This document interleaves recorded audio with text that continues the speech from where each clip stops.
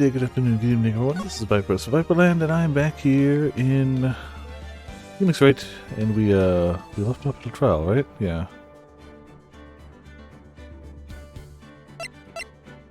Yeah, that one. Left off last year, so yeah, midway through the trial. Yeah, it's fine. I'm sure I remember everything. I always do. Oh, hold on. I left the song request on. Bunk. Sorry, I had to shrink it for a second. There we go. Now it should be good. January 8th, 1:21 p.m. District Court Defendant, Lobby Number 1. So we're finally going to see the tiger in the stand. We've almost got this case won now, Nick. Wish I could agree. Huh?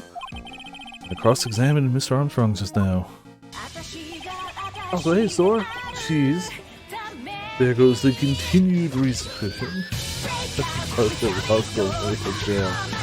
Can't do. Not only can I not do that, you've seen how my attempts go. I mean, okay, so how about this? I can go spend hundreds of thousands of dollars in law school so that I can try to represent you. During that time, you invent the ability to save and load reality so that I can actually save Scum getting you out of there, and I think we stand a chance with our combined powers. I don't think either one of them is enough. I think I need the law school and the ability to save and load reality. If we get them both, maybe. Just maybe. Also, hey, sorry, how's it going? Welcome to Viperland in the chat. Congrats on your 4th of 12th month of being locked in Ramen's prison. Normal things, you know. Hope your weekend's been going well. He said he was just doing what the tiger told him to do. But Godot picked up on it, remember? He pointed out that without proof, we don't know if what he testified is the truth. You mean, you think Mr. Armstrong was lying? I don't know, but if that's the line the prosecution takes, we could be in for trouble. Get the feeling that we don't have the case-making evidence we're going to need. Hey, pal! Detective Gumshoe, do you have case-making evidence that we could have? What are you so jumpy about, Detective? Your hair's standing on end. Hey, that's the pot calling the kettle black, little Miss Topknot. It's not Topknot. Never mind about the hair, just calm down, alright? I can't stand still when I don't have a job to do. I kind of get wound up. No kidding. Gotta have something you need to do, pal. Anything. Well, go find us some case-breaking evidence. Hey, I can take a jog back down to the precinct. I can get some prints analyzed for you if you've got an hour. The trial will have reconvened by then. Nick, we still don't have a really decisive piece of evidence, right? Bro, without some kind of trump card to pull out of the bag, we're really stuck. You said you could get some fingerprints analysis done in an hour. You bet. In that case, would you mind checking the prints on this? Crapzilla. Okay. I mean, that's the logical thing? Found covered in unidentified fingerprints.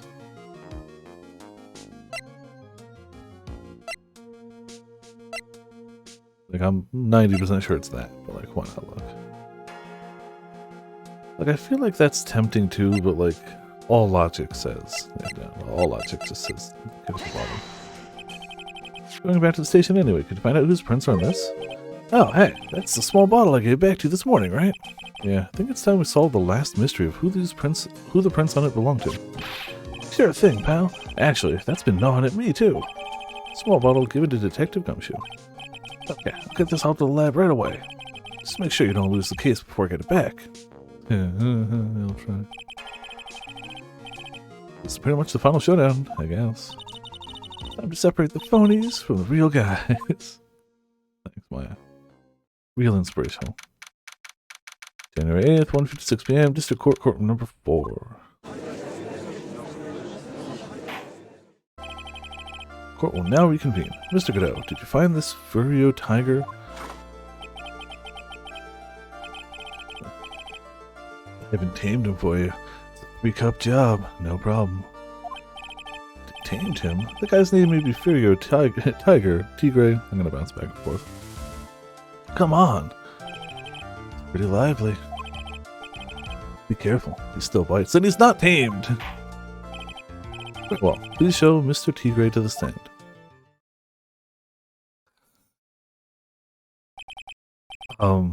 Witness, please state your name and occupation. Oh. He's just gonna roar at us? Ah! Hide under the table, Maya. Unless there's room for me down there, too. Would you mind what you say to me? What you say to me? Nothing. I didn't say nothing. Honest. You could have guessed that fear would induce a bad Brooklyn accent in the judge. Got business to take care of, you hear me? Who the hell called me into this hole? Do you, Spiky? No, of course not. It was the judge. He's now hiding. Your Honor?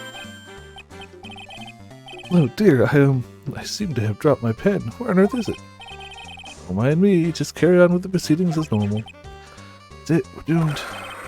You just didn't hear me. I said, who the hell was it that called me in here?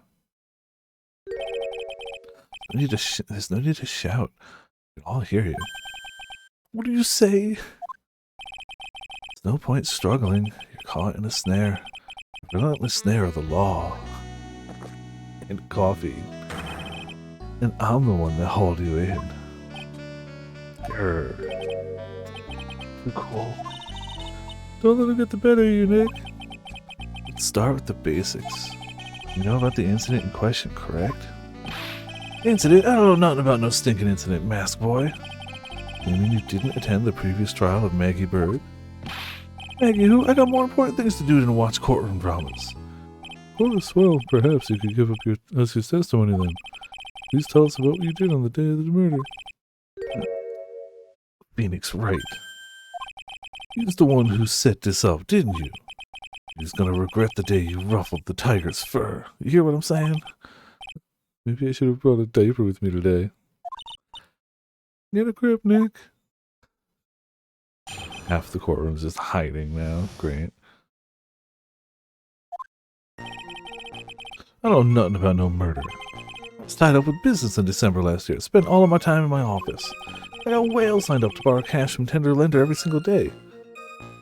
If they're whales, why would they borrow money? Wouldn't they have the money? You just want to check my alibi? Just ask Violetta. Yeah, okay. Ah, at last, I found my pen. Very well then, Mr. Wright. Your cross-examination, please. What is it? Please, witness, if you could refrain from shouting out like that. You know the kind of games that guy in the blue plays. Well, life ain't no lawyer. He just punches away at stupid details till he wins. He's no lawyer. He just finds all the lies that people tell until he gets to the truth of the matter. That's not lawyering. But lowlife? Me? Listen up, Smarty. Every time you ask me something that doesn't relate to this case, I'm gonna bill you $50,000 and you're just gonna borrow the cash from me. One loan contract I refuse to sign. Don't think it ain't gonna hurt when you tangle with the tiger.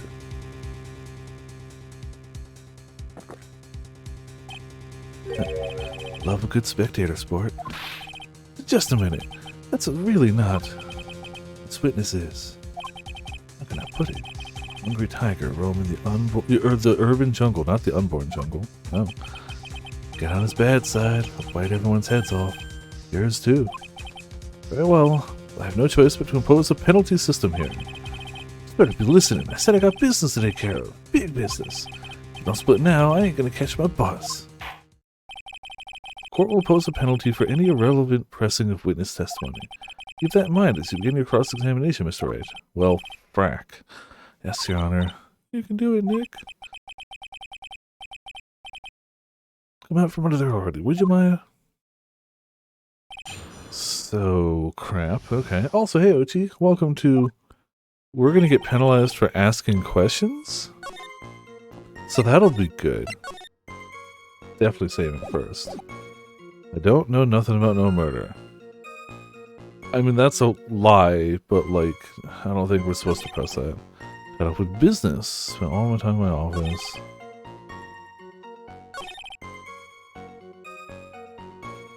I feel like that's the most... We're off the hook for the loan, but we're gonna get penalized by the judge. So...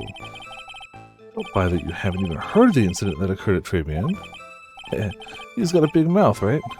He was trying to say I was in on some mob hit? Is that what you're trying to say? I mean, yes. Very much so. Where's your proof then? Evidence, yes, well, for an attorney to make an accusation in court, he must have evidence. That's from loan shark to lawyer, beginner's guide, yeah? Why have you read that? Ah, I see the studious type, Mr. Tigre. Very good. Yeah. Why don't you ask him to represent you sometimes, right? What should I do?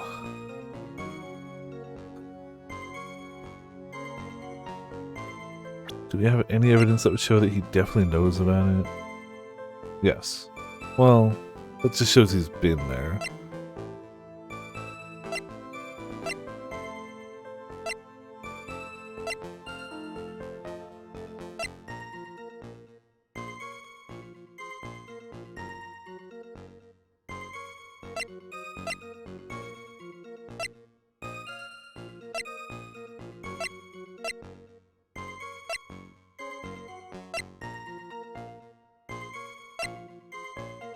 That's what we saved. Who cares? Mr. Tigre, what do you want?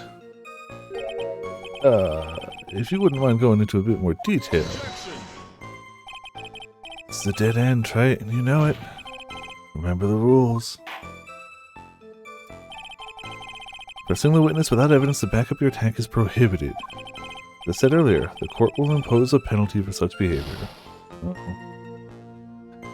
Yeah. Much the pain. Now then, Mr. Tigre. Would you mind repeating your testimony from the beginning, please? Time ain't free here, you better remember that. If I miss that bus, someone's gonna pay. You don't know nothing about no murder. You sure about that? We're talking about 1 month ago, you know? See his teeth? That's how sharp my secretary is. Okay. Sharp. Talking about Viola Carabinieri. Also, hey, Seven, how's it going? Welcome to Viperland in the chat. Hope you're having a good weekend. So it's everything in my schedule. December, mainly in the office. That's what it says, so that's where I was. Mainly, but there's exceptions. We'll just leave it on him nodding aggressively for a second.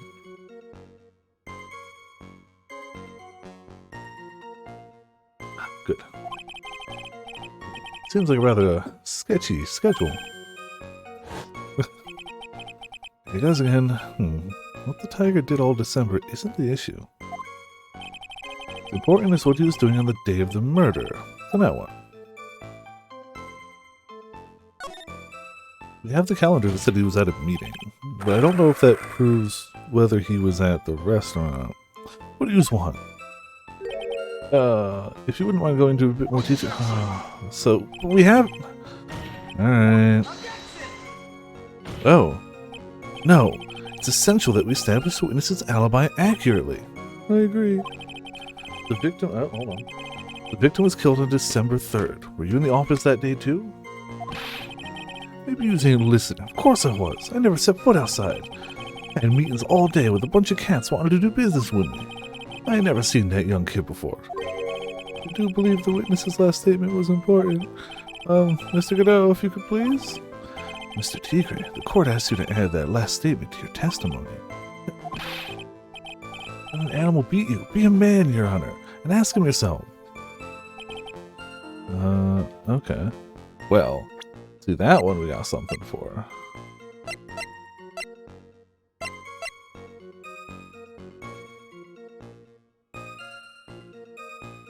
But I usually try to press everything I can just to hear it, but that seems to be a bad decision here, so I'm just gonna pop that. Mr. Tigre, you claim you didn't know Mr. Glenn Elg, but it appears that Mr. Elg knew you. What? Mr. Elg left this little note on his calendar. Meet with the tiger, and the date, December 3rd. December 3rd? That's the day of the murder. So, Mr. Tigre, I submit that you did indeed know what... one Mr. Glenn Elk. Because on the very day of the incident, you met with him.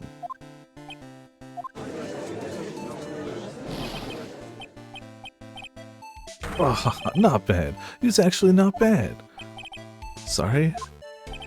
I was just messing with you to see how good you were. You hear that, Nick? He said you're not bad. It's one compliment I can do without. Plus, he's lying through his teeth. Witness, please remember that you're under oath. Lies will not be tolerated. Calling me a liar? Is that what you're doing? Ruh-roh. Thank you, Scooby Judge. You're saying that your claim to have never seen that kid before is the truth? I said I'm dead serious. You better believe the truth. And I'd say that gives me time to enjoy another cup of pure black magic. That is, while you testify for the court again, Mr. Tigre. Oh yes, would you mind indulging the court, witness? Never actually met the victim. That's gotta be a lie right there. Time I nailed this guy.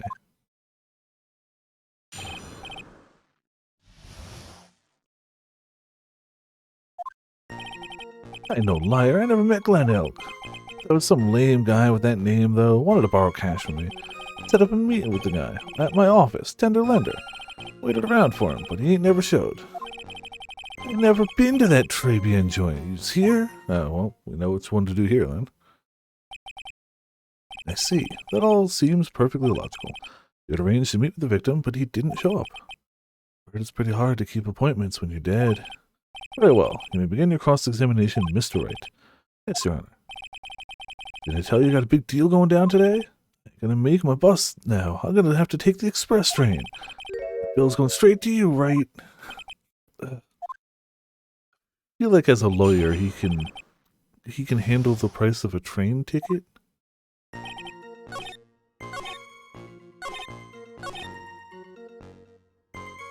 It's definitely this. And it's definitely this. What is it?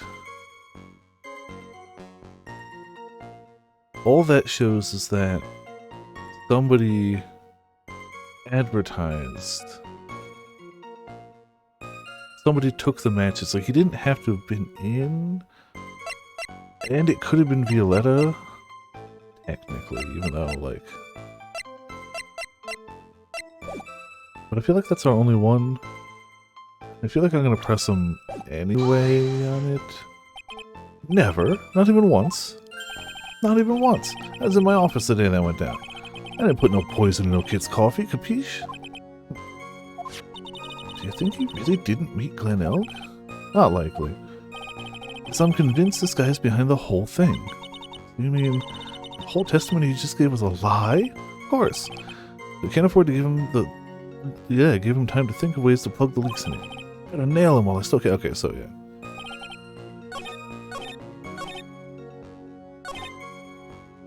I'll be that then. Yeah. Mr. Tigre, is there something you'd like to tell the court about these matches? Matches? What you was talking about? We found them in your office at Tender Lender. They're from that restaurant. If you've really never been to Tribulations before, what was a book of the restaurant's matches doing on your desk? He's been snooping around in my stuff now too, wise guy. What are you, my ball and chain? Ain't no broad controlling me. Order, order. Well, witness? I think it's time you started telling us the truth, don't you? Sorry, I'm terribly sorry, forgive me. I ain't no pussycat, I don't go back on what I said. But okay, I was at the joint that... I don't go back on the thing I said. I've never lied before. But I was actually totally at that joint, not just in general, but on the day that you're questioning, where I said I've never been there before, let alone on that day. I was actually there that day. What? Listen good, alright? Might have been there, but I still never met that kid. Well, well. Looks like an order just came in for another testimony. So... we proved that you lied about not knowing about the case, and then we proved you lied about having never been to the restaurant, and further proved that you were at the restaurant on that day, something you further lied about. I feel like that counts as 3 lies in like 2 testimonies, and the rest of your testimony should just be thrown out. But okay. It's close to proving it was him. He did meet Glen Elk that day. He did put poison in his coffee. He must have.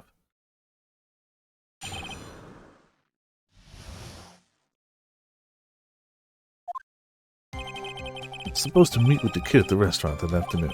When I opened the door to the joint, I saw one ugly scene. It was laid out over the table, stiff as concrete.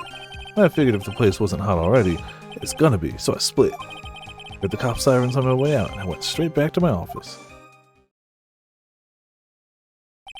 I see. You didn't actually meet with him in the end, then. Well, Mr. Wright, your cross-examination, please. Yes, Your Honor. Hold it. If I wait around here any longer, I ain't even gonna make the normal express. No more stupid questions. No problem.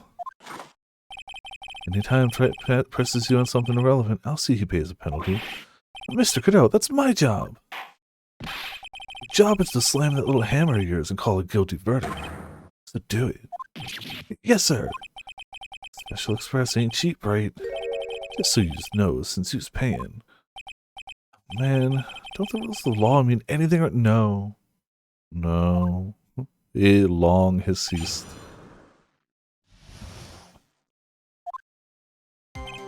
Supposed to meet the kid at the restaurant that afternoon. We have evidence that supports that. I don't think that's a lie.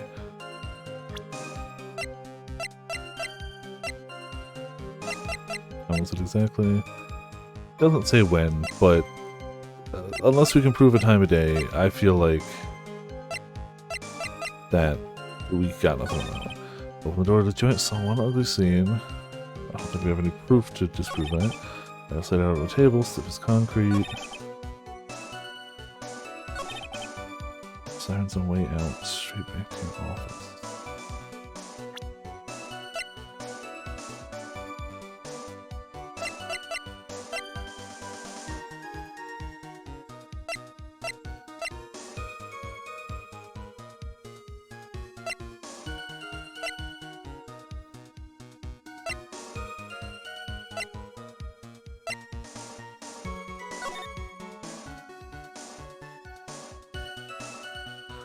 I guess the argument could be made he'd only see the guy from the back, so he wouldn't know it's the victim. You could make that argument, because he collapsed facing the kitchen, not the front door.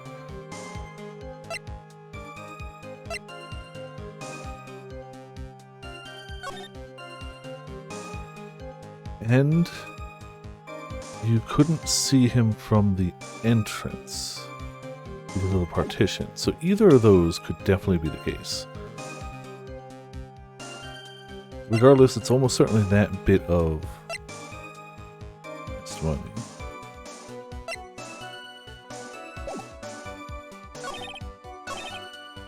It's gotta be this. See if we can press him on this, because it's clearly important. You mean you saw Glen Elk's dead body? Yes, I did, but I only saw him from behind. Okay, so you only saw him from behind. He was wearing some raggedy bit of cloth he called a hat. What time was this? I don't know. You know what winds me up more than anything else in the world? Watches, round watches. I ain't gonna pollute my paws with some ticking henpecker. Out of interest, Mr. Tigre, what winds you up the second most? Huh? What do you think? Square watches! Is this guy for real? Look, all I needed to know was that something bad was going down in that place.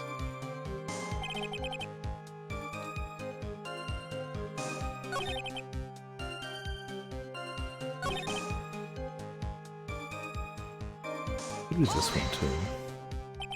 Ugly scene? What do you mean? Witness has already told us, Trent, which makes that question irrelevant. But...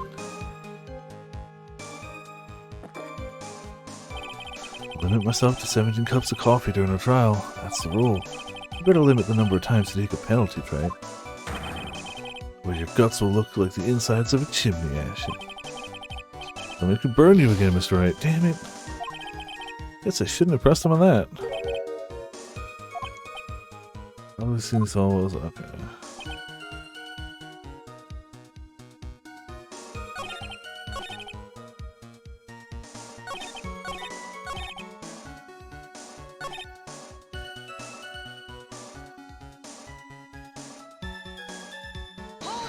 Probably gonna regret this one too. Yeah, straight back. Did a bout of guilt suddenly hit you for what you did? What are you just trying to say? Trying to tell me you ain't never been guilty of nothing? All have our crosses to bear. We all have to swallow the dark secrets we hide. Like this. The courtroom's not exactly the place to talk about dark secrets, is it? Seems you've done it again, Mr. Wright. Another irrelevant line of questioning. Okay. What do you think? Running out of ways to avoid the truth. You need to press him fast where it's time to think things through. Okay, so I don't think we should press him on that. We already failed that one. They let us press him on that, but we didn't really learn anything new. We haven't pressed that. We did press that. So you didn't actually set foot inside the restaurant then. The tiger is a busy cat. I don't hang around for no one. I got time to be caught up in no murder investigation. So, when exactly did you pick up the matches? Match is just inside the front door. Our detective friend wound up in trouble with the chef after taking 5 books home. Poor gumshoe. It's almost enough to make a man cry. Okay.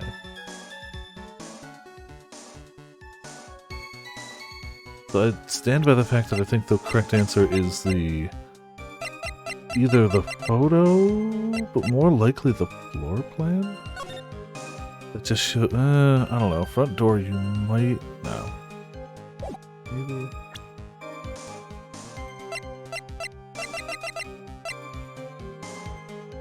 Not helpful. Not helpful, not helpful. Gotta be blueprints or photo.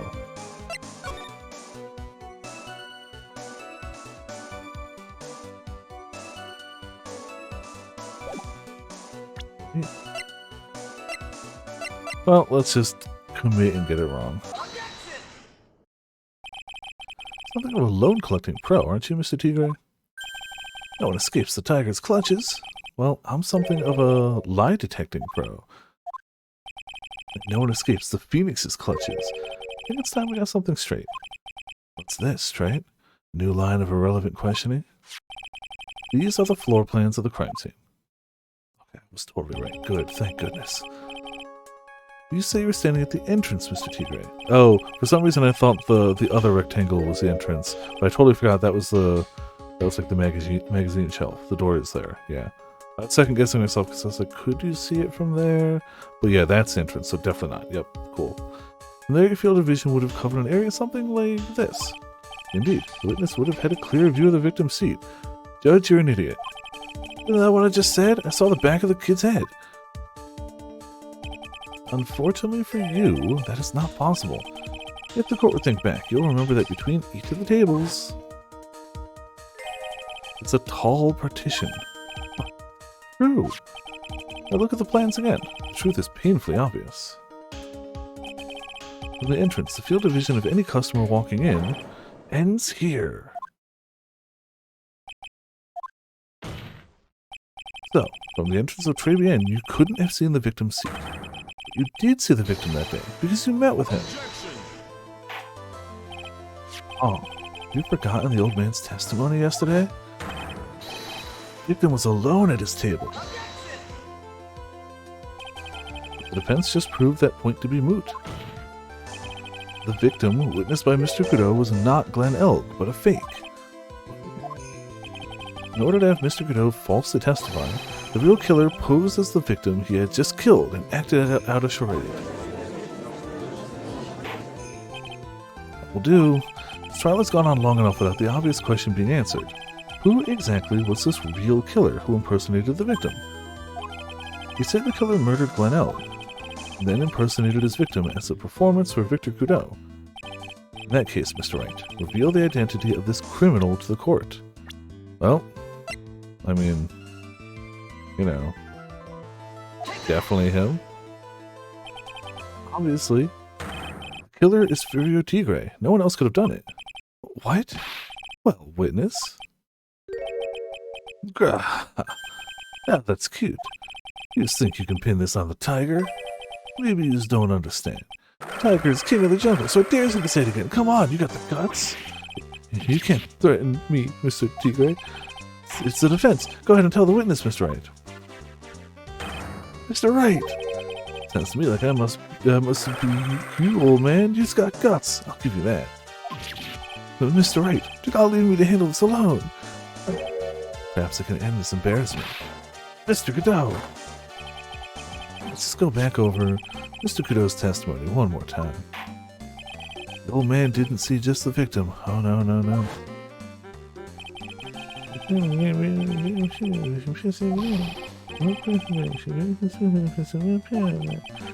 Is the victim he saw the real victim or not? Doesn't matter.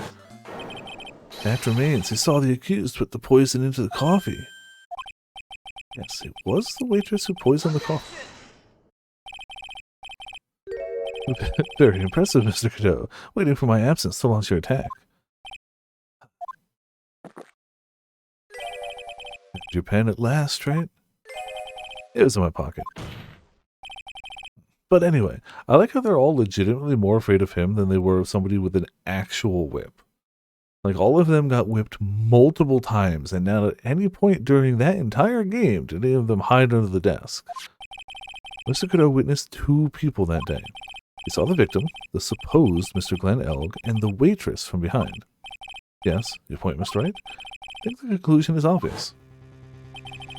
If this Glenn Elg was really the killer in disguise, then surely it's possible the waitress was also part of the show. What? You mean the waitress was an imposter as well? The defendant, Miss Bird, fell unconscious immediately after the incident. Someone used her fainting to hatch an elaborate plan to pin the murder on her. What on earth was it? Who was this waitress that Mr. Godot witnessed? She was over there. Who is this woman?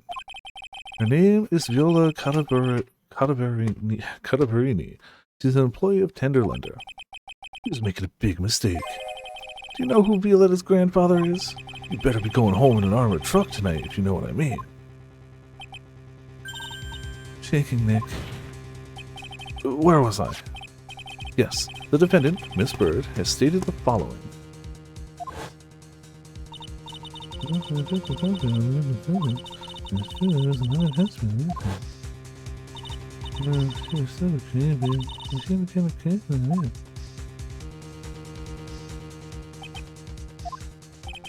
There are just too many contradictions in this case.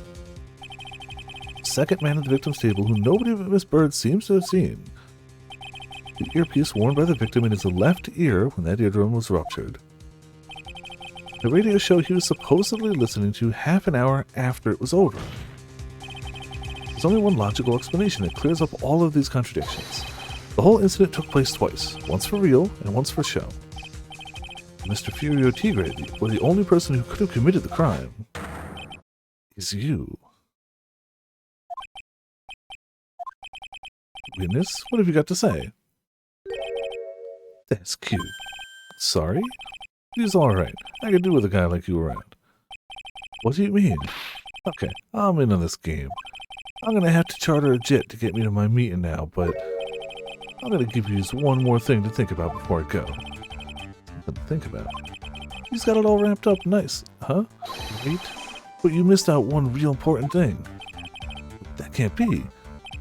I was in the joint that day, and I met that kid too. Thus proving that you continue to lie to the court, yes, under oath. I couldn't have poisoned him, you see her? What? You really expect us to believe you now, Mr. Tigre? What a troublemaker. Troublemaker? Looks like we're going to need another one for the road.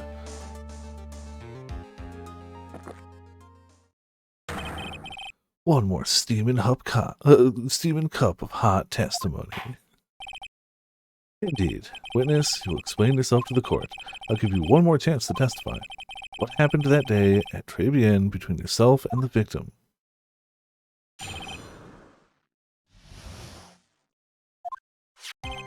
Like, I'm sure this time he won't lie, right? Yeah, I loaned Glenn Elg cash, about $100,000. That day we was due to have a little chat. The kid had hit his payback date, see? So anyway, he tells me he's got no way to pay up. About to flatten the guy when he starts screaming.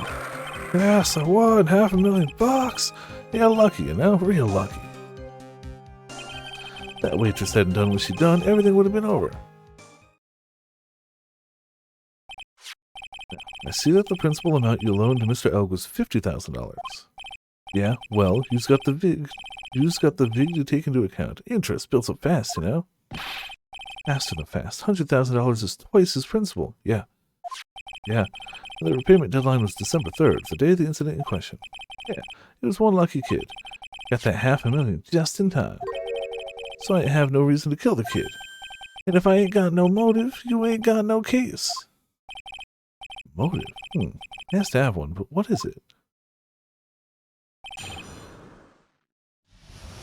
Yeah, I'm a loan shark. Yeah, I went there to probably kill him. Yeah, I could kill him. Yeah, I wanted to kill him. But then he won a large sum of money, so I didn't kill him. Alright.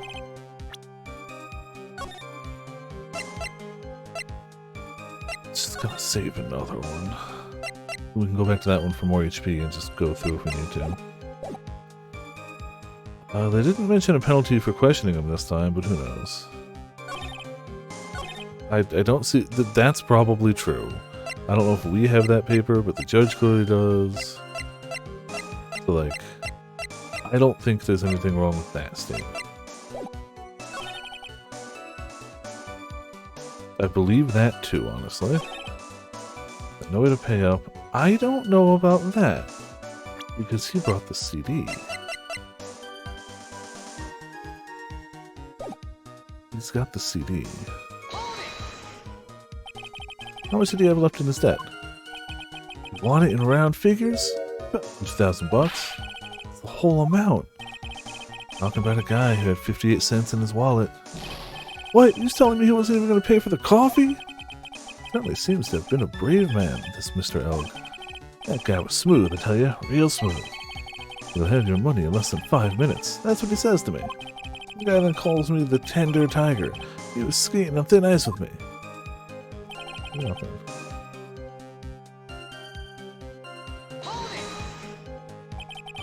Is that because he won the lottery? Was his last chance at a big win? You can confirm that this is the ticket in question. That's it. The Millionaire Radio Show starts at 1:30 p.m. and runs for 10 minutes. That fixes the time you two met with some accuracy. And the whole scene was acted out again 30 minutes later. Also that Mr. Kudo would see it. Still see the kid's face now. I ain't never gonna forget it.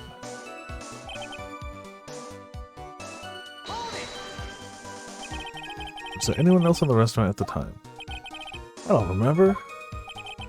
There was no one there. I'll wear that ridiculous tiger shirt for a month. Dr. Armstrong, Maggie, and if I'm right, Viola Cadaverini were all there at the time. So the victim had intended to repay you from his lottery winnings from the beginning? Seems that way to me. But you wouldn't normally expect to win the lottery, would you? The undying belief that your next roll will end the worst losing streak you ever had. That's what defines a true gambler. Makes it sound so cool. Be tempted, Nick. You haven't got the willpower for it. All I know is the kid took a shot and he got lucky in the end.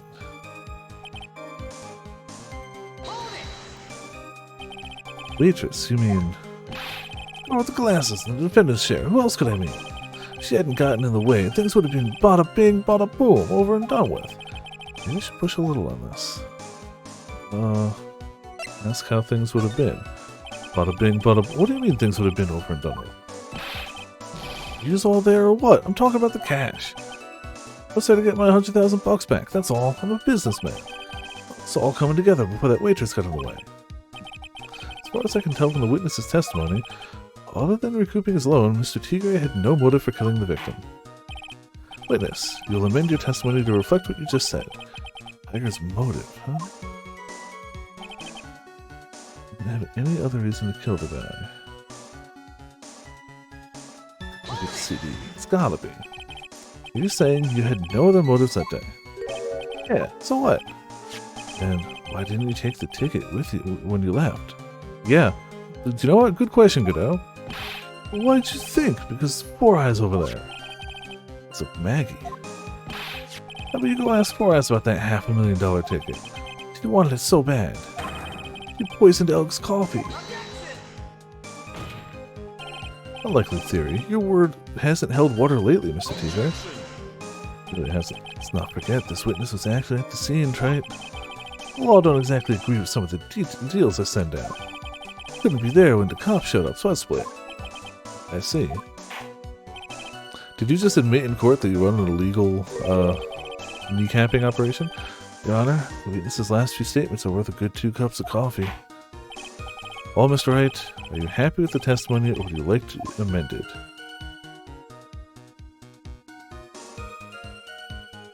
Have it amended? I'm not going to get anywhere with the testimony as it stands. Your Honor, the defense would like the testimony amended. Very well. Witness, you will amend your testimony to reflect your recent statements, please. You did. My business with that kid was over. Also, hey, Judge, how's it going? Welcome to Back to Land of the Chat. 64 heckin' months indeed. Hot damn. That's a whole Nintendo 64. I got something. That's a boatload of months. How you doing? Hope you're having a good New Year. Good start of the year, good end of the weekend. I definitely know exactly how to press this case, and definitely won't screw anything up. It's even vaguer than it was before. He's just making it vaguer.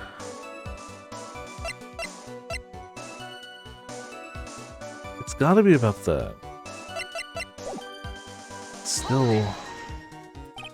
Tiger's trying to pin the crime on Meg. If I ask him about what he saw, it's only going to damage our case.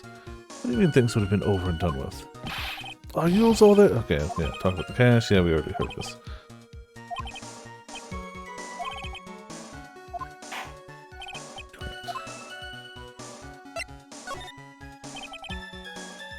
And it's amended.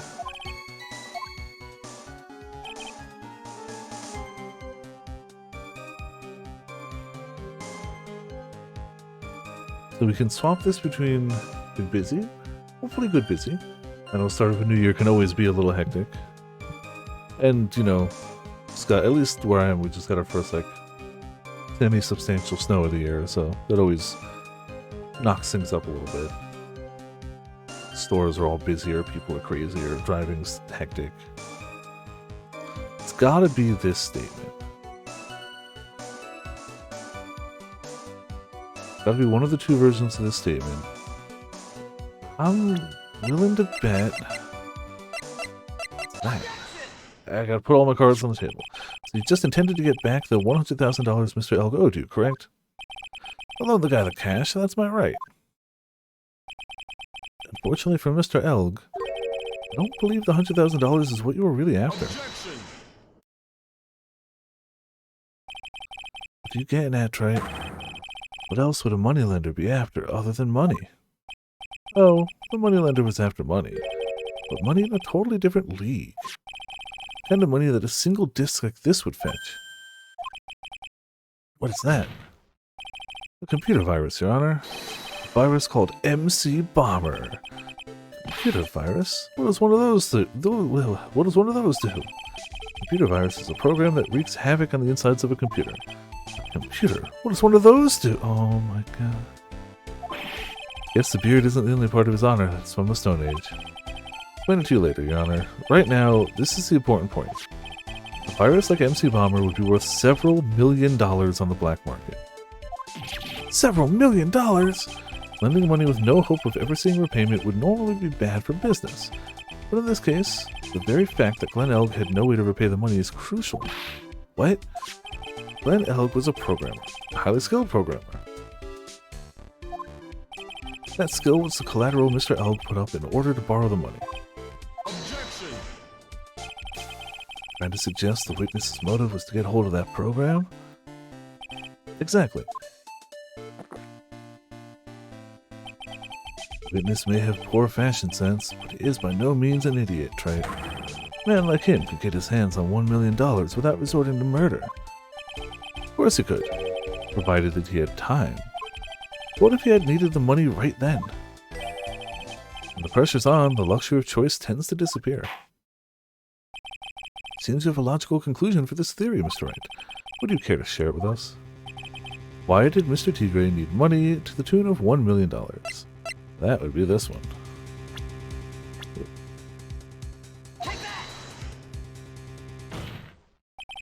In December of last year, you found yourself in need of a huge amount of money. About 6 months ago, you were involved in a traffic accident, weren't you? An accident involving a car and a scooter, in which a young woman was injured. She was taken to the hospital, where she underwent surgery.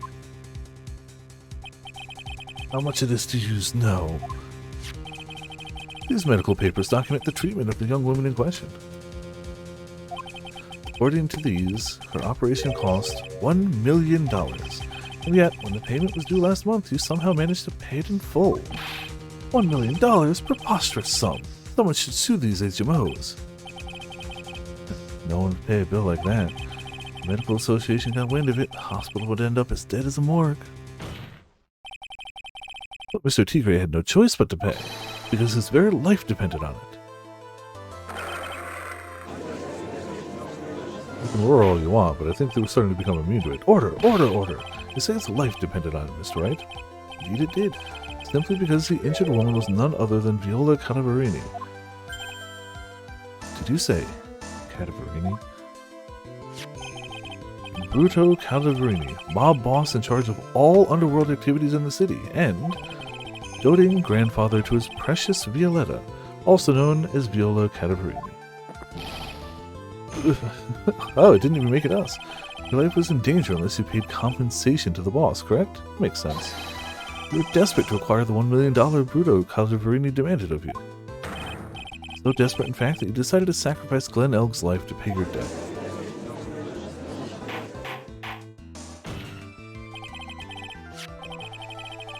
On the day of the murder, Mr. Tigre's sole intention was to get his hands on the CD. Glenn Elg had no way of paying back the $100,000, and Mr. Tigre knew it. But then a miracle happened. The kind that Mr. Tigre would prefer to say never happened, but he can't, and neither can I. The lottery win? Exactly. At the 11th hour, Mr. Elg won $500,000 on the lottery, which left Mr. Tigre with no way of getting his hands on that all-important CD. At least, no legitimate way.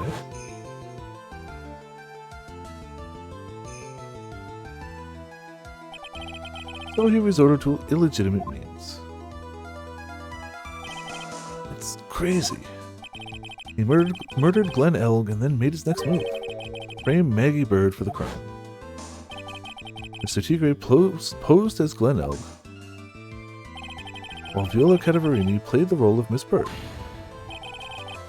Then they reenacted the whole thing in order to establish a witness. The witness being the one we all heard testify yesterday, Mr. Victor Kudo. Like I said, Trey, that's crazy. No one could pull off a stunt like that. For starters, there's no way the chef could have been kept in the dark about it. But Mr. Armstrong was in on it from the very beginning. Have you forgotten already, Mr. Godot?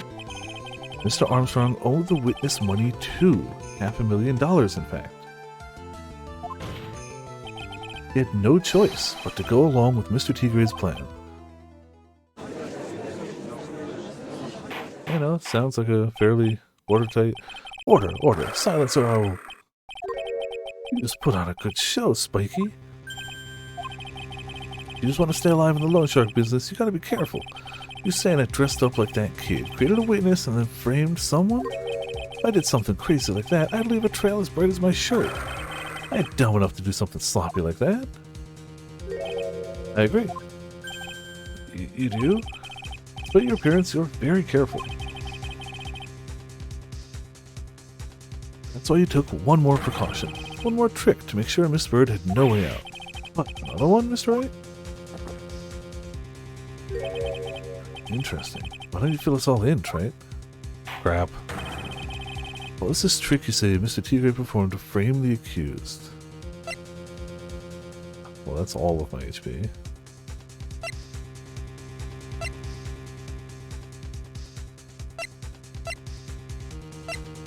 Oh.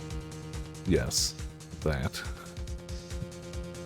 I assume the badge is enough evidence for it. What on earth is that? What an insult to think anyone could be fooled by such a... What an insult to think that anyone in this courtroom... Such a childish imitation. Consider yourself insulted, Your Honor. Mr. Tigre, you didn't just pose as the victim on the day in question. A month ago, in this very court, you posed as me. What? That's the truth. But witness looks nothing like you, Mr. Wright. Although, now that I think about it, it was you, wasn't it?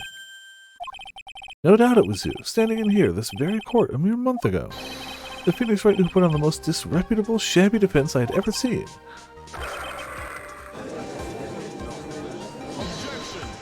Yeah, you proved that, Gramps. Prove the attorney who represented the accused here a month ago was this man? Are you prepared to take the stand and testify that it was him? Hey. Forget about it, yeah? I wouldn't do something like that, not me. You made a mistake, right? It was someone else, huh? Have you no pride, sir? Clearly no, actually. This isn't a matter of pride. In case you didn't know, right here in court, we deal with people's lives. The girl was right, Your Honor. Speaking for myself, I am absolutely convinced. The attorney in question was the witness standing before me now. However, I preside over this court as the judge, with the vested power to hand down a verdict. Someone in my position cannot be swayed by a memory without evidence to support it. Like the badge that we found on his version of our suit. If the defense has no further evidence, the court will now excuse the witness. Oh my god. This is maybe the stupidest the judge has been. I feel like every game, the bar is just set lower for the judge. But, we've come so far! They impersonated Glenn L. You say impersonated you. None of that adds up to a murder charge. We don't have a shred of evidence that the witness poisoned the victim's coffee. Unless we had a vial with his fingerprints on it. You know, sucks to be you, right? Don't mess with the tiger. You're gonna get mauled. Who's got that? All I managed to do here was chase him around a bit. I was so close to getting him to admit his own guilt. Looks like I won't be needing a refill. I just had one more piece of evidence. One more piece of evidence, and maybe we could get Maggie off the hook. Witness's cross-examination is over. You are free to go, Mr. Tigre. Damn.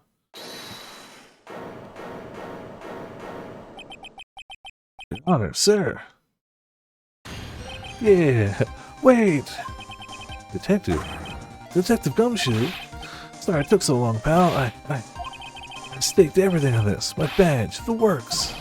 Here it is. My heart's counting on this too. What is it? What is it, Detective?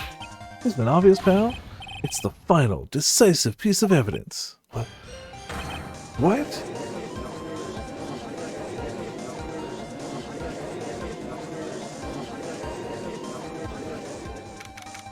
January 8th, 2:48 p.m. District Court, Defendant Lobby Number 1. Sorry it took so long, pal, but I finally got the results from the lab. Results? About the prints, pal, from this medicine bottle. Oh, so do you know who the prints belong to now? Do you think I'm some kind of hack detective? Of course I know. So, tell us, if the tiger's right, I knew it. You bet. Clear as crystal, all over the bottle. The Furio Tigre's paw prints, alright. That's great, we got him now, Nick. What's wrong with you? You've hardly said a word since Detective Gumshoe got here. He's laid everything on the line for this, Nick. I know. Look, I'm sorry. This is kind of hard to say, but it really doesn't make any difference whose prints are on that bottle now. What? Why not? What we need to produce at this stage in the trial is irrefutable evidence that the tiger put poison in Glenn Elg's coffee. He's already admitted that he met the... Like, the amount of evidence that proves his, like... He's admitted and we've proved that he's there, he interacted with the victim owed him money, he was going to kill the victim, basically, if he didn't give him the money. Like, the fact that his prints are on this bottle, it really doesn't make any difference now. I knew it. Great. No matter how hard I try, I'm never of any use. Hey, don't be so hard on yourself. This is our last chance to help Maggie. Been working on some useless piece of evidence the whole time. Alright. Real loser. It's not breaking news to me, pal. Detective? Gumshoe? Maggie! You've been working on something for me? Sorry I let you down, Maggie. I know you didn't do it. I'm a detective. I'm supposed to be able to prove stuff like that. Really sorry. I'll get you out of your hair now. Detective Gumshoe, wait! Day's gone. Is there anything we can do now, Nick? Wish there was. Gumshoe worked so hard to get that evidence. If only there was some way we could use it. Small bottle put in the pocket. I mean, a bottle of the exact poison used to kill the victim, while we know he was sat across the seat from the victim, covered in his fingerprints. I feel like that has at least some amount of leeway. That was then hidden in the back of the rest. Like, that's right. Yes, Your Honor. Granted you a recess so you could prepare this decisive evidence. So you've discovered. Yes. Like PC parts and Dawn Trail. Yes. An entire NVIDIA tower.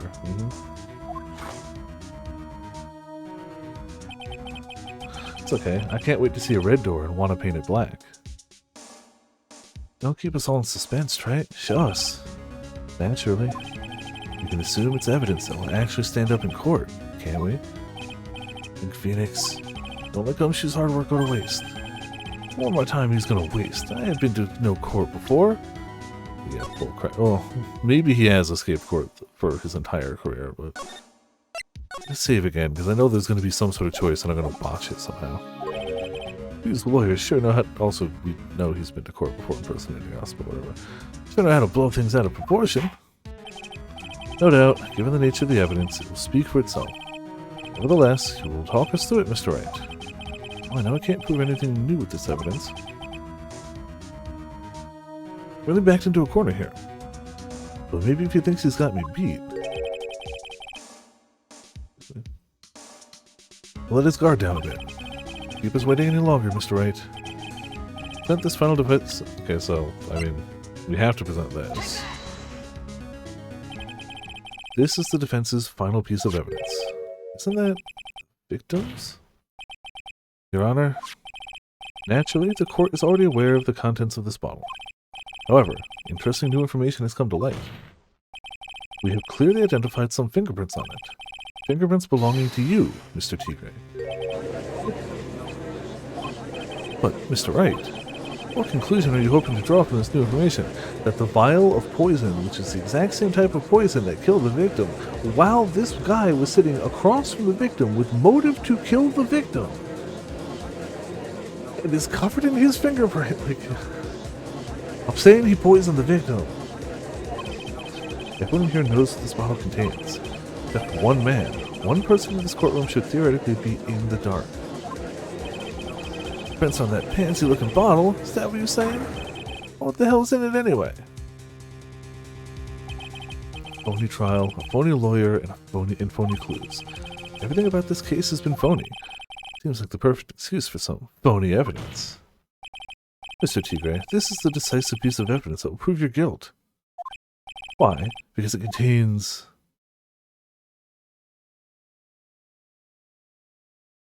So telling him the truth is not... It's gotta be the ear medicine, right? If we're going phony, we wouldn't tell him what's actually in it. The oils doesn't matter, but the ear medicine ties him... fingerprints, and yeah. We all know this bottle contains Glenn Elg's What are you doing, Nick? What did you just tell Gumshoe and I outside in the lobby a few minutes ago? You said the fact that his prints are on this bottle makes no difference now. Oh yeah. Mr. Wright. Damn it. You think I'll allow you to indulge in speculation at this stage? You're wrong. Okay, well...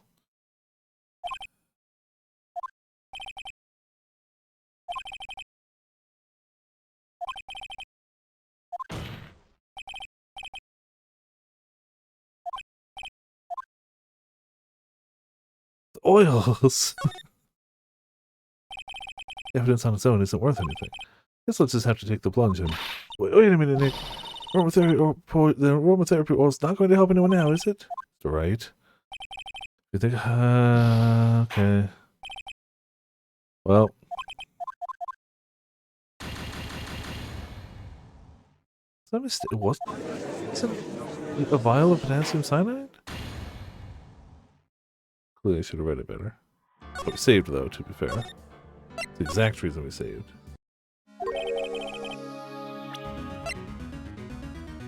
Oh no, it is the ear medicine. Okay. I had it backwards. I'm an idiot. I'm an idiot. It was obviously telling him it was cyanide. I'm an idiot. Whoops. I just read the evidence. Would have been like, yep, that makes perfect sense. But hey, whatever, we got to see all the bad answers. This bottle contains potassium cyanide. Potassium cyanide? The poison used to murder Mr. Elric, Your Honor. In my visual novel, I know, crazy.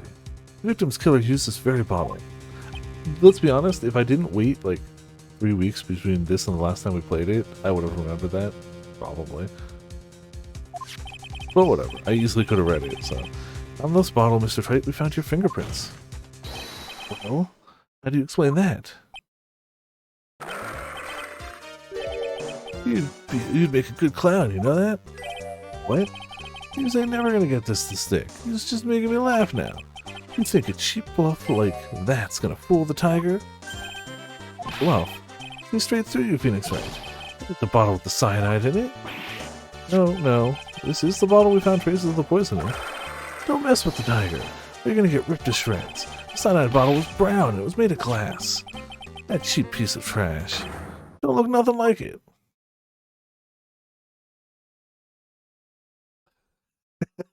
It's like, you absolute buffoon.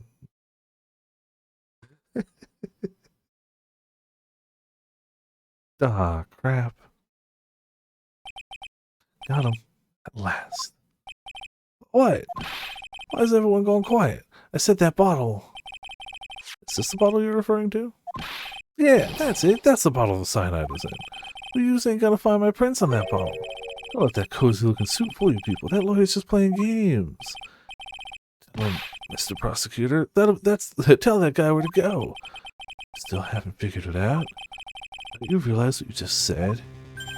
What? What I said? What did I just say? You were summoned to this court for the first time earlier today. You really had nothing to do with the murder. You shouldn't have known all the little details. For instance, you shouldn't have known what kind of bottle the potassium cyanide was in.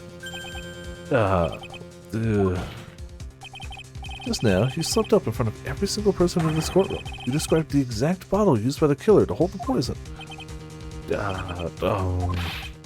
You just don't know who you're messing with. I'm the tiger. I control millions of dollars on the black market. You think I'm gonna let some jumped-up suit get the better of me? Sure. The last piece of evidence was phony. But that's just what you deserved. Phony trial with a phony lawyer. It was all played out by you. The biggest phony of all. The biggest phony of all. Well...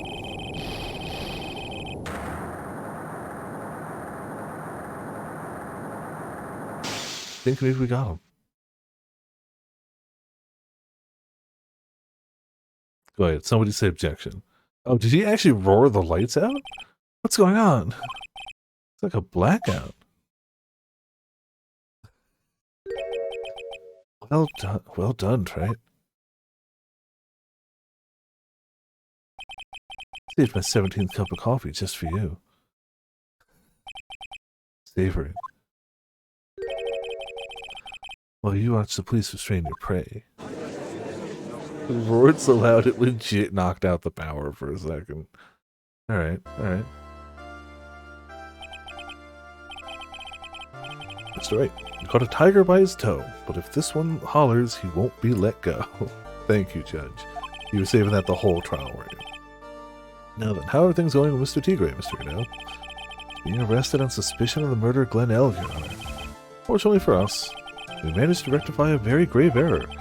Miss Bird was found guilty in the absence of a genuine defense attorney. Yes, she was, and you're all idiots for believing that that absolute insane person was me.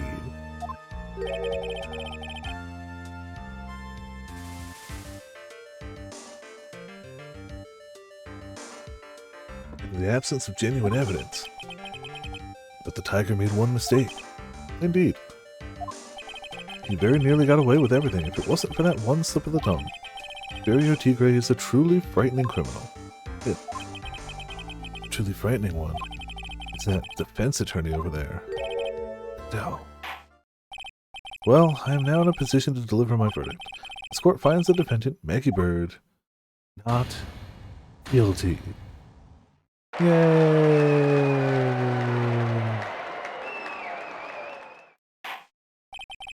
That is all. This court is adjourned. Hell yeah. January 8th, 4:10 p.m. District Court Defendant Lobby Number 1. Mr. Wright, I'm at a loss for words. Thank you, sir. Congratulations, Maggie. I was so mad when Mr. Wright landed me in all that trouble a month ago, but now I feel like I can forgive him. Hey, that wasn't me, Maggie. We proved it was the tiger. Look, Nick, in the doorway. Detective Gumshoe. Oh, guess I'll be heading off then. See you around, pal. Wait. Detective Gumshoe. Yeah. Congratulations, Maggie. Thanks. I knew you were innocent all along. Didn't you say that in your testimony then? Huh? Oh, well, I was... Well, guess I'll be heading off then. See you around. Wait up, detective. He just ran off. Maggie, why are you being so hard on him? He busted his butt for you. Thanks to him that we got the medication bottle. Wasn't even of any use. But it's only because Mr. Wright used it so cleverly. Detective Gumshoe was just running around in circles. Poor guy. But she still isn't ready to forgive him. Can't you put in a good word for him, Nick? Yeah, Maya's right. I should help Gumshoe out. It's clear he needs it. Maggie, you know, Detective Gumshoe's been really worried about you through all this. I wanted to believe that, sir. But on the first day of the trial, practically gave the judge a free pass to lock me up. Didn't have any choice, Maggie. He's a detective. He has to report the facts. He doubted me, that's why. He thought I might have done it. Gotta prove to her that Gumshoe really cares about her. You know, I'll give her a little present to celebrate her freedom. A full tray of sausage. A weenie, sorry. Hit her with a bunch of weenies. Here you are. Present to celebrate your freedom. That's a present from Detective Gumshoe, made with a ton of love and a lot of weenies. He said you lost weight and he was worried about you. Detective Gumshoe! Hey, I actually really like weenies, you know? Also, somebody's hungry. Did you guys hear that? Pretty hungry myself, you know. Yeah, the trial dragged on a bit today, didn't it? Is it okay if I eat this now? I mean, it's from, like, yesterday, so maybe, like... That's fine. So, how is it, Maggie? It's really good. Ah, yes, eating weenies and crying. That's the victory CG we deserve. So the case of phony versus genuine comes to an end. The false allegations surrounding Maggie have all been cleared up. Who knows? Maybe a whole new chapter of her life is about to start.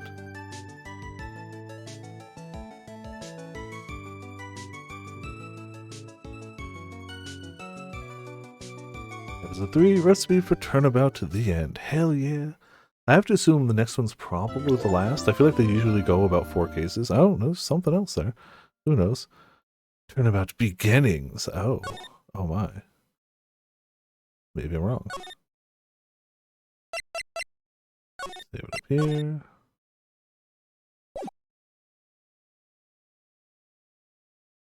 Girl, let her go.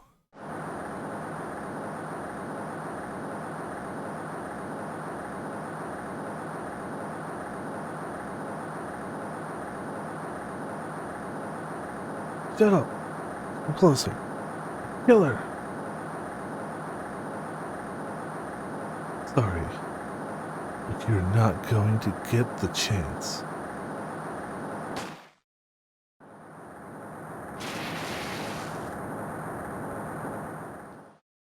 Very, very dramatic scene, yeah.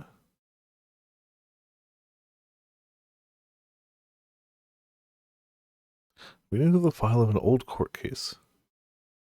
It's the first case of my longtime mentor, Mia Fey.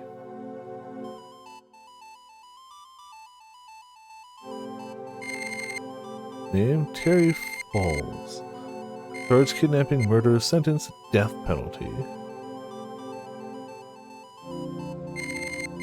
After escaping, Falls met with and then murdered Sergeant Valerie Hawthorne, who captured her on Eagle Mountain about 8 hours after his escape.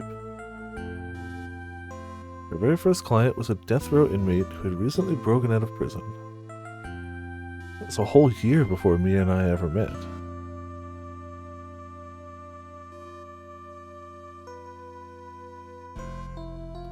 Six years earlier, Mia Fey first trial. Oh, so yeah, then there would have to be one extra case after this. I don't think the final case of this game would be a flashback case. February 16th, 9:24 a.m., District Court Defendant Lobby Number 4. I'm so nervous. I feel like I'm going to die. I never should have accepted this case. Yeah. Good morning. You're so jumpy, Mia. I didn't do nothing, I swear. I didn't kill nobody. Terry Falls, my first client. Sentenced to death 5 years ago and now a prison escapee. Just relax, Mia. Make small talk and try to relax him. So, why did you escape anyway? I'm sorry. I don't think that ball is made of, like, candy? I think you're gonna break all your teeth. I didn't do nothing. I didn't kill nobody. I never lie. I didn't escape from nowhere. But, Mr. Falls, the police just recaptured you 2 days ago. Okay, total little lie. Oh boy. But anyway, I didn't do it. I never killed nobody. Sorry for asking, but you're on death row, right? I'm really sorry. They sentenced me to die 5 years ago, but I was strict to tell you. That woman, she lied in her testimony. That's why I got the death penalty. I swear it, I didn't kill her. I could never do that. 2 days ago, he escaped from the police wagon when it crashed. And about 8 hours later, the policewoman was murdered before the police could recapture him.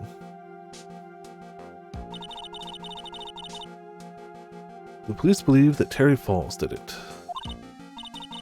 After you escaped, did you meet a policewoman? Yeah, I did. She's the reason I escaped. That much is true. He did meet with the victim. But I didn't kill her. She was alive when I left. She was alive. It's true. And trust him, right? I mean, I should. Wow.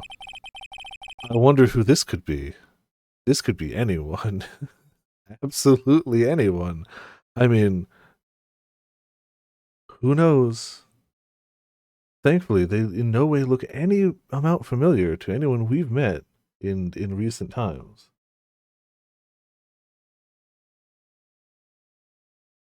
Otherwise, I don't know what I do. I feel an overwhelming urge to offer him a coffee.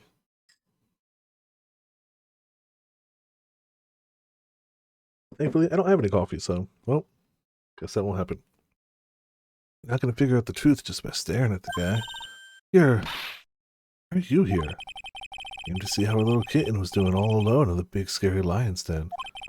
Thought maybe you'd like someone to play with. Where's Mr. Grossberg? Huh, that old man is probably still in bed. But he's clutching an empty bottle and mumbling in his sleep. Aren't I good enough? After all, it's me, Diego Armando. I didn't say... So, Diego Armando, the finest attorney at Grossberg Law Offices, is here for me? No. You got it all wrong. Hey, you're the finest. It's Gumshoe. Damn it, Sawyer, you're right. It's so obvious. He was staring me in the face the whole time. It's obviously Gumshoe. Where did my... After all, it took an amazing amount of guts to take this case. Imagine, escaped death row convict for first client. Yeah, thanks. Sure wish I could get out of it, though. Relax, just heard some good news. Prosecutor for today is fresh out of his diapers as well. Really? However, unlike a certain somebody who I won't mention, he's earned the reputation as a genius since beginning his law career. Genius? Well, it's about time to head in, kitten. Sharpen those claws of yours. It's go time. So is her first ever case actually against, like... Jeez. Like, even Phoenix's first case is against Pain, and like, you know, you're supposed to just whoop his butt. Solitary confinement cell for the condemned must be the world's loneliest place. That's what my client ran away from. The other lawyer gave up on him, but not me. I saw those overflowing eyes and heard that simple childlike voice. I just had the feeling that he was telling the truth. I mean, here's open. February 16th, 10 a.m., District Court, Courtroom Number 4.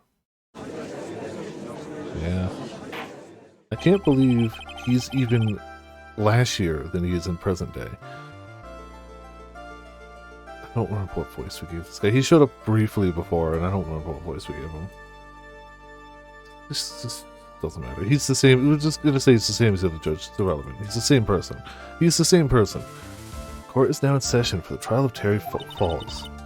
Defense is ready, Your Honor. Prosecution has been ready for a while, Your Honor. I understand the lawyers for both sides are newcomers. Yes, Your Honor. I'm Mia Fey. Miles Edgeworth, Your Honor. You're the new prosecutor everyone's talking about, eh? I see you've joined the prosecutor's office at quite an early age. At 20, Your Honor. Looks our little kitten hasn't earned herself much of a reputation yet, huh? Mia, you can't lose, not to someone younger than you. Young people running a trial. Not too sure how I feel about that. Now then, the defendant in this case is currently a felon on death row. 2 days ago, he escaped from a police wagon. Is that correct? Precisely.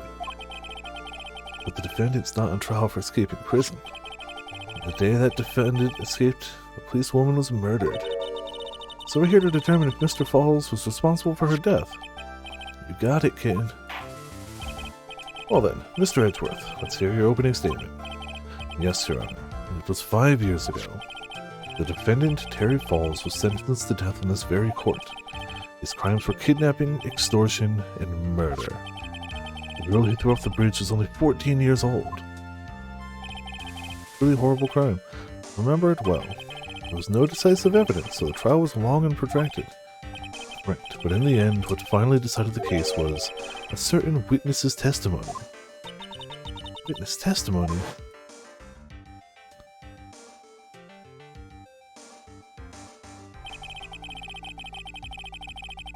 The testimony of Detective Valerie Hawthorne, the person who confronted this criminal. She arrested Mr. Falls at the scene and later testified against him. She said she witnessed Mr. Falls throw his young victim into the river.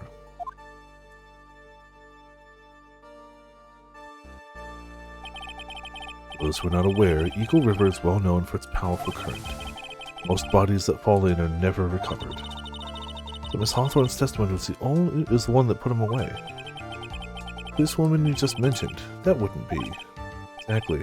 The victim, the same woman that was killed 2 days ago. Police Sergeant Valerie Hawthorne. Ah, I see. The man who was sentenced to death based on her testimony escaped 2 days ago. With only one thing in his mind, to take revenge against the woman who convicted him. Ah, the truth is becoming clear to me now. These are huge. Just immediately jump into the trial? Well, I mean, it's something that happened in the past. And also, it looks like she absolutely got thrown directly in with no, like, preparing either, so... Yes. It's quite obvious that the defendant is guilty. Wow, is it possible to actually that this guy is a worse judge? But wait a minute, that's not right. At least hear the case before we decide on the outcome, Your Honor. Watch yourself, Miss Fey. I'm not sure I care for your word choice or your tone of... Wow, he's actually worse. Young people these days simply don't know how to respect their elders. You're even younger than me, you hypocrite. Now then, Mr. Edgeworth, please call your first witness. I call the detective who is in charge of the initial investigation of this case.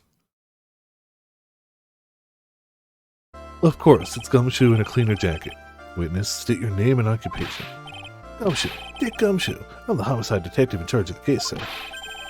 Finally got promoted to the detective division half a year ago. I don't believe anyone asked you about that. Hey, ma'am, you got any idea how much work it takes? What is it? You're really gorgeous. Excuse me? No, seriously. My heart, it's aching for you. Detective, pull yourself together and try to be professional. Otherwise, I'll write you up on contempt so quick that something other than your heart will ache. Okay, I got it. Now, Detective, tell us about the incident. Yes, sir, right away. The victim was Sergeant Valerie Hawthorne, a veteran of the police force. She was stabbed in the back with a knife and died from excessive blood loss. Much is already stated in the autopsy report. Oh yeah, okay, well, just those.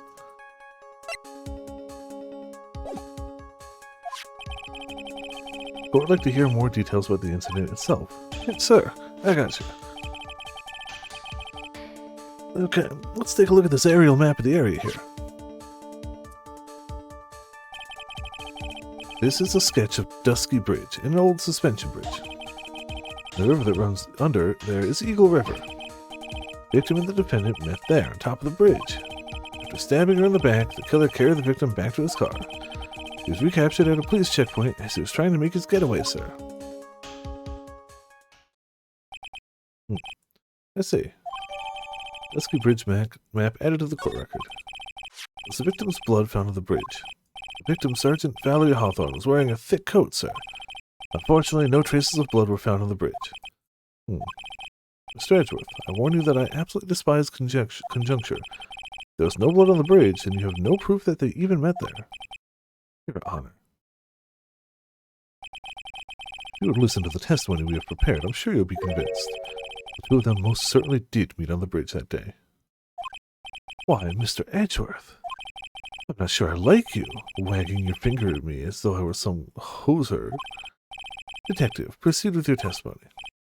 Yes, sir. Here we go, Mia. Hang on. Hey now, listen carefully, kid. One little mistake and this guy will drink you for morning tea. Trust me, get ready.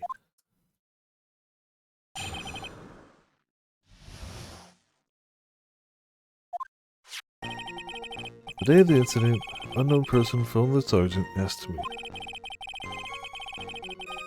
Sergeant Hawthorne went to the Dusky Bridge at the designated time and met with Mr. Falls. That's where she was brutally murdered, sir. The criminal stuffed her body in his car trunk and tried to make a getaway. Mr. Falls was arrested at a police checkpoint set up at the base of the mountain. We certainly have established the importance of the bridge, with no evidence to support it, naturally. Now, would the defense please hurry up and proceed with the cross-examination? Yes, Your Honor. Cross-examination coming right up. Hey, settle down there, kid. If you keep trembling like that, you're going to make me spill my coffee. I'm not trembling. It's just cold in here. Courtroom can be a cold battlefield, alright? Especially for a beginner. Don't need to worry about me. I mean the defendant, the witness, everyone's a beginner in here. Ah, you got me there. Well, maybe you should keep your claws out and show them what you got, kid. Okay, Mia, stay calm. Just remember those court procedure videos you stayed up all last night watching. You can't sleep either. Cool.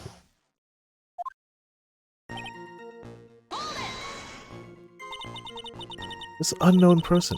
You have no idea who it might be, right? Sorry, but I'm afraid I do. What? The one who called Sergeant Hawthorne was the defendant, Terry Falls. What? The defendant? The defendant called her. Sergeant Hawthorne was a very thorough person, sir. She left a note about her phone call with Mr. Falls. A note? Yeah, top secret memo that she left on her desk.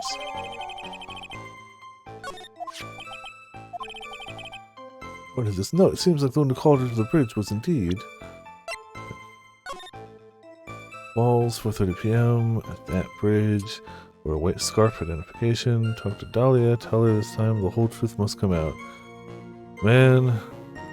Dahlia. Also Valentine's Day.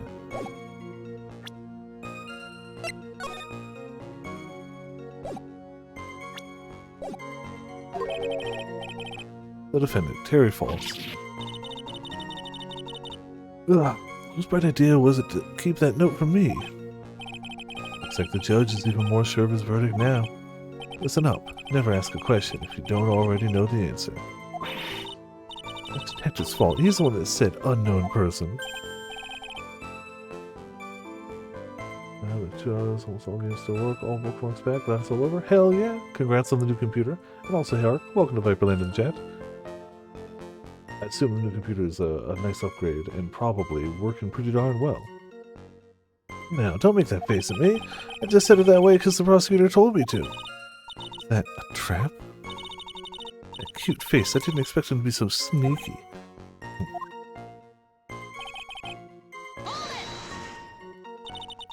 Reach up in the mountains, but why meet there? Because it's a very important place to the defendant. That's why. Close to 10 years old. Oh yes, that's sizable. What do you mean by that? You remember, 5 years ago the defendant kidnapped a young girl. He was chased onto a bridge, and it was there that he killed his hostage. And the place where all of this occurred is, of course, Dusky Bridge. The very place where Sergeant Hawthorne arrested and handcuffed Mr. Falls. Return her to the scene of the crime. How nostalgic. That's where she was brutal. Oh. Was the body of the victim discovered right away? Yeah, we were really on the ball. Got the criminal within 1 hour of the murder. It was great. We even got to say, don't move. We got you surrounded. Wait a second. Isn't there something weird about that? The occasion was a suspension bridge up in the mountains. So how did they find out about the crime so quickly? Sergeant Hawthorne must have mentioned the phone call to someone else, right? That's what happened, that she wouldn't have been killed. He never mentioned the phone call from Mr. Falls, but she left a note on her desk about it. If only I had noticed it earlier, maybe she'd still be alive. I wonder why she didn't mention the phone call to anyone.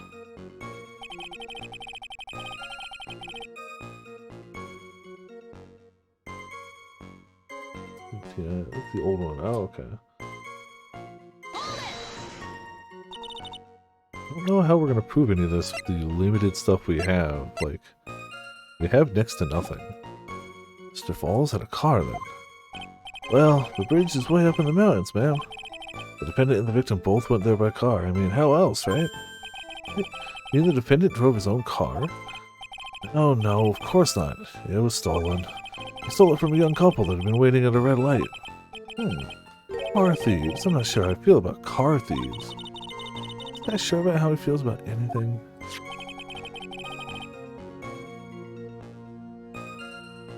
This is a photo of the stolen car's trunk. Naturally, that's the body of Valerie Hawthorne in there. Whoa, that doesn't look too comfortable. Okay. Tempo added. Victim, she was stabbed in the back, correct? Yeah. For some reason, men always seem to get stabbed in the back. Talking about a woman here.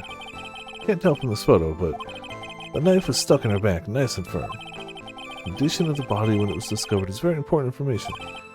Detective, was there anything strange or noteworthy in the trunk of the car?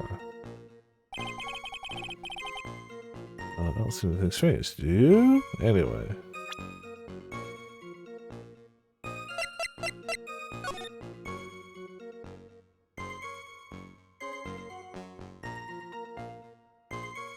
I mean, no blood. It doesn't matter what type of jacket she's wearing. It's weird there's no blood. The lock was forced open, but maybe that was just what the police did?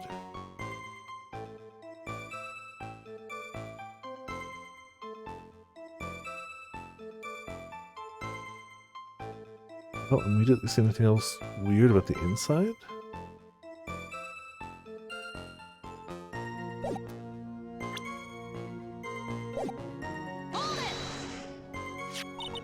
What did the defendant have to say about this photo? What he always says, man. I didn't do it. I didn't do nothing.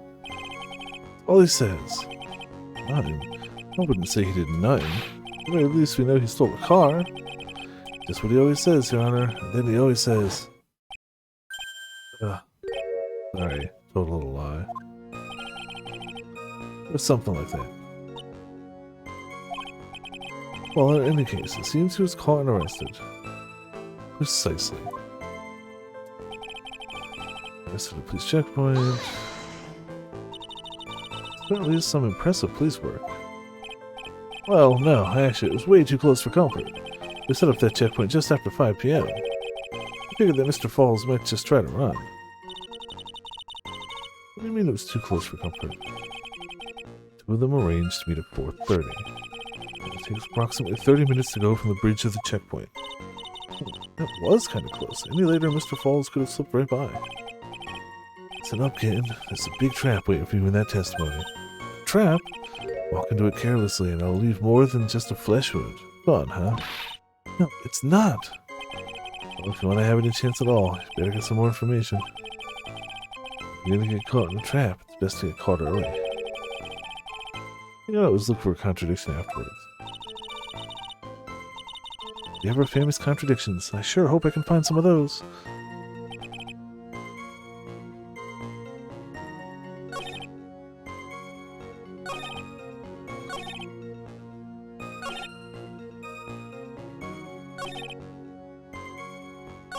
There could be something here. Presumably we just present the photo to show what's wrong. But like... Years, good request for 2 days ago.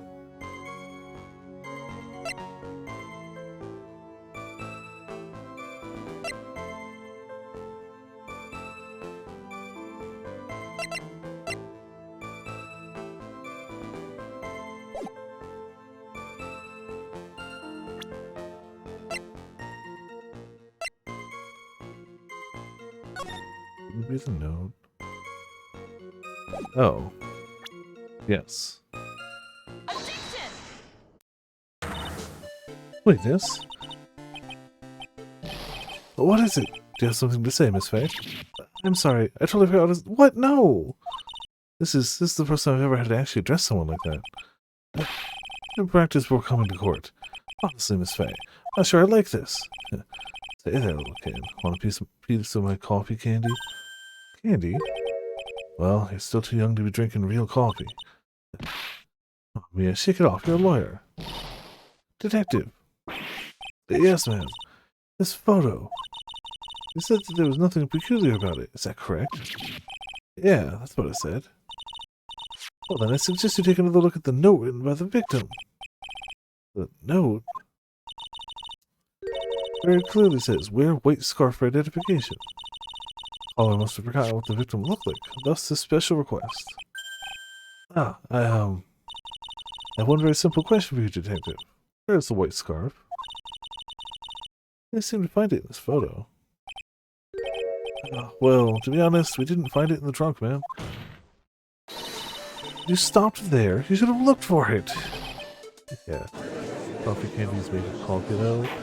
I mean, yes, but also I don't really think she's too young to drink coffee. Oh, we don't have her age right now.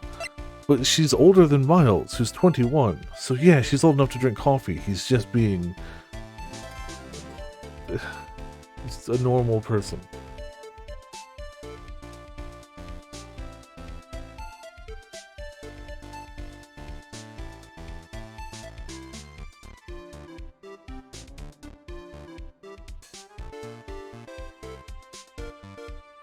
Yeah, thankfully I believe I'm also set for slightly better 14 hair. It could be better, but it could be way worse. The computer's like 3 years old now, and it was pretty darn good when I got it, so it's still, you know, good. Well, Mr. Edgeworth, what do you have to say about this? I see the defense is a little lacking. The scarf you are searching so desperately for is this one. Is it this one perchance? I don't know, is that a white scarf? Ah, where did you find that, sir? On Dusky Bridge. I was there first and decided to conduct my own investigation. Why? Why didn't you tell me? I made a decision to keep all pieces of evidence in my personal satchel. The safest place I know. Hot shot shares a flair for the dramatic. It's not exactly white as the caller requested, but as you can see, it's close enough for what it was intended for. Was it? I spent some time in the mud. It's surprising. It was drizzling on the mountain that day. Scooter Edgeworth. He was intentionally hiding that scarf the whole time. Yeah, he was. Court will accept the scarf into evidence. Wait. Wasn't Edgeworth undefeated when we went against him as Phoenix in the first game? Does that mean that he wins this case? And if we win this case, then have we created a time paradox? Court will accept the scarf into evidence. Scarf added to the court record, worn by the victim at the time of the incident, found in Dusky Bridge. Now, if the attorney for the defense is finished embarrassing herself, we have to move on with I love the concept of she couldn't have possibly known about this scarf because I found it first and hid it from every single other human being and told no one. Look at how stupid she is. She didn't even know. Like, sure. I'd like to move on with the testimony. That is all right with you, isn't it, Miss Faye? Like, I assume we have to get to at least a certain point. But I don't know. I don't know if it'll be intentional loss or retcon. We'll find out. I'd like to wrap this scarf around his smarmy little neck. Very good. Now, we're done with the mud-covered scarf business. Prosecution moves to establish conclusively and with hard evidence that Miss Hawthorne and Mr. Falls did indeed meet on that bridge that day. Further, we will show exactly what occurred there. Sounds quite promising. Can't wait to hear all about it. Everything is moving at its whim. Don't forget, kitten, there's a reason why everyone considers this kid a genius. Genius, huh?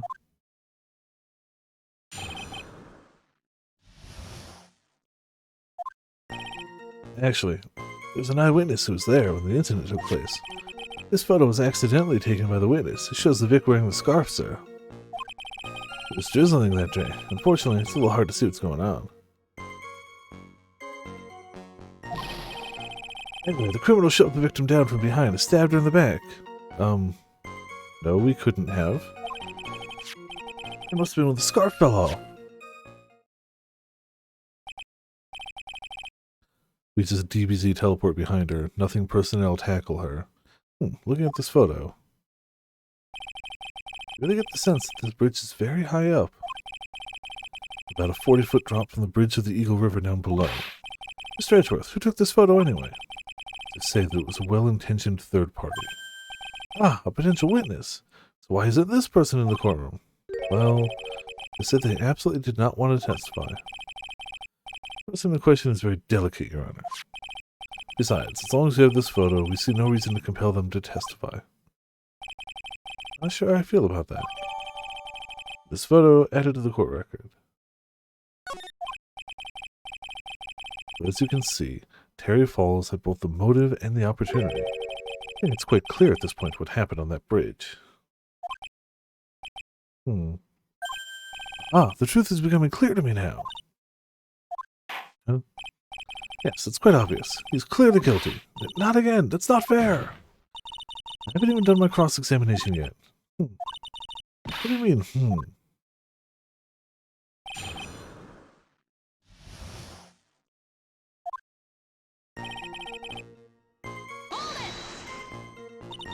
Who is this eyewitness? She's a college student. Female college student. That's right. Meaning she's female and a college student. Yeah, no, we definitely put that together. She doesn't do well in front of other people, so I came to testify for her. Maybe so, but as the attorney for the defense, I have the right to cross-examine her. For the time being, we're not relying on the witness's statements. That is all. What's that supposed to mean? The prosecution has other more decisive evidence. Our case doesn't rest on the vague testimony of a female college student. Well, college student, eh? I mean, she's female and a college student, so we know what words mean. You absolutely must hear her testimony. You'll have to give us a good reason why. Please tell us about the more decisive evidence in question.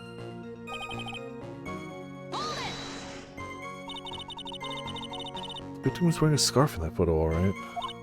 So, about the witness who took this photo. What's this person doing all the way in the mountains? She's taking photos of wildflowers, apparently. There are many unusual types of flora on that mountain, Miss Faye. People in the area say it's because of the spirits that live there. Spirits? Now that you mention it, this photo. Bloody fog-like thing. It's a ghost! I don't believe it! No, Your Honor, no. I don't think it's a ghost. Drizzling, huh? That's right, there's a little light rain coming down. The whole place was dreary. But not as dreary as the mood that's in this courtroom right now.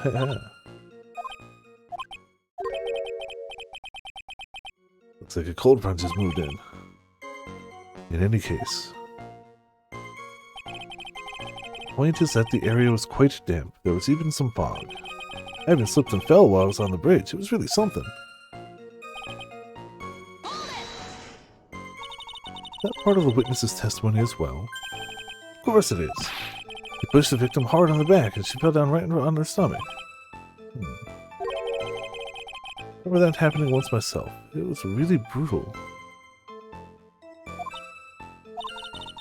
Talking about seeing someone get pushed, or were you the one getting pushed? Doesn't mean that you pushed someone down like that once. There's mind-boggling tales, and the way he says brutal. I wonder if he's Canadian. Ah yes, there's one thing I know about Canadians. It's that they have mind-boggling tales of things. They're all just lying and telling tall tales while pronouncing words ever so slightly differently. Damn Canadian.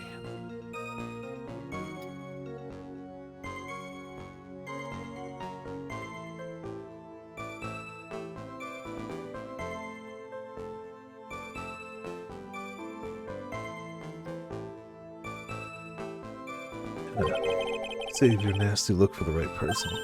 Huh? Take a look. Poor baby. The court record seems to have wet itself. Hey, watch me you spill your coffee. Court record, huh?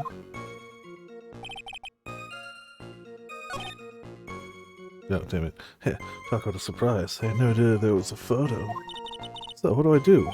You really still believe him? Mr. Crybaby, I mean? Of course I do. The little kitten believes in fairy tales, huh? In that case, the answer is obvious. What you believe is the truth. And that means that somewhere hidden in that testimony is a contradiction. One huge contradiction waiting to be discovered. That's your chance.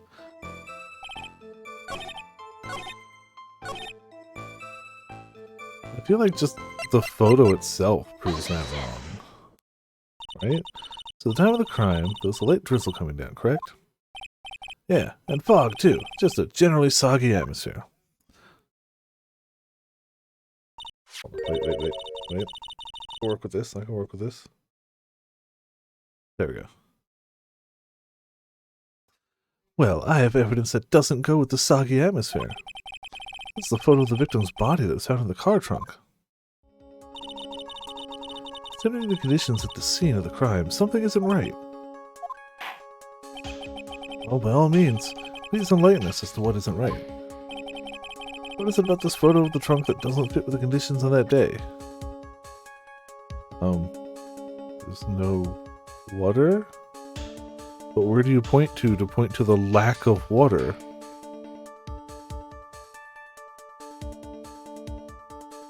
How do you point to no water? The jacket? I guess like specifically like the shoulders and arms of the jackets would definitely be where like water would have started. But then it would have fallen. I don't know. I get the concept of what we're trying to point to, but I don't get what they want from me. I'm going to point to the shoulders of the jacket. Naturally, the answer is right. Oh, that's wrong. Victim's coat. Oh, maybe not. Victim's coat. As far as I can see, there's nothing strange about it. Exactly what's strange. Recall the testimony. What were the conditions of the bridge that day? It was drizzling and foggy. Dusky bridge was all wet. If the victim really had fallen down on her stomach on top of the bridge. and the front of her coat should have been covered in mud. Ugh. That's exactly right. The other day, I fell in a muddy street and my gorgeous playoff beard was befouled.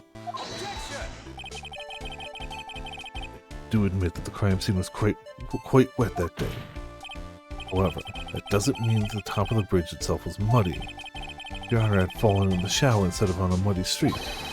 Your glorious hockey beard, pride of the legal league, would be wet but not muddy.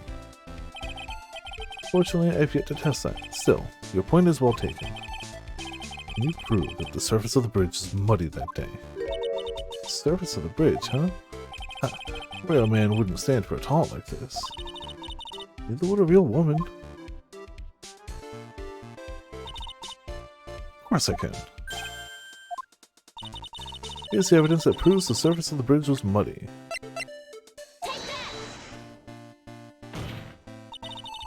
The evidence is the scarf. Ah. To be obvious.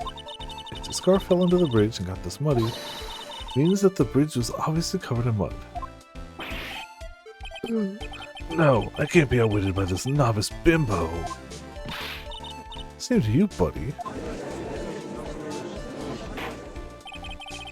Miss Faye's assertion makes perfect sense to me.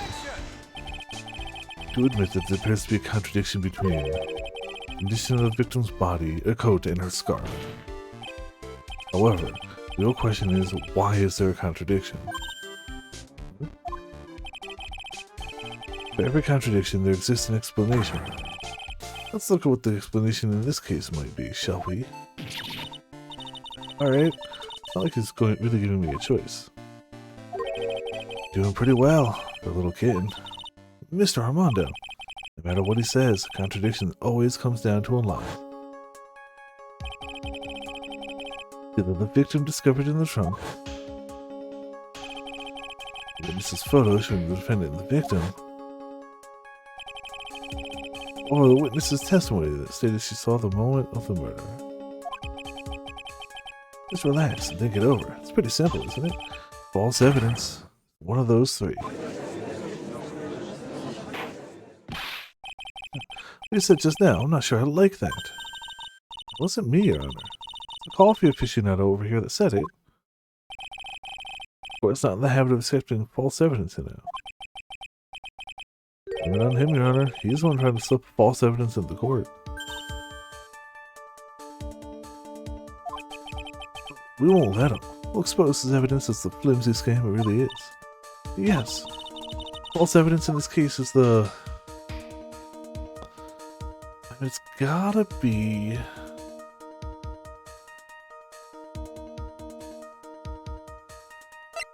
It's gotta be the body in the trunk. Because the witness's photo and the witness's testimony are backed up by the scarf, which is muddy. Oh, the witness's testimony said that he stabbed in the back, too. It might be the testimony that's false. I feel like it's not the witness photo. The witness photo is backed up by the scarf, 100%. Body in the trunk kind of goes against it. So does the witness's testimony.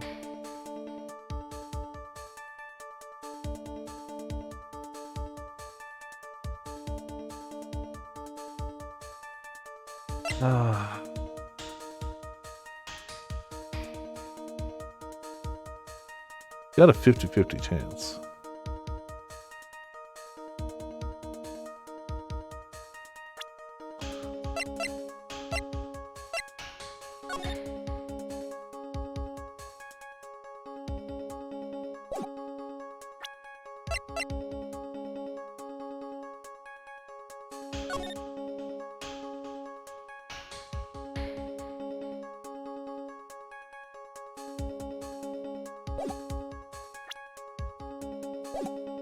I'm gonna say the body.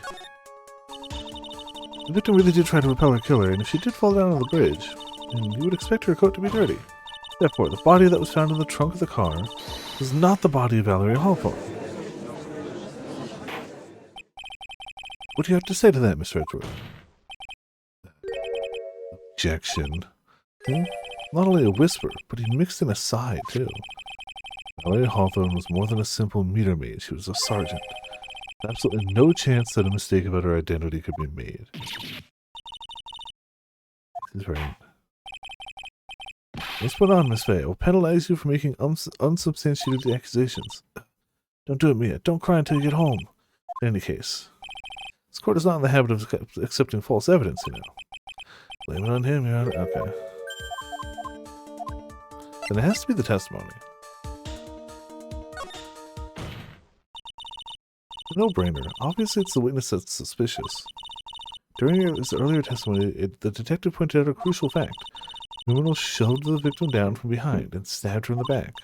Now, does that tell someone exactly what the witness claims to have seen? That's what the witness told us.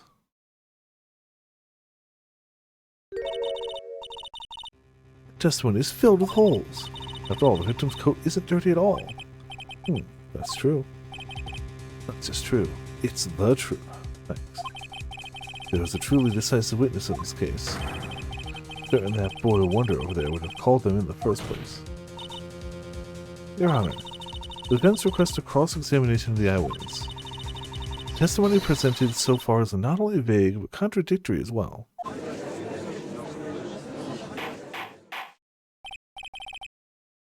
Well, Mr. Edgeworth, it appears that we'll need to hear from your mystery witness after all.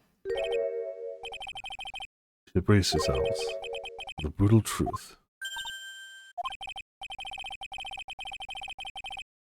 Your Honor, the prosecution has no intention of hiding the witness from the court. We are prepared to present our witness at any time. Very well. Please bring forth your witness at this time. What Mr. Edgeworth said kind of worries me.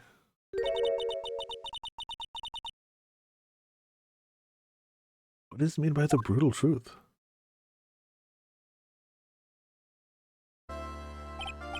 Now, let's proceed with the testimony. Mr. Edgeworth, please go right ahead. Thank you, Your Honor. Prosecution summons the woman who saw the events that day with her very own eyes. This is it, Mia. The battle begins here. Witness, what is your name and occupation? Ah, a wonderful human being who has done no wrongs, past, present, future. Everyone is so silent that I can hear their hearts going pitter-patter. Oh. Look at you. How can I put it? You look as scrumptious as a double-double in a dozen donut holes. I feel like I want to hurry up and hand down a verdict just to have a bite. Hey, not so fast. As said before, this witness is very sensitive and delicate. Bullshit. I'd ask the court to please exercise care when addressing her. Yes, indeed. Thank you, Mr. Edgeworth. You gentlemen. Miss Fay, you could learn a lot from this man. He's such a gentleman. I'm sure he sure doesn't act like one to me. Sir? Yes, my dear. This is my first time, so I'm sure I'll make a lot of mistakes. Anyway, I just wanted to say I'm sorry for all the trouble I might cause.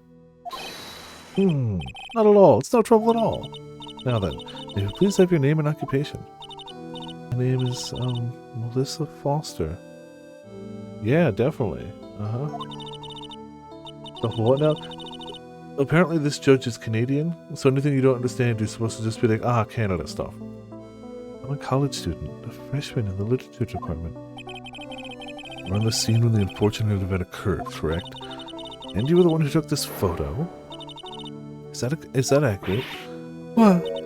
How can you be so mean? Let's see here, what are you doing shoving that in her face like that? Huh? It's just a photograph. It's not like it's something dangerous. Next time I'll be forced to penalize you. I like the turn this has taken.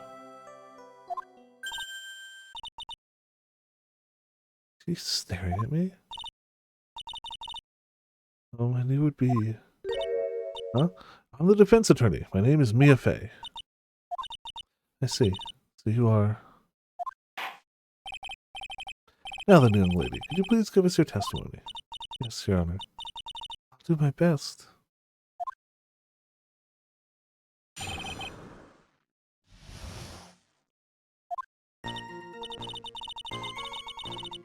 I was using my camera to take some pictures of wild flowers. You know, the types of wildflowers that normally grow on bridges over rocky rivers. I noticed there were two people standing up at the suspension bridge. Suddenly, they just started fighting. That's when I hurried and took the picture that shows the crucial moment. And after that, I called the police. By the way, where were you standing when the incident occurred? Leave the map would be of help here. I was standing right over here. Standing in a beautiful field surrounded by tall cliffs. I took the photo from that location, eh? I brought the camera and I was using at the time, just like Mr. Edgeworth asked me to. Oh ho ho, what a cute camera. Just like its owner.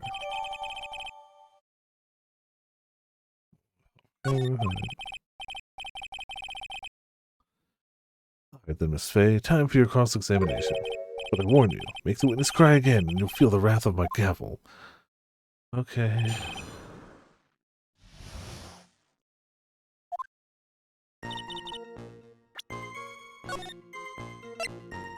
Leave it down here. Take another quick sip.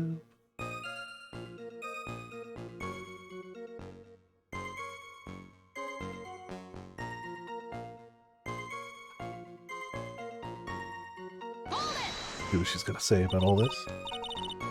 Did you say wildflowers? Yes, the mountain is famous for its beautiful spring wildflowers.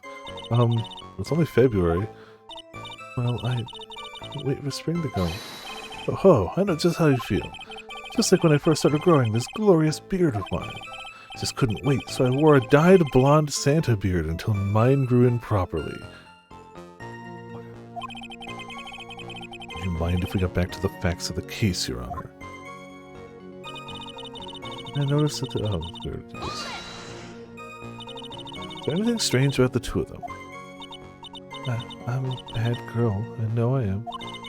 It looked like they were having a really serious conversation up there. So I decided to watch them, like some kind of peeping Tom. No, not at all. Everyone's like that. I love watching other people fight too. In fact, I can't get enough of it. You're a lawyer, I guess. Actually, that's why I took this job in the first place. Much info, Your Honor. In any case, it's perfectly natural for you to have kept watching them, especially dressed as they were. Anyway, I was watching them very closely.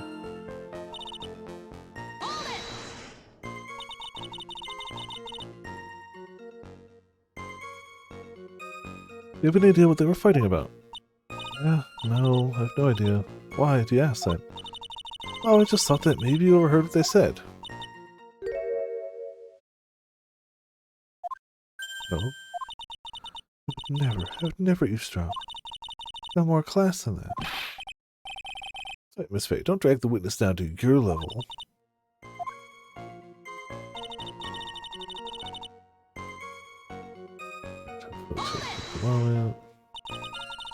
Why did you take a photo? Well, the two of them were really going at it. Ever since I was a little girl, I always wanted to be a news reporter. That part of me just kind of took over. Sounds like a lie to me. Yes, I understand completely. Even now, I can't completely abandon my boyhood dreams. I still use my grandson to test my comedy routines on. I want to be a comedian, huh? Not that it has any bearing on us. All I could do was use my camera, so I took a photo of the critical moment and gave it to the police. After that, called the police. I called the police? Yes, because it looked to me like the murderer was going to try escaping. They were already moving before the call even came in. And so the victim's note, we had already started our operation. It's certainly tough luck for the criminal, eh? Terry Falls isn't the criminal. There must be something strange in that girl's testimony. Careful, Kitten. That girl has a judge wrapped around her little finger. Going to have a tough time poking holes in that testimony of hers. You're going to have to come up with something really good, Mia.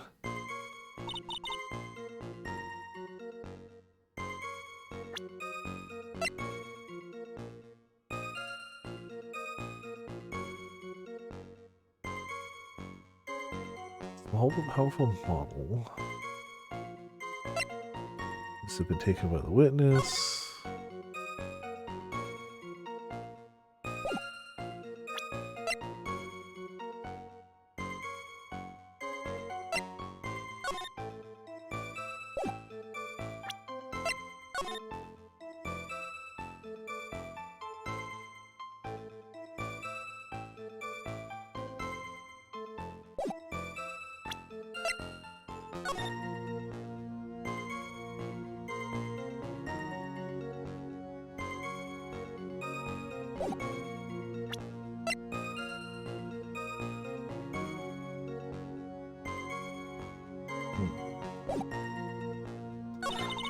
I don't think we can disprove. Can you see the scarf? Oh yeah, sure.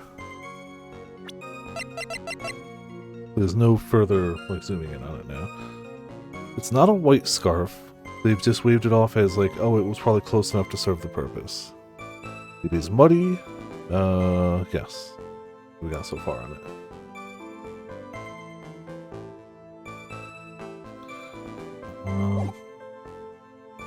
People standing on the suspension bridge could... I feel like she couldn't have seen those people. If she was there, and here's a wall, unless they were standing there, I feel like the majority of this bridge, she wouldn't have direct line of sight access to.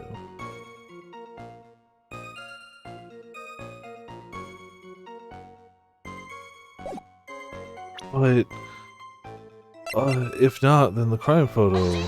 No, I didn't mean to do that. No, we lost points. Yeah, no, we absolutely lost points. Didn't mean to do that. Hit the wrong button. It's fine, we'll be okay.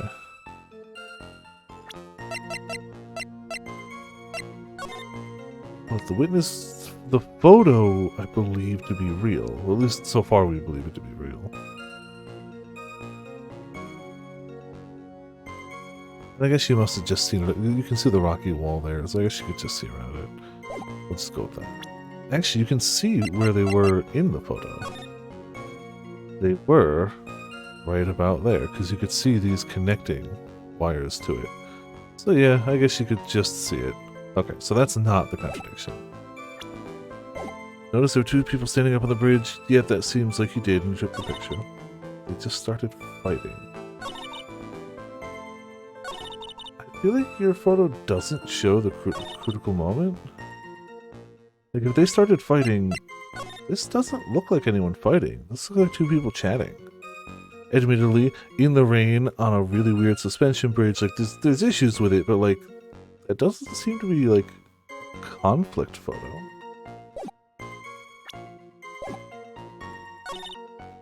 Oh, please. And we already know that that didn't matter. Even if that's a contradiction, that doesn't matter. The police were already moving because of the notes. Like, that's irrelevant.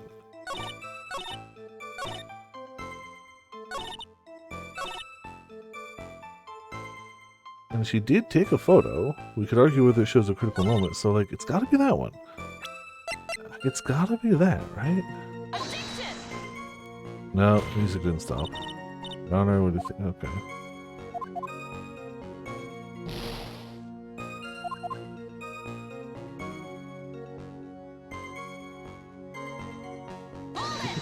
Fighting though.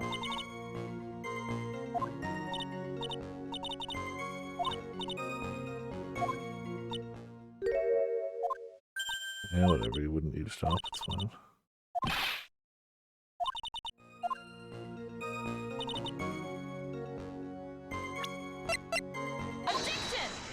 Okay, well, 50-50. Witness, when you said you took a photo of the critical moment, is this what you meant? All I can see in this photo are two people facing each other. You testified that you saw the two of them starting to fight. Normally, that's the kind of thing we would refer to as a critical moment. Why haven't you presented a photo like that? Well, you see, the photo we presented was the only one there was. But if you really wanted to capture the critical moment, then what happened next? You must have taken a photo of it.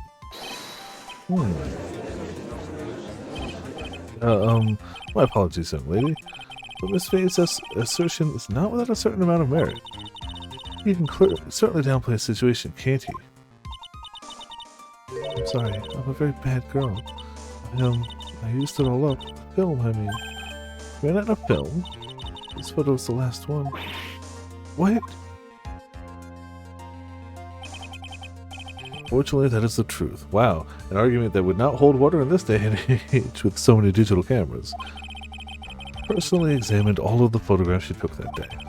All the other photos are of the witness herself playing among the wild flowers. Witness herself? Then who took the photos? Well, you see, the camera has a timer feature built into it. You took photos of yourself? I remember taking some photos of myself once too. Please, no details. Seems that Miss Faye's assertion was not so decisive after all. But wait, just a minute. Well, if she had no film left, she couldn't very well take more pictures, eh? Miss Foster, perhaps then you could tell us about a different sort of photo. Photos of the incident that you took with your very own eyes. Mr. Edgeworth, you're quite the poet. Very well then, let's get back to the cross-examination. Let's hear your thoughts on the fight that you witnessed. Yes, Mr. Judge. Oh, this guy is really a sucker for sweet talk. Looks like the other kitten in the room is the one that's getting all the attention. Yeah, it's sickening. See someone came to take some pictures of wild flowers. So two people sitting. Did that really not progress it any?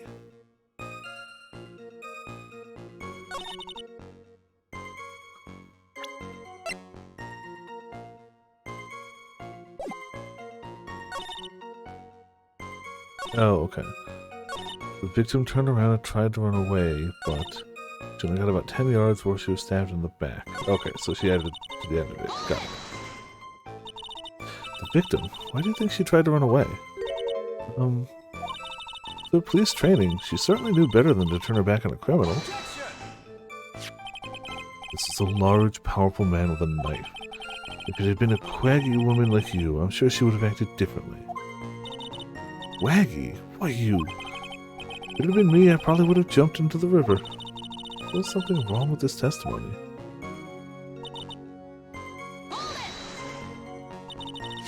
So you're saying Sergeant Hawthorne wasn't able to get away from him? Well, it's a narrow bridge, and it was swaying back and forth. Asked me, both of them were in danger of falling off. I wish I could have done something to help her. Seems to make sense. Wonder about that. Something seems kind of off. But now you have a good sixth sense. Yep. Yep.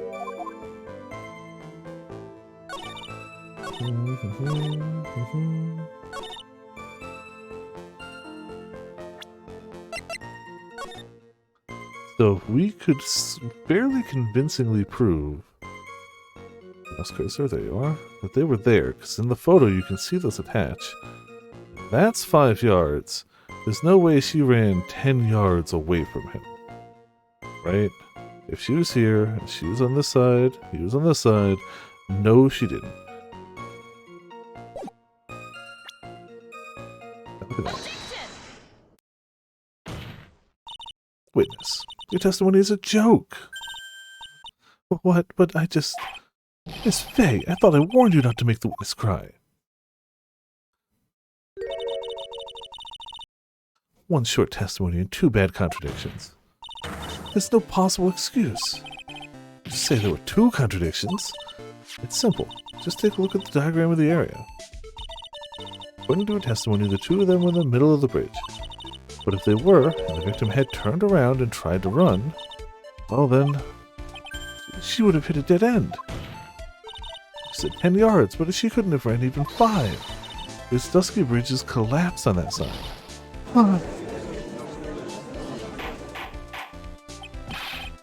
What does all this mean? It's very simple, Your Honor. This charming little witness told a charming little lie, or 2. That's all there is to it. And this beautiful young lady has been lying to the court. Yeah, beautiful people can lie too. Just a moment, Your Honor. Mr. Edgeworth. Your Honor, allow me to personally apologize for the confusion. What do you mean? There's one major mistake in this diagram. What did you say? What are you referring to? Well, because this diagram was made after the incident occurred. It's a very old bridge. We couldn't find any official blueprints of it. You're saying that even though this bridge is currently in disrepair, there's no evidence that can prove that the bridge was broken during the incident. Does not have like a single camera pointed at the bridge or anything? That's ridiculous! Can't actually tell the condition of the bridge from this photo. Apologize to the court for not being more clear when I presented the evidence.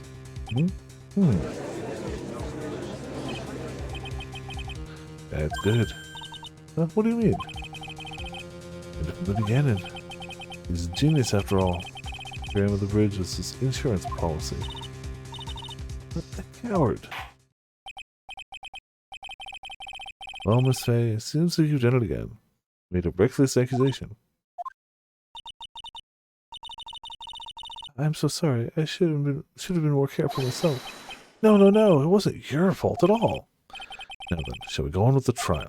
I'd like to establish once and for all what it was that the witness actually saw. Indeed. All right, young lady. May I ask you to please proceed with your testimony? But it's so hard to go on. We're all on your side, Miss Foster. No need to worry. Just tell us what you saw. Yes, sir.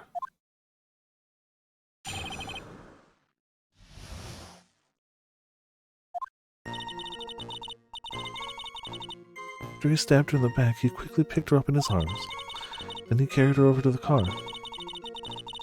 Oh, that was the only way he could make sure the body stayed hidden. He couldn't just leave the body on top of the bridge. Oh, I'm sorry. I'm only supposed to talk about what I saw.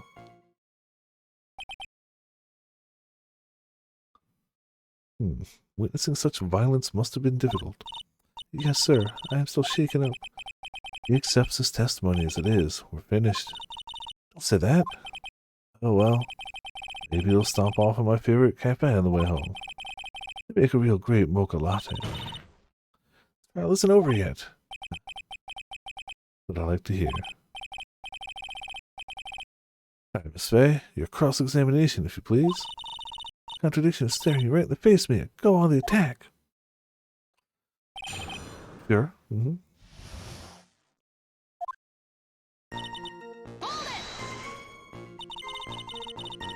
Are you saying that the victim didn't fall down on the bridge?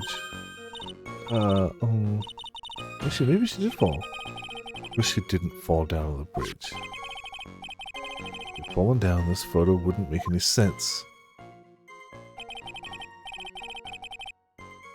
I mean, as it is, it doesn't make a ton of sense that it's not even wet or anything. But whatever, it's fine, it's cool. If that were the case, her coat would have been all muddy. You don't mind, I was asking the witness? No need to be so rude. Well, young lady? Of course she didn't fall down. The man in the prison uniform grabbed her before she could.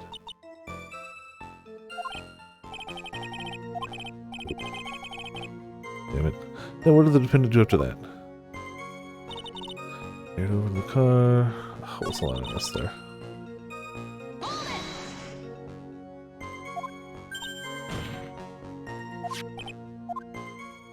Muddy coat.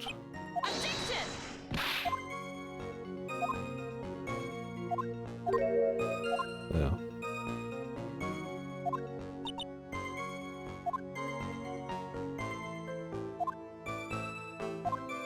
Okay, we're fine. Get over to the car.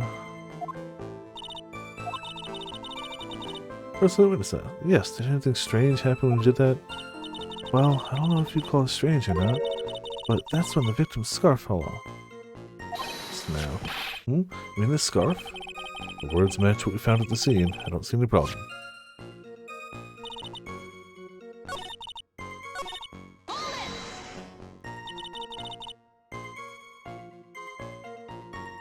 Excuse me, you mean the defendant carried the body all by himself? Yes. Considering the size of the defendant, I don't think it would be difficult. Yes, but let's remember they were on a narrow bridge that was ready to collapse. Is it even possible for him to have carried a dead body on a bridge like that? Well, the fact of the matter is that he did. And to talk is just silly. Wow, why did he get so emotional all of a sudden? Miss Faye, if you think there's some other possibility, please share it with the rest of us.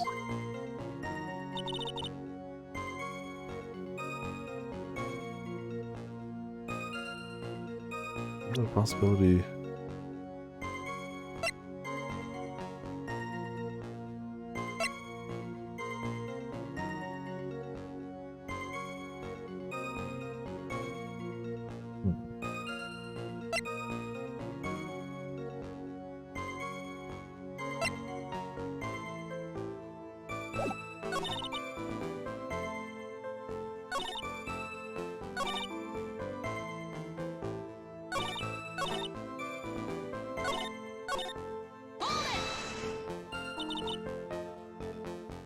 So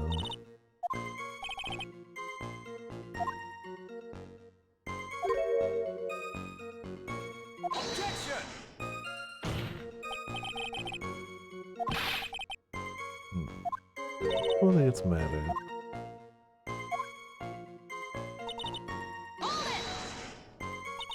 Why do you say that? It's already a broken down bridge, hidden away in the mountains. Doing anything more to hide the corpse would be going overboard, wouldn't it?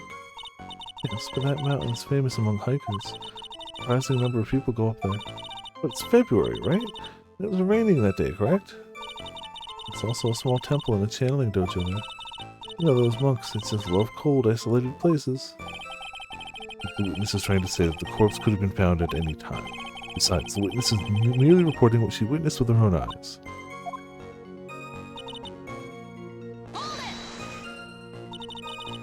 You're absolutely certain that it was my client who was carrying the body.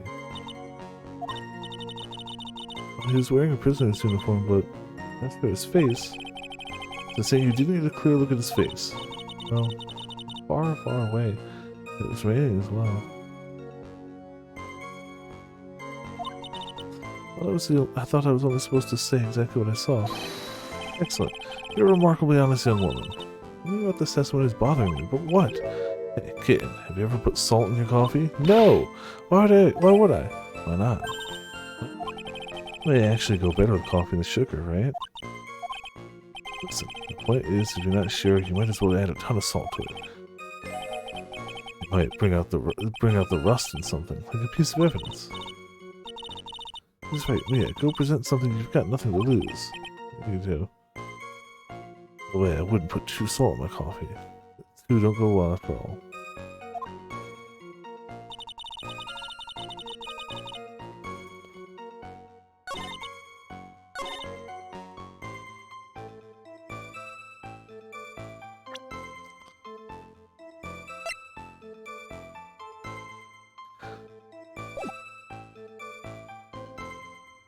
I mean,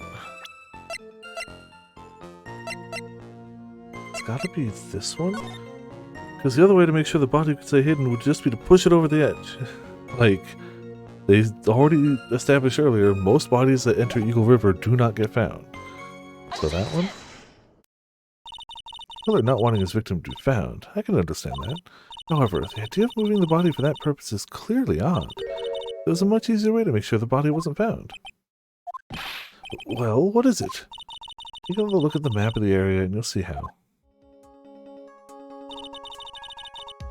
There's a river right below the bridge. Earlier, Mr. Edgeworth pointed out something interesting about the river.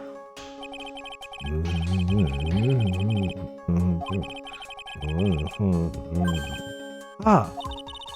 Kidnapping case 5 years ago, the victim's body was carried away and never found. 10 murders were to occur at the same spot above the Eagle River. You bet your boots that every other killer would have tossed the body in the water. Order, order, order! Not sure if I care for the way you put that, Miss Faye. But I must admit it does seem odd not to have thrown the body into the river. Well, Mr. Edgeworth? I'm sad. Perhaps Miss Faye would do well to try taking a dip in the river herself. After all, you claim to be such an expert in the ways of... What are you talking about? My point is that no matter how odd you may find the killer's method of body disposal, the fact is that this is what the killer did. None of your arguments have anything to do with what the witness saw. Quite true. Miss Faye, seems that your recitation is without merit after all. What the witness claims to have seen is totally ridiculous. You can't deny that the body was found in the trunk of the car. But they're consistent with what the witness has told us. Please, witness, go on with your testimony. Try. All you have to do is tell us only what you saw. Otherwise, the mean lady might yell at you again. Who's he talking about? Alright, I'll do my best. He stabbed her in the back, he quickly picked her up in his arms, and he carried her over to the car. He broke into the trunk of the stolen car and hid the body in there. Okay, so that's the new stuff.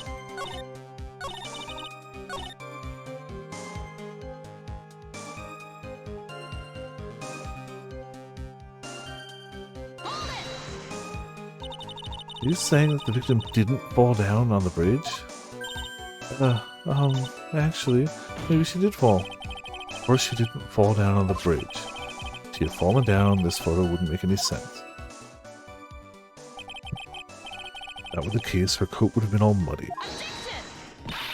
Don't mind, I was asking the witness! No need to be so rude. Of course she didn't fall down. Okay, yeah. Too slow, yep.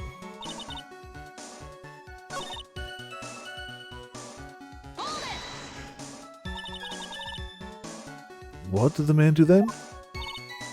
Well, naturally he got in the car and was about to flee. That's when I came to my senses. I said to myself, you have to call the police. So that's when you called the police. Sure that you saw all that with your own eyes? Yes, I'm 100% certain.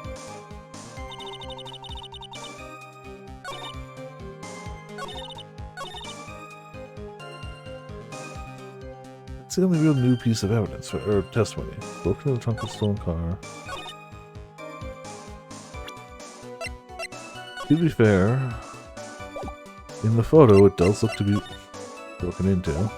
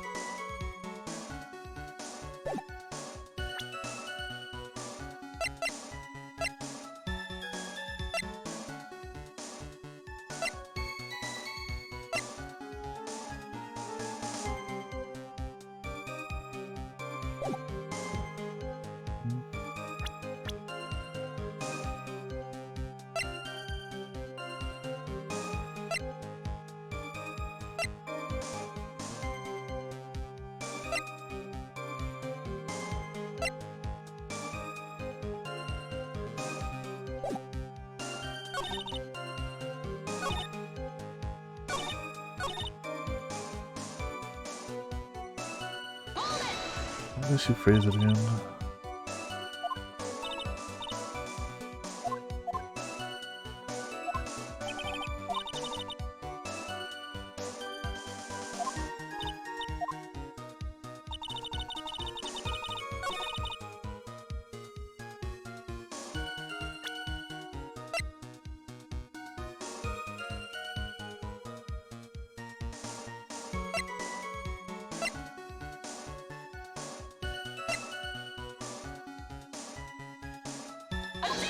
I picture now, it's not it, damn it.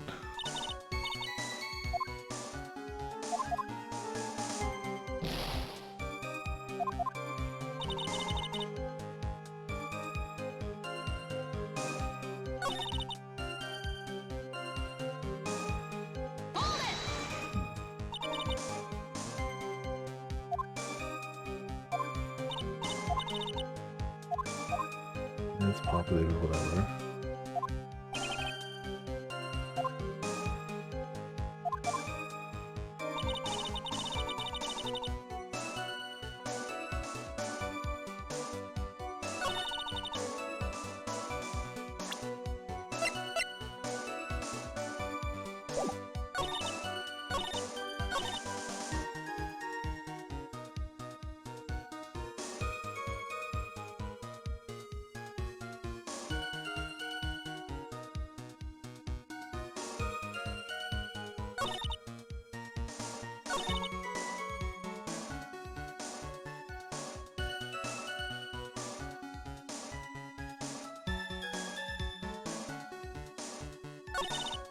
Let's look at the body and hop up bridge.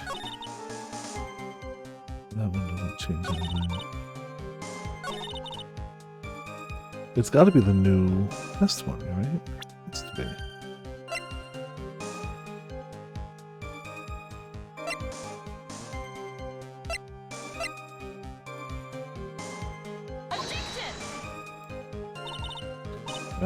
Nope, doesn't.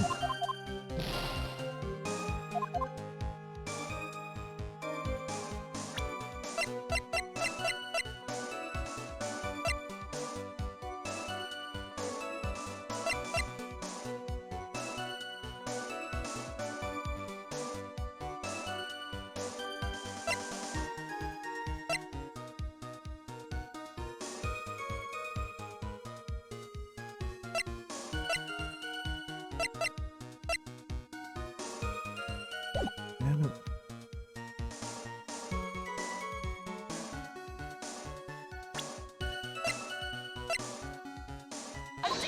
Doubt it. Never mind. Well, Miss Foster, looks like you've done it this time. Done what? Made a critical mistake. A critical mistake? Like what, Miss Faye? Killer broke into the trunk of the stolen car and hid the body in there. You say you saw that, right? Oh, yeah, duh. Your very own eyes. Yes, and... Simple, Miss Foster. Take a look at the diagram.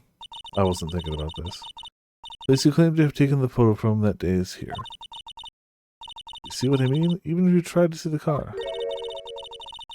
This outcropping rock is directly in the way. Right, Miss Foster. From where you were standing, you could not have possibly seen the killer's car.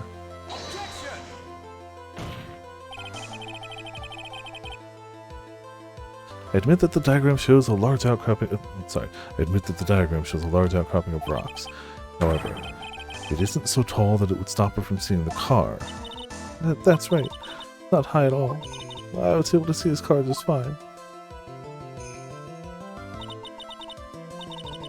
Oh, sorry, but that just doesn't wash. I believe it was the witness who presented this as evidence to the court, yes? This is the location that the photo was taken from. Your own photo tells the whole story. Yeah, you can see the rock wall. You can clearly see the left side of the bridge. But the outcropping that is being referred to is really more like a cliff. Ah. Your view should have been completely cut off by this cliff. But you still claim to have been able to see the killer's car. No. Order! Order in the court! What is the meaning of all this ballyhoo? Your Honor, don't jump to any hasty conclusions. Unless it's a guilty verdict, in which case please jump to hasty conclusions. The fact that the escapee fled in the stolen car was reported in the news. After witnessing a murder, I'm sure you can appreciate that the witness was very upset. She must have heard about the stolen car and convinced herself that she saw it. But she was repeatedly warned before starting this testimony. She was told to testify only about what she saw with her own eyes. Oh. Judge? Oh, what is it? I think I must have remembered things wrong. Hey, wait a minute. You can't just say that. Miss Faye, no one on the face of the planet is perfect. Yes, indeed. Quite true. You know what they say. To err is human, to forgive is divine. I'm inclined to give the benefit of the doubt to our witness here. Wait, that's not fair! Save the tears for later, kid. Mr. Armando, I'll look back until the trial's over. Now's the time to go forward. But that wasn't fair! Okay, and you need to relax, and you need to remember the other kitten's testimony. So tell me, how does he know that? How does he know that he broke into the trunk? Ah. Well, Miss Foster, if you can explain how you knew that, you're going to have a lot of very suspicious people on this side of the courtroom. Well, witness? Well, I'm certain that he broke into the trunk. Because there was marks left on the trunk lid. I'm certain there were scratch marks when he broke into it. Let me see that photo. Ooh, there's certain scratch marks on the keyhole. It's obvious that this trunk has been broken open. Well, Miss Faye, are you satisfied? It's just on her side. Can't make any mistakes here. What she just said. There's a contradiction in there somewhere. Yeah, whatever.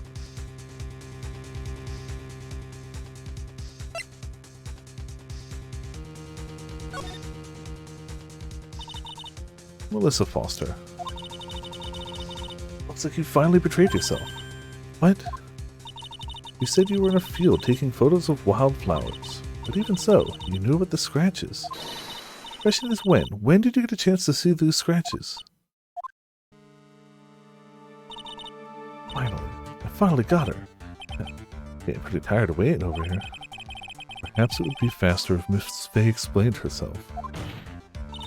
Your Honor, there's only one possible explanation.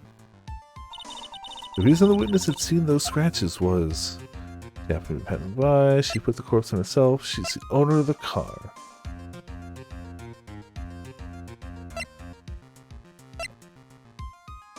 I feel like it could be either of these two.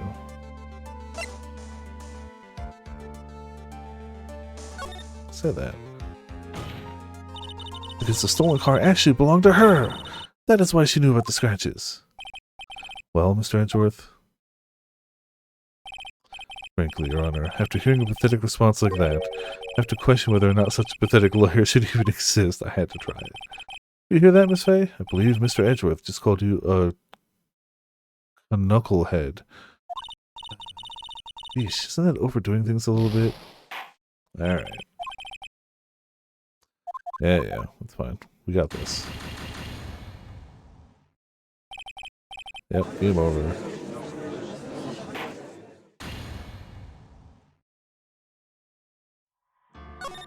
Question is, where did I save? I saved with a lot more HP. It's good, obviously. Flowers, suspension bridge. That's the photo that doesn't really show a crucial moment.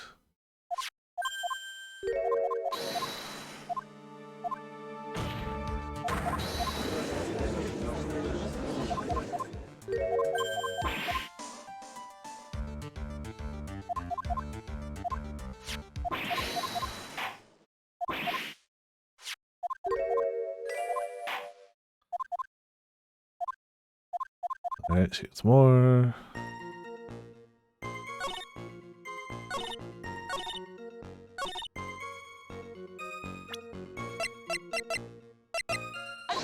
Skip bridge.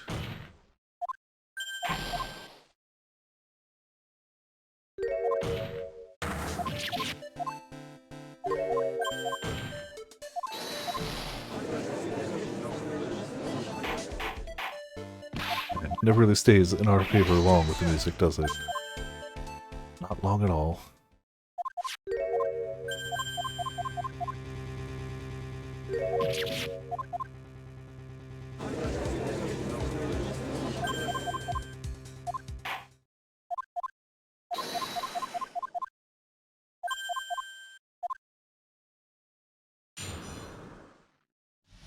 Prime.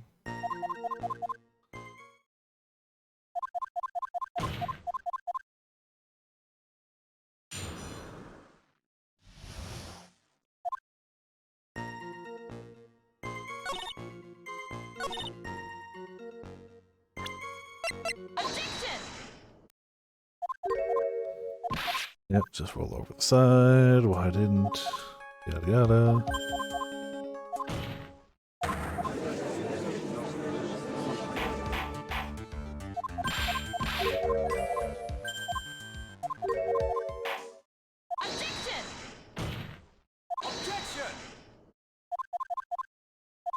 Definitely should have saved more often, but we lost a lot of HP really quick, and I was like, nah.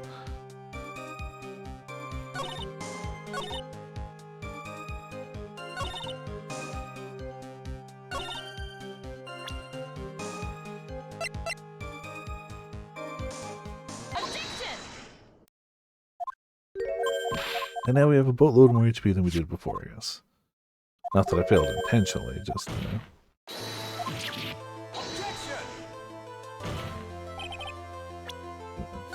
Basically save it here.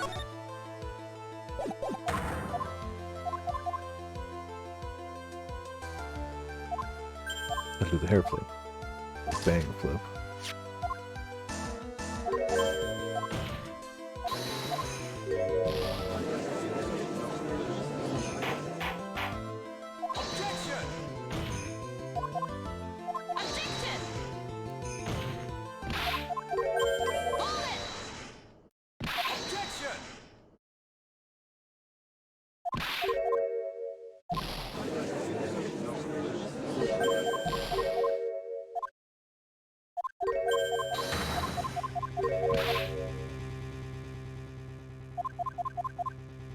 Okay. Doesn't work.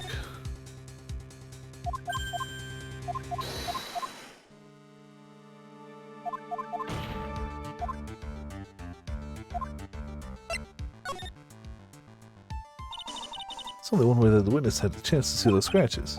Yes? What is it? Naturally, when she opened the trunk and stuffed the corpse in herself. The person who really hid the body in the trunk of that car was Melissa Foster. It was you that did it, wasn't it? That's ridiculous. I could never.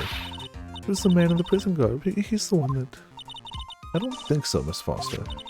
If Mr. Falls had been the one to put the corpse in the trunk, he would have simply used the car key. There's no need to break it open. But he stole the car. He stole it from a young couple that had been waiting at a red light, which means that the key would have still been in the ignition. Oh, I see. Thank you for telling us about the scratches, Miss Foster.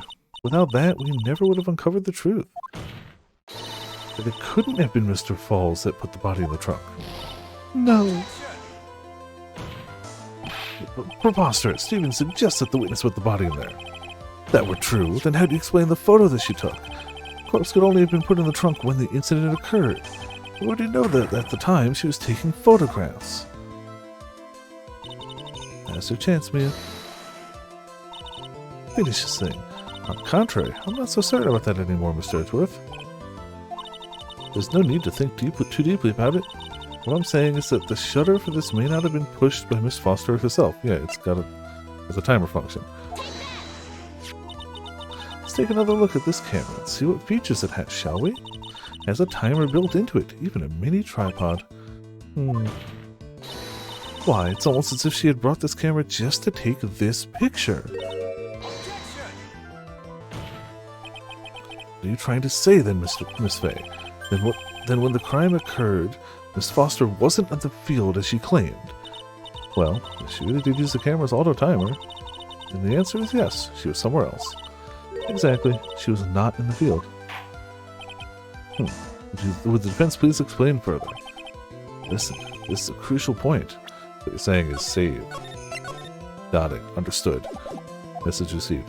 Where was Miss Foster when the incident occurred? Answering that question will also make clear Miss Foster's true identity. Well then, please answer this question. Where was Melissa Foster when the incident on the bridge occurred?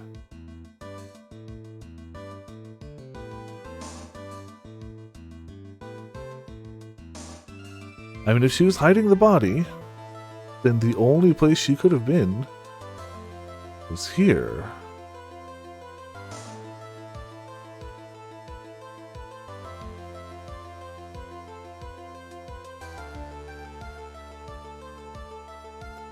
She could have been a victim. The victim, too. The victim. She could have been disguised on the other end of the bridge. That's a bit of a stretch. I feel like it's one of those two, though. It's one of those two or, like, hiding in the car, but, like...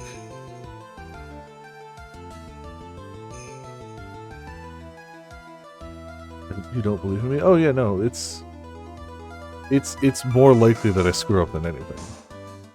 We have to have duality. Also fair. Have to have balance. My first instinct was this. Whether it's right or wrong, naturally the witness was standing right here. Oh, what do you think, Mr. Edgeworth?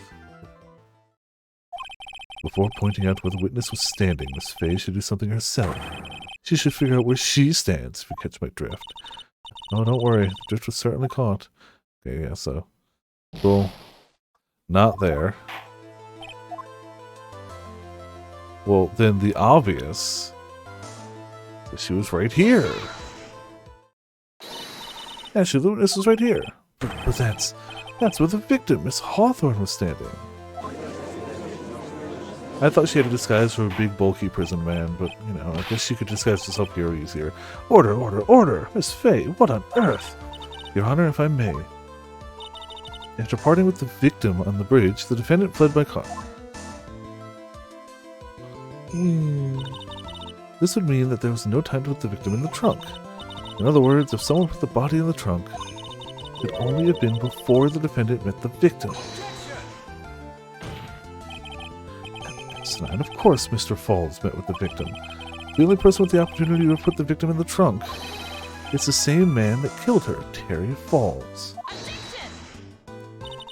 You still don't understand, do you, Mr. Edgeworth?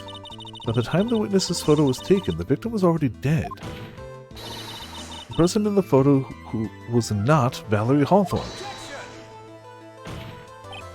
What? I've never heard anything more ridiculous in my entire life. Then who exactly is the victim in this photo? It's obvious, isn't it? It's your own witness. What? It's the only possible explanation. The woman that Mr. Falls met on the bridge that day was not Valerie Hawthorne. It was you, Melissa Foster. Me? Let's remember that it was raining and foggy on the mountain that day. Mr. Falls himself believed that the woman in front of him was Valerie Hawthorne. The defendant knew Valerie Hawthorne very well. After all, she was the woman whose testimony helped get him convicted. But since then, my client has spent 5 hard years in a federal penitentiary. He couldn't remember exactly what she looked like anymore. You're just making this up as you go along. Where's your proof? Oh, right here. This piece of evidence will blow this case wide open. Well, then, at the time of the incident, Mr. Falls had forgotten what Valerie Hawthorne looked like.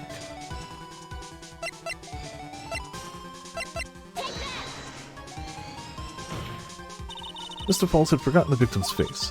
That's why he needed some piece of identification, namely this muddy scarf. It was Mr. Falls who requested that she wear this scarf to identify herself.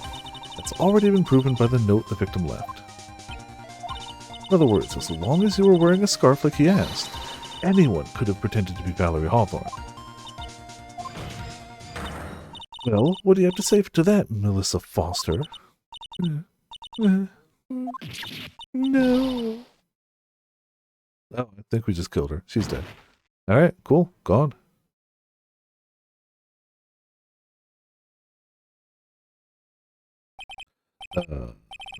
Where's Miss Foster? She's collecting herself in the lobby. It's obvious that Melissa Foster did it. She hid the body in the trunk and disguised herself as the victim. Man, she's just been getting away with murder for a long-ass time, hasn't she? She's been murdering since bare minimum age 19. Disintegrated, now collecting her bits in the lobby. Yeah, she's shattered like a piece of glass, and they're just like sliding all the pieces together. She set up the camera to snap a fake photo of them together. The only question is, why did she do it? Well, isn't it that obvious? She's the real culprit. Damn hiccups tonight. Well, I'll have to wait for Miss Foster to compose herself before we start again. Till then, this court is in recess. The defense and the prosecution are both to wait in their respective lobbies. Yes, Your Honor. Understood. Very well. This court is in recess.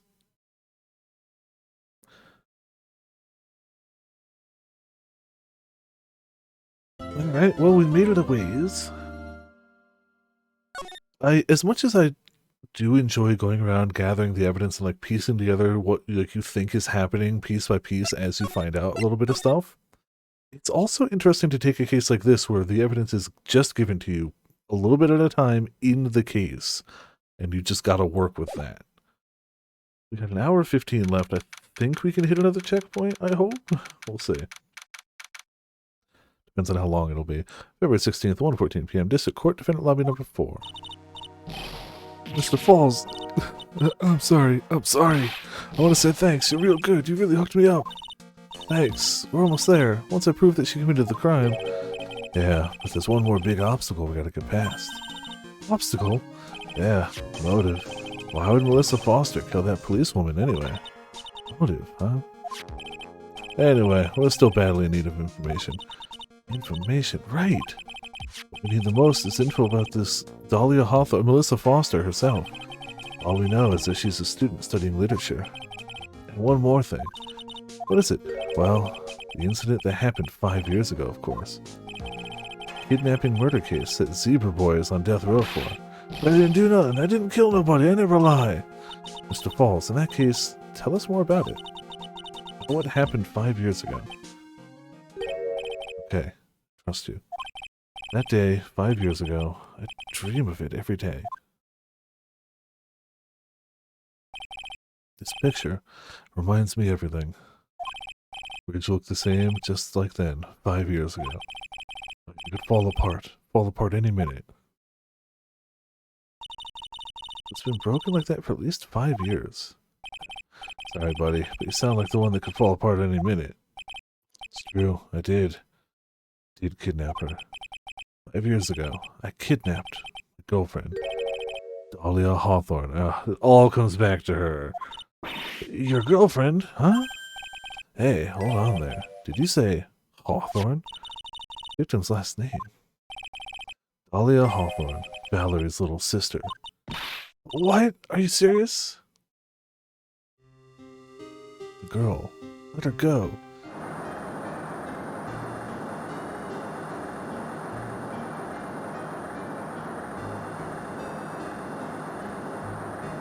So, okay, this is all only more confusing. So,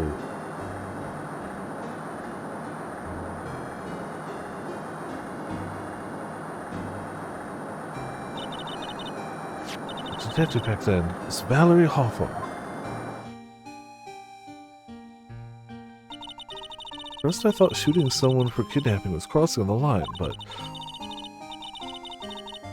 if it was to protect her little sister, I can understand why she did it. Wrong.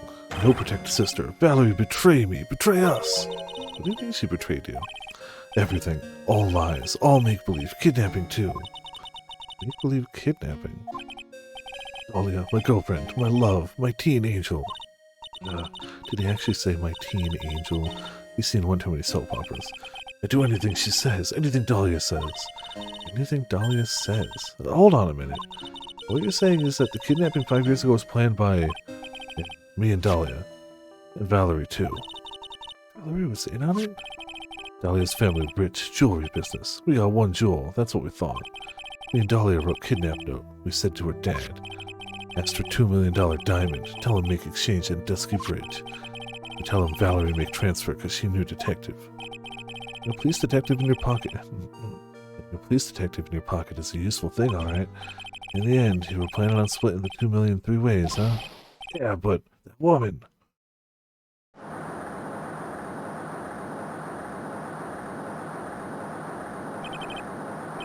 Woman, Valerie, she'd do it for real. She shoot at me for real, me and Dahlia.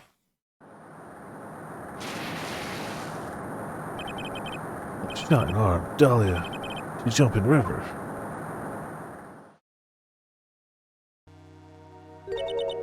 Jump? You don't mean she jumped on purpose, do you? I couldn't do it. I could never push her. Anyway, I blacked out. Wake up with police all over. That's when they decided to give you the death sentence. Couldn't believe it. That woman, she betrayed me. Well, this is just getting more and more. That man, Terry Falls, he killed her. He threw her off the bridge. He threw my beloved sister into the roaring river 40 feet below. Man, I feel like just all the Hawthorns suck. These 5 years, all I wonder is why? Why did she lie? That's all I want to know. So that's why you called her. You wanted to hear the truth from Valerie herself. Yes, but I forgot what she looked like, so I tell her to wear a scarf. I don't want to hurt her. Just ask why. Why? Why did you lie? Why did you betray me? Just wanted to hear an answer come from her mouth. That's all. That's why. That's why you made a crazy escape like that. There's one thing, Zebra Boy. My senses are tingling all over. Tell me, Mr. Falls, where is it? Where's what? Where's what? Come on now, kitten. The ransom. The $2 million diamond. Remember that now? Did you give it back to Pops? Did the police take it? I don't know. Huh? You don't know? No, really. I don't know. It's gone. With Dahlia. With Dahlia? That day, on the bridge, Dahlia put it in backpack.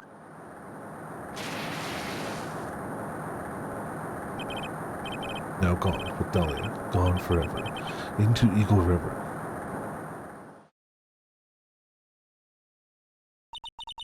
Disappeared with Dahlia, huh? Wait a minute. You can go back in now. We're about ready to go. Mr. Falls, just one more question. When you said with Dahlia, do you mean the diamond is still missing? Along with the body of Dahlia Hawthorne? Never found her. My sweet Dahlia. Never found her. Swallowed by river. Gone. Dahlia, my teen angel. Teen angel? How old was she anyway? Just 14. 14? I guess you were robbing cradles before diamonds. He plans a fake kidnapping and disappears into the river with a rock worth $2 million. Man, oh man, angels these days. Falls takes the fall and gets a one-way ticket to death row. Dahlia Hawthorne an angel, or is she really a... Time, kitten. Looks like we have a few more aces up our sleeve now. You bet. Diamond added to the court record. Training wheels come off now, Mia. You gotta strike while the iron's hot. It's one of my rules, remember. Alright, well, back in we go. Now then, let's continue with the trial of Mr. Terry Falls. Witness, are you feeling better? Yes, Your Honor. I'll try my best. You're a brave young lady. This again. I can understand a defense lawyer wanting to get her client off the hook. However, to try to pin a crime on an innocent student is... What are you talking about? My witness is not the person on trial here. She's an innocent bystander who witnessed a violent crime, that's all. What possible reason would a girl like this have for murdering a policewoman? It's certainly hard to imagine this woman as a murderer. Motive, huh? I figured that's what I had to establish next. Well, Miss Faye, do you have any evidence of a motive? Yes, of course. I think. You're still acting as tame as a kitten. Mr. Armando, listen. A lawyer is someone who smiles no matter how bad it gets. Smiling on the outside while your guts are twisted in knots is the mark of a pro. Maybe so, but maybe your guts are only twisted in knots because you've had 19 cups of coffee in the past 14 minutes. But I wish you would quit grinning at me like that. Excuse me, may I speak, Mr. Judge? Of course, Mr. Judge is ready anytime you like. I'd like to say something. Some people here are suspicious of me, right? But that's why. I at least wanted you, Mr. Judge, to know that it's not true. I see. You're such an honest and upstanding young lady. But this witness is a real professional. What do you mean? Look at that 100-watt smile. Just when things are darkest for her. Click. She lights right up. Very well then. Let's hear what the witness has to say. Alright.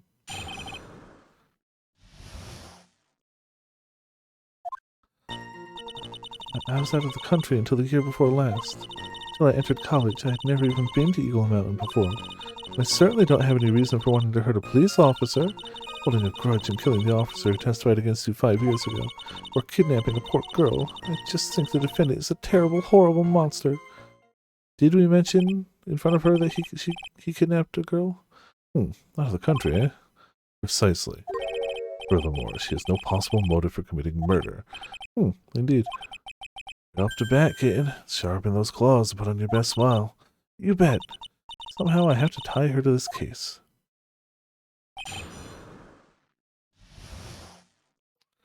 Alright. So, what country were you living in then? We were all living abroad, but after my parents were killed. The brutal civil war, she had to try and make her way back home alone. Lost everything. I didn't even have any personal identification. A sob story is this. What do? Should I press her for details? I think it's a bad idea. Witness, answer my question. I'll even repeat it for you. What country were you in? Your Honor, this line of questioning is childish. The country she was in and how many languages she may speak are irrelevant here. What we're here to evaluate is whether this witness has any connection to this case. I lived abroad ever since I was a little girl. That's why I could never have known Mr. Falls or Detective Hawthorne. Yes, I think we've established that point. Yes, indeed. Well then, shall we add what you've just stated to the official testimony? Yes, please, Mr. Judge. Victim or the defendant? Yeah, sure, okay. I'm gonna believe that one. Didn't know either person. Are you certain of that? Yes. I'm afraid I'm rather shy around people. Oh well, that can't be helped. Why is he just agreeing with everything that comes out of her mouth? First time we saw either of them was when they were on the bridge, correct? Yes, it really was a coincidence. So what made you decide to go to Eagle Mountain anyway? I just love being outdoors, picnics, hiking, you know, that sort of thing. You don't look like much of a hiker to me, but you look like a digger of sorts. But Eagle Mountain is a 2-hour drive from here and no trains run through there. There are plenty of mountains that are closer and easier to get to. Well, I went there once with the college hiking club. I fell in love with its stark, desolate beauty and its cold yet romantic gloominess. Didn't know you were such a goth. By the way, what's the name of your college?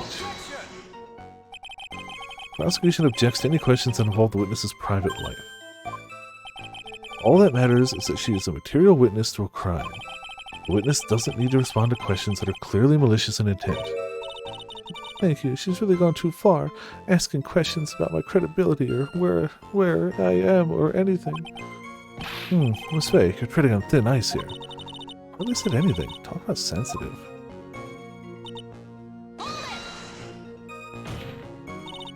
Perhaps, but your behavior that day was very suspicious. Not only have you contradicted yourself here in court, but you know things you shouldn't. For example, the scratches on the trunk of the car. Well, that's... Unfortunately, Miss Faye, your last statement proves nothing. Oh really? And why is that? The witness came to the police station once to identify the subject. It's entirely possible that, at that time, an officer showed her this photo. It seems like a rather serious mistake.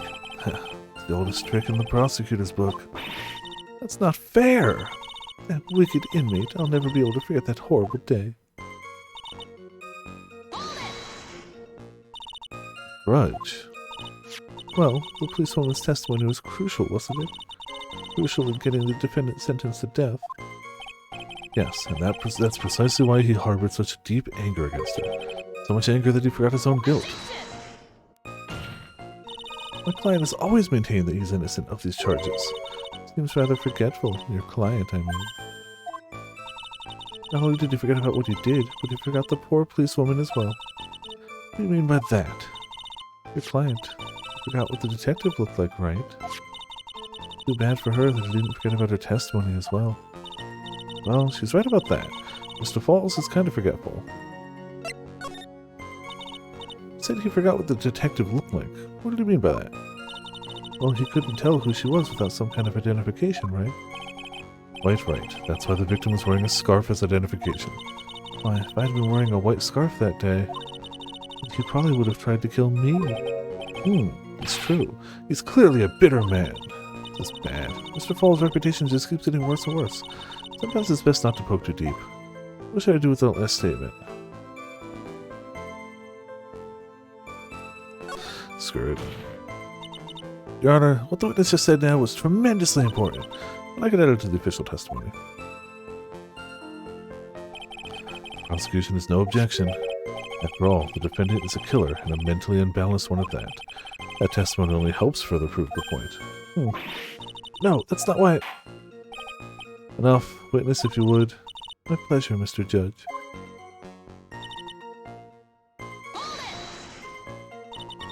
What do you mean by lucky? Well, it's February now. Everyone is wearing scarves. I've accidentally worn a white scarf like you'd said. And you yourself might have been killed. That would have been a terrible loss for this world. Looks like you pressed too hard this time, Kitten. Armando, keep looking around. Keep looking around you, and you're going to lose sight of the finish line. Justice is blind, but she's not deaf. Sometimes you have to know when not to talk.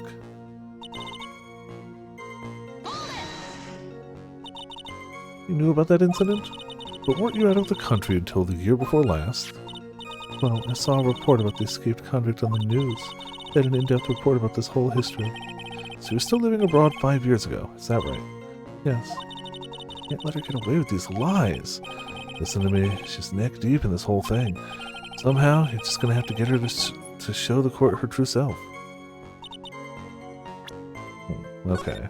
I'm not 100% sure what to produce where here.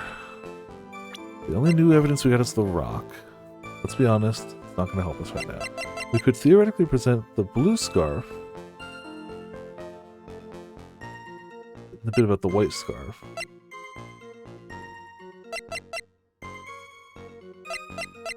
That I'm not 100% sure.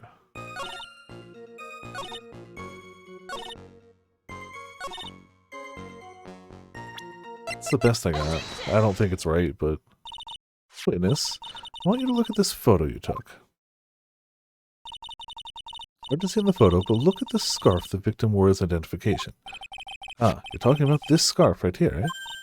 Yes, that's it. The scarf the policewoman was wearing. Got her now. Just don't mess up. But that's strange. In your testimony, you stated the following. Guess I'm lucky I wasn't wearing a white scarf. But white? This is the scarf you identified as belonging to the victim. But it certainly doesn't look white to me.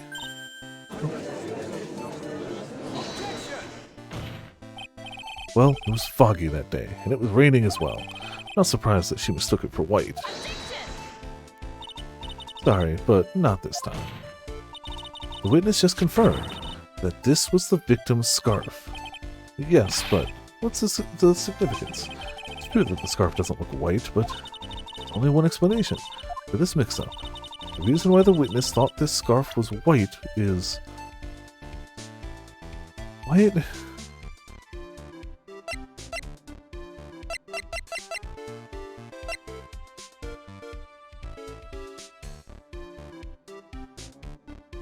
I didn't even consider.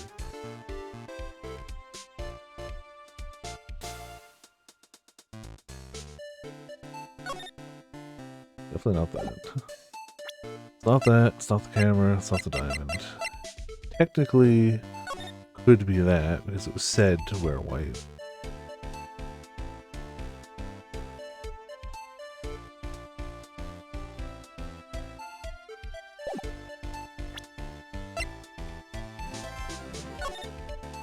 Or the fact that it comes out looking white on film.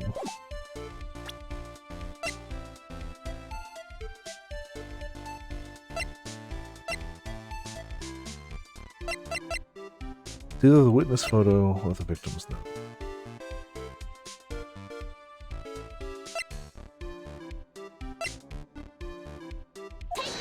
It says note. I don't think I'm right though. Witness, have you ever seen this note? Note? No, never. It's top secret evidence. There's no reason that you would have. I wonder about that. What do you mean? This note shows Mr. Fall's instructions to the victim regarding their meeting. It says, wear white scarf for identification. White scarf? Ugh. Witness, you knew what this note said. It's because you knew that you slipped up and mistakenly said white scarf. Well, Miss Foster? No. Order, order, order! Mr. Edgeworth, I'm waiting for an explanation.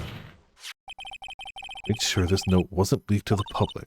And yet, this witness knew exactly what that note said. At the time of the murder, the number of people that knew were quite limited.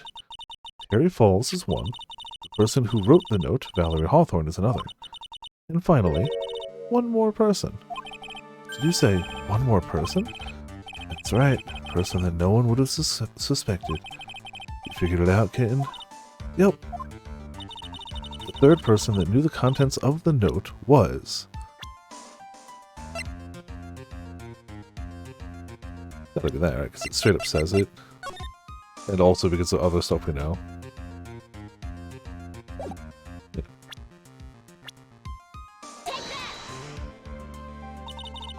That person is Dahlia Hawthorne. Dahlia Hawthorne? Never heard that name before. Look at the victim's note. This is what it says. Talk to Dahlia. Tell her this time. There's her name, right there. What's this? So who is this person, this Dahlia Hawthorne? Miss Faye must be desperate if she's trying to bring the dead back to life. The dead? Dahlia Hawthorne was the victim's deceased younger sister. She was killed in a crime 5 years ago. Killed in a crime? You don't mean... Yes, she was kidnapped and killed by Terry Falls.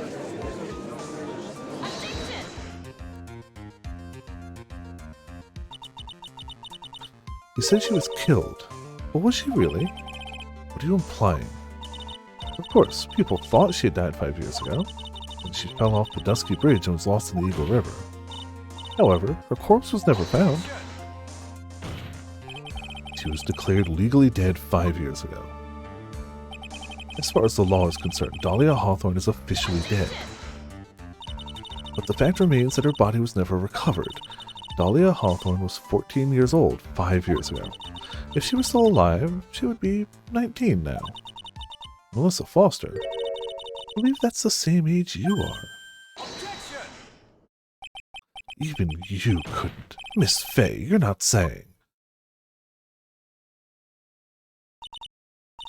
Yeah, that's precisely what I'm saying. This witness before us is the girl that was kidnapped and killed 5 years ago.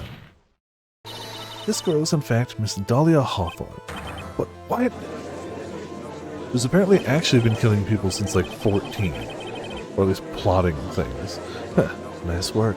That's like tossing a grenade into a 3-alarm fire. But unless you can tie all the loose ends together, you're nothing but a hit-and-run arsonist. I understand. If I can expose her true nature, I can turn this whole case on its head. That's my chance to make Mr. Edgeworth squirm. Witness, just who are you anyway? Didn't think it'd come to this. That's enough. You don't have to say any more, witness. Yes, I understand. What? Mr. Edgeworth, explain yourself. Your Honor, I have an admission to make. I honestly never thought the defense would pursue this matter this far. You don't mean... Yes. The prosecutor's office isn't filled with fools, you know. Naturally, we conduct full background checks on all of our witnesses. What did he say? Looks like the kid knew. He knew her true identity from the get-go. No way, but then why? He hadn't revealed her secret. He wasn't going to say anything about it. All he wanted was her testimony, so he made a little trade. Let me introduce you to the victim's younger sister, Miss Dahlia Hawthorne. But, I thought she died 5 years ago. Thought so as well. But, well, as you can see... Why? Why did she hide her identity for 5 years? It has nothing to do with the current case. She was merely an accidental witness to a crime. An accidental witness to the crime of the two people that they... Yeah, sure. Accidental. I don't believe that for a minute. For the last 5 years, she's been playing the role of victim. Now we find her acting suspiciously at the scene of another murder? Not just any murder. Really, Miss Faye, I must say your strategy here is painfully obvious. You're trying to pin your client's crime on an innocent witness in order to win. At any cost. How dare you? Please, let us take a moment to think. 5 years ago, this girl was kidnapped and nearly killed. No worries, but even worse than that, 5 years later, Dahlia Hawthorne lost something much more precious, her big sister. Miss Faye must be insane to even suggest that she murdered her. What? I'm inclined to agree with the prosecutor's logic. Miss Faye, do you have any evidence to back up your assertion? What possible reason would this witness have for killing her beloved sister? Well, you see, I was winning, but somehow it's turned it around on me. Think you need a little push in the right direction, kid. The defense is prepared to present evidence supporting our claim. Wow. Dick. Ah, that wasn't me. It was this guy, this crazy coffee addict. Think we've heard enough empty threats from you, old man. What makes you think they're empty, boy? Because your protege looks like she's sweating bullets. Yeah, I'm sweating bullets. Think you're in a tough spot, huh? Of course, aren't I? No, you just arrived at the moment of truth, that's all. Whether you win or lose, that's up to you. To me? Wow, that sounds like I should say. It's like he's talking to me personally and saying, save the game, Piper. Ah, the rashness of youth, how charming. It's coming from someone younger than me. Now then, let's not waste any more time. Miss Faye, what motive would this witness have for murdering her own sister, Valerie Hawthorne? $2 million is a pretty decent... What is this? Is this the defense's idea of a joke? So I certainly don't get the punchline. Well, Miss Faye? Oh, that was... the rashness of youth. Okay, so that's not it. Rashness of youth? And what is your point in further... Okay, well... Damn it.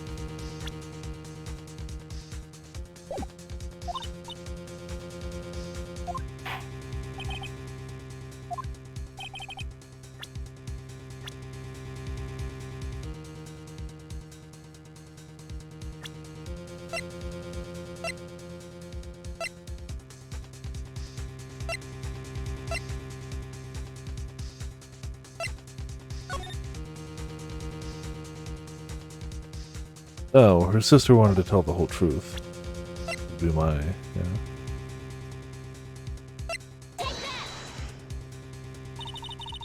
Story starts after Terry Falls escaped. He called Valerie and told her he wanted to meet. This is the note she left. It says, talk to Dahlia. Tell her this time the whole truth must come out. Valerie Hawthorne gave Dahlia a warning. He told her she was going to reveal to the world the whole truth. The whole truth? It was a dangerously important secret between Valerie and Dahlia. That's the reason Dahlia felt she had to kill Valerie. To keep her mouth shut permanently. Terrific story, Miss Faye. If you like fiction, that is. Enlighten the court, Miss Faye. What was the secret that was so important? Yeah, it's the one that lost me 3 earlier. Where's your evidence? Dahlia and Valerie Hawthorne, Terry Falls. There's only one important secret that connects them all. Oh, yes, I know the secret. Your Honor, the defense would like to request further testimony. What testimony? Regarding the kidnapping 5 years ago, we believe it will explain a lot of things, such as the nature of the important secret between the Hawthorne sisters. Very well. I'll grant your request for further testimony. I know it'll be painful for you, but can you enlighten us once more, my little maple leaf? Yes, I'll try, Mr. Judge. Putting on the old charm one more time, Dahlia. This will be the last time you hide behind your womanly wiles. It will absolutely not be. No. No, it will not. At all.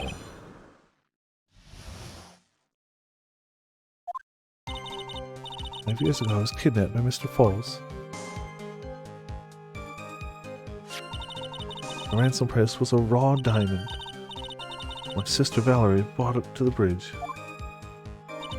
After she made the exchange, she shot Mr. Falls in the arm.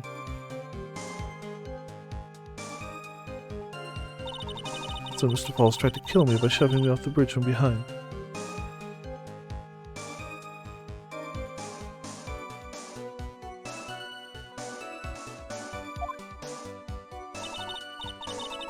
I survived, but I was afraid I might be kidnapped again for my family's money, so I decided to change my identity and start a new life. Kidnapping left her emotionally scarred. With her sister's help, she left the Hawthorne family and started all over again. And weird to believe, after all that, she murdered her sister. Preposterous. Thank you, Mr. Edgeworth. Miss Faye? Yes, Your Honor.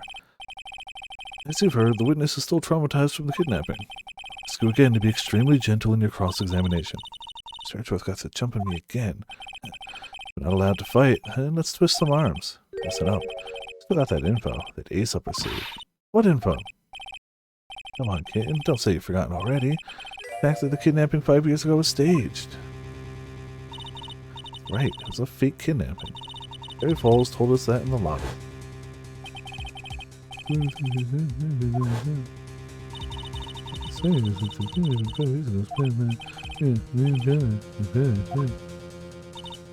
Yes, that's it. The fake kidnapping is your best shot, man. It's a secret.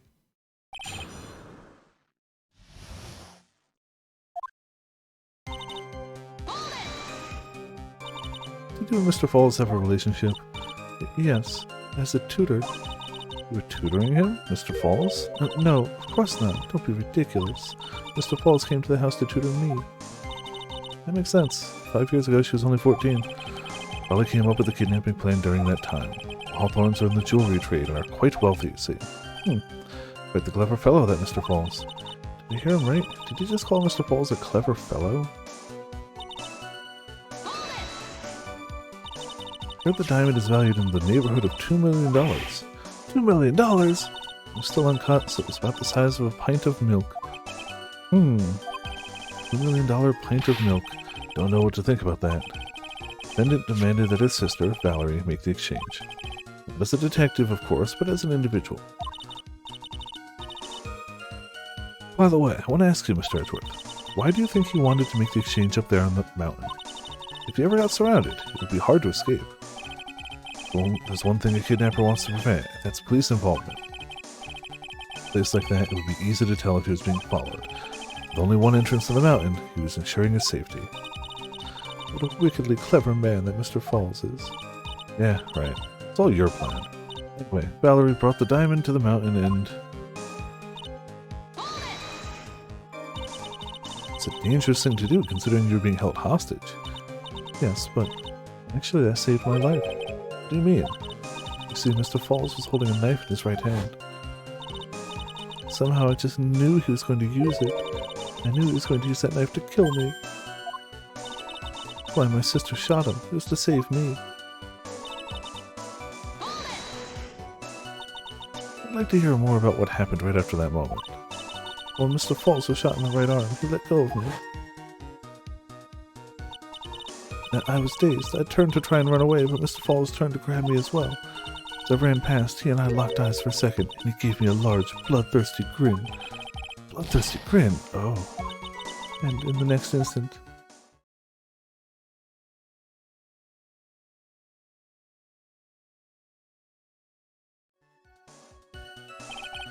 I advised the court to remember that the river is 18 feet deep and incredibly swift. I was a strong swimmer, but I was knocked out. When I came to, I had been carried away by the river to a strange place. I'll never forget that day. Crumbling bridge, nowhere to run. Then just one little shove from behind, that was it. Before my sister could catch me, I fell into the river.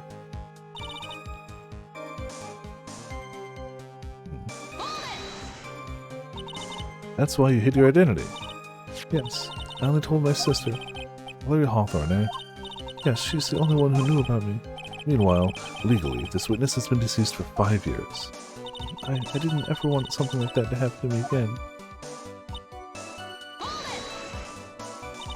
That new identity was Melissa Foster, right? Yes, my sister helped me get the official paperwork taken care of. That makes sense. Without an insider's help, doing all the paperwork would have been impossible. She's the only person left in the world I could count on. You think I killed her? There's no way I could. Moment of truth for this witness, too. Once the truth about the staged kidnapping comes out, everyone in the court will know how much of a Jezebel she really is. It's gotta prove that kidnapping was a hoax.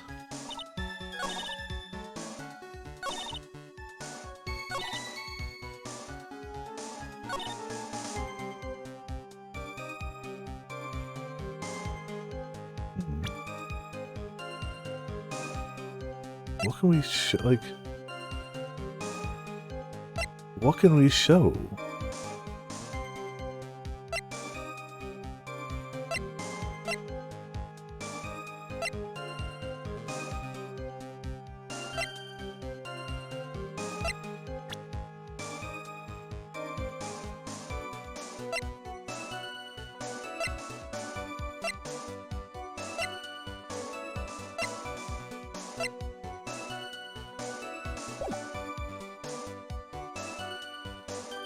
We have circumstantial evidence we were told about.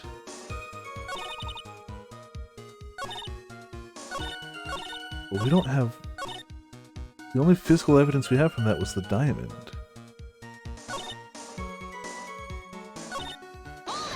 Not really sure what we can show where. Yeah, let's do the... that's fine. Probably nothing there. Yeah. Doubt we have anything else. Ransom price was a raw diamond, yes. 8 million. Uncut, so it's big.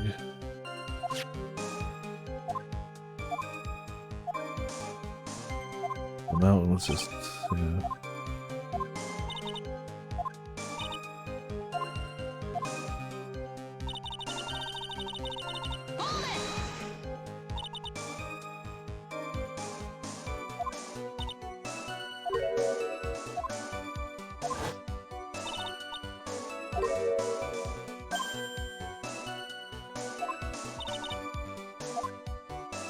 Gotta be that one.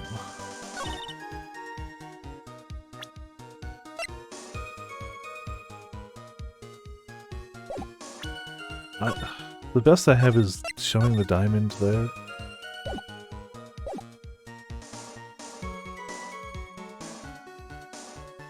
How could she have made the exchange if he's got a knife in one hand and her in the other, threatening her with the knife? Oop. But like, again, these are things we know show that it was faked, but how do, like, the diamond is the only thing I can do. Nope, music's still going. I'm wrong.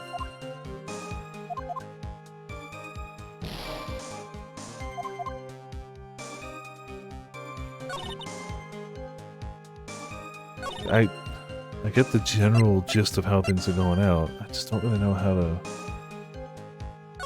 what we can show for it.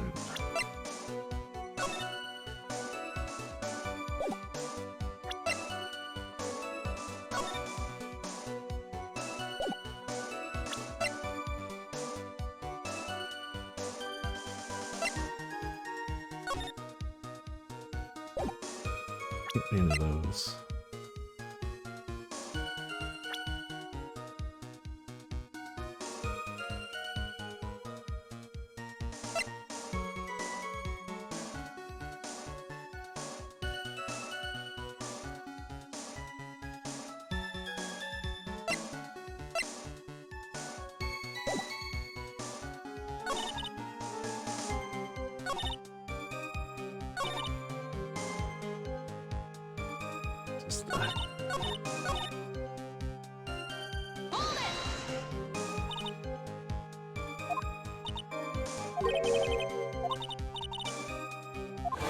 Knife in his right hand. I knew he was going to use that knife to kill me, and that's what sets her off. But do we have evidence that proves that he wasn't going to use that knife to kill her? Or didn't have a knife?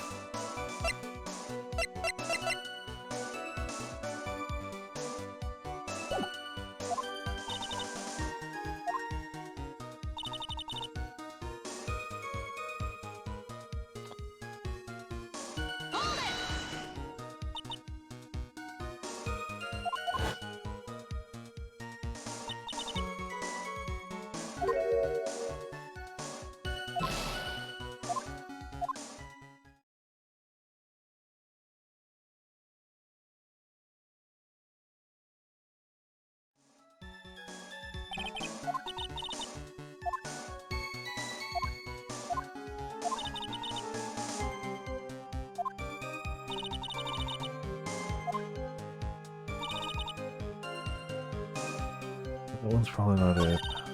That one's probably not it. It's gotta be... what do we show?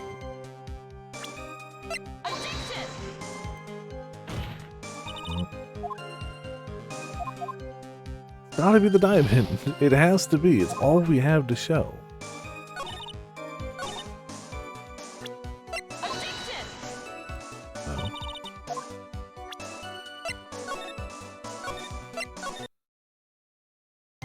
Again, like, I get the general concept of what's going on. I just do not get where we're showing things. When she made the exchange, she shot him in the arm.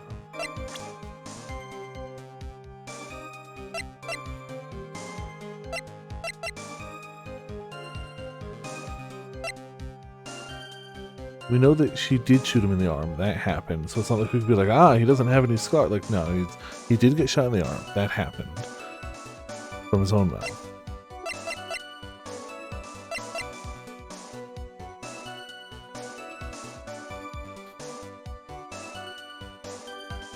No idea what to prevent.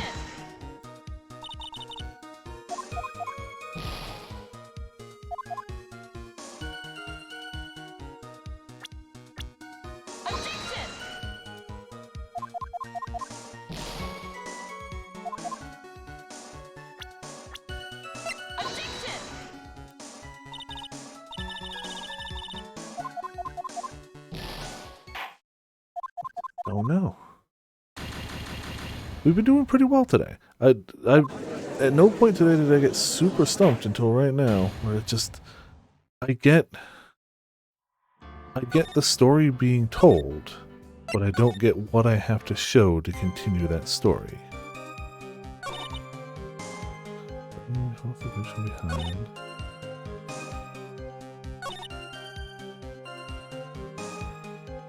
We can't contradict that. She did do that.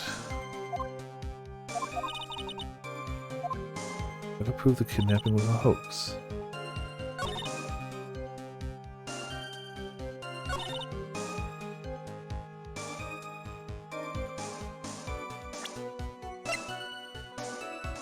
That's not from back then. That's not from back then. That's not from back then. That's not from back then. That's not from back then. Not from back then, not from back then. So the only things we could possibly show are Diamond, Terry, Valerie, Delia. 4 things we can show. That's it. That's it.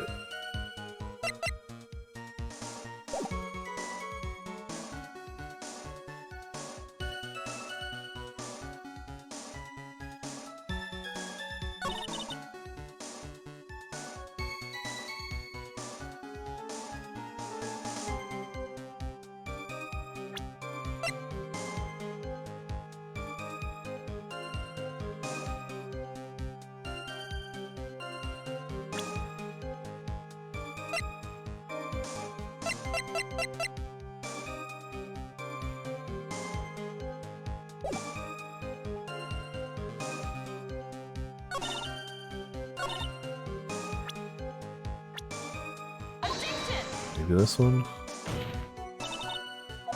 Oh.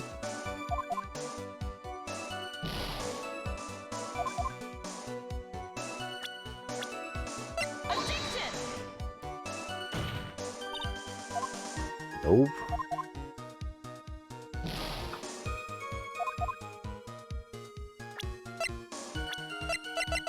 I'm sure there's just some basic bit of logic I'm missing.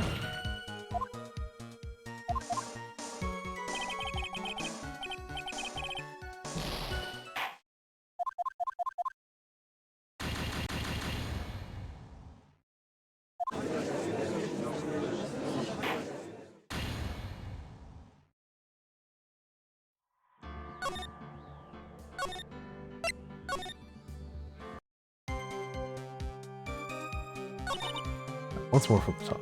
Yeah, I've basically been brute forcing.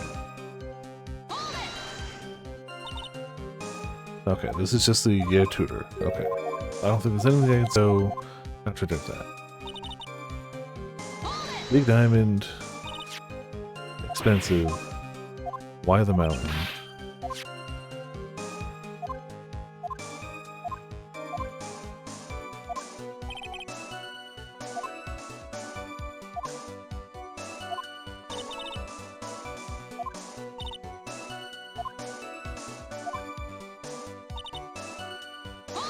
This is the one that she always draws attention to, but I tried everything on this one I could think of.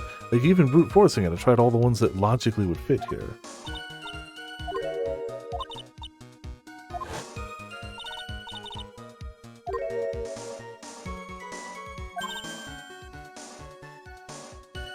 Why does she react like that too? I knew he was going to use that knife to kill me. That's just such a... we just don't have any evidence that works with that. Diamond. Well, it really makes it seem like that's the one we're supposed to present time. Yeah, he let go of you.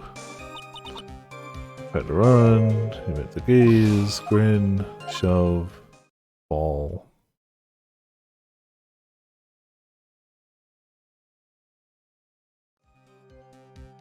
It was a long fall. Got that day.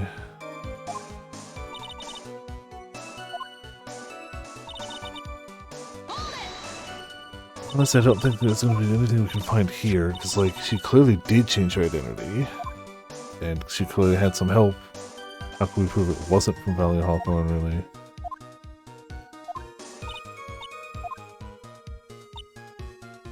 Change identity. I don't think we can do anything about that either.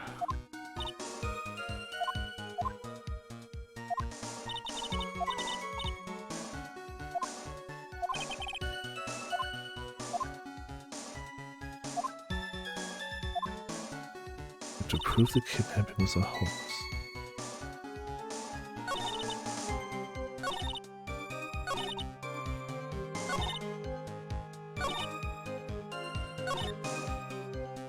Don't know.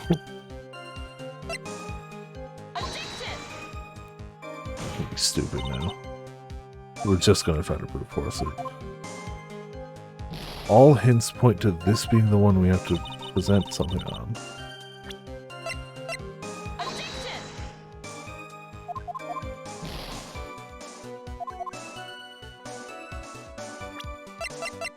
Scarf. There's no way the scarf does anything.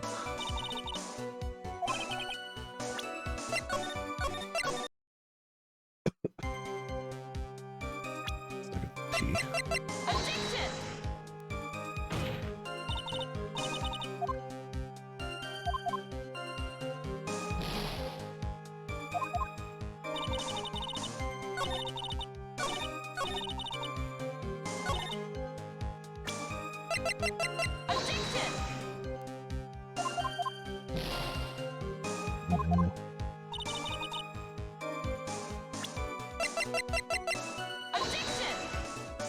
None of these matter. But it's not true brute forcing if we don't try all of them. That I can safely skip the attorney's badge. You already tried diamond here, right? Oops.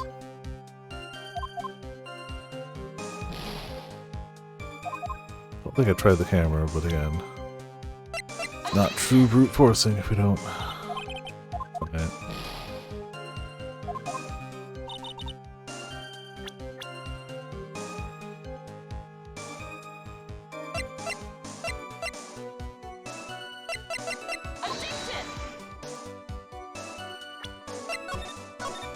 Then, if it's not this statement,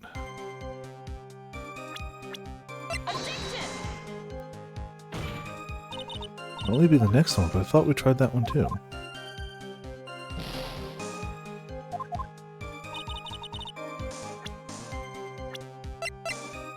There you go. Chance of that.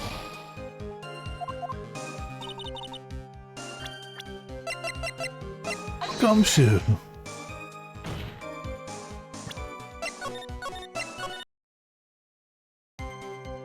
Oh, it's so frustrating being stuck on it. Yeah, her alter identity, not gonna be the one.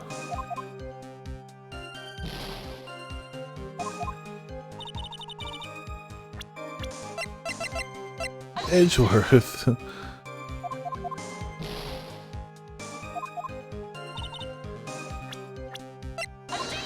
We've officially tried everything on this one. So we can safely say, yeah, that one.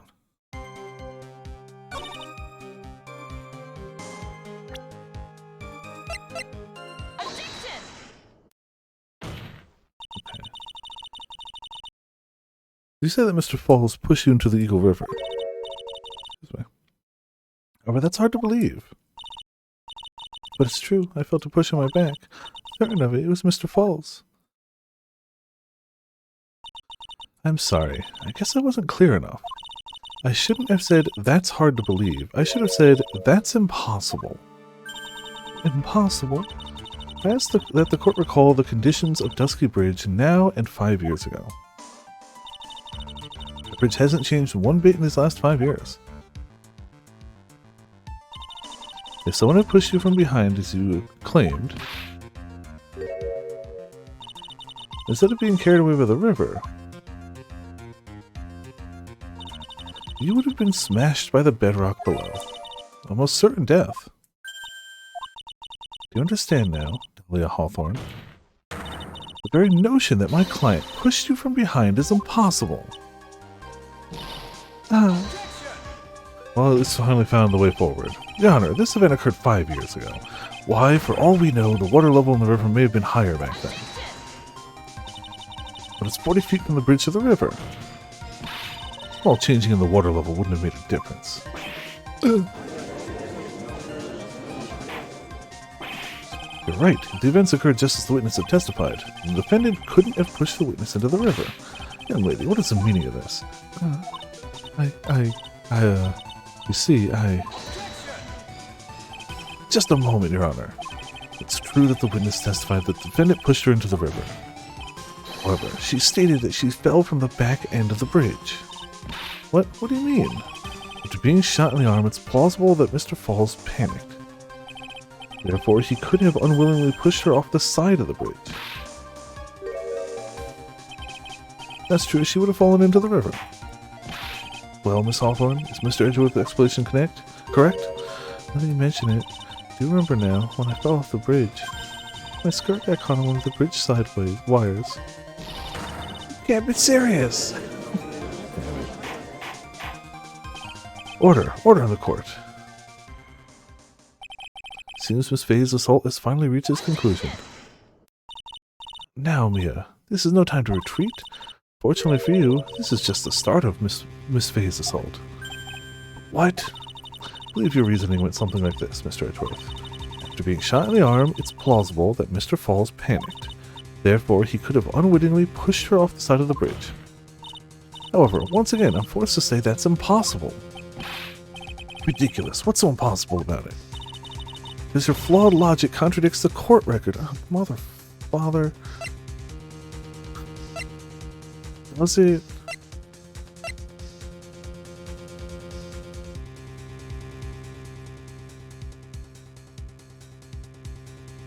Also, hey, Mitz. Welcome to... I made it like 3.5 hours into the evening before I just got hard stuck. It's that one, right? Damn it. Oh, no, I did get it. Okay. Oh. I was actually kind of sure about that one. Your Honor, all the answers are right here in this photo. Take a look at the wires supporting both sides of the bridge. They extend up to about 5 feet off the ground. It would be impossible to push someone off from there. No. Oh, we get the good music. Hell yeah. Well, let's remember the size and strength of the defendant. Wires like this wouldn't be a problem for him. He could have easily picked up a 14-year-old girl and thrown her over. So young and already so forgetful, Mr. Edgeworth. Mr. Falls had been shot in the right arm. And more importantly, Valerie Hawthorne had her gun trained on him at point-blank range.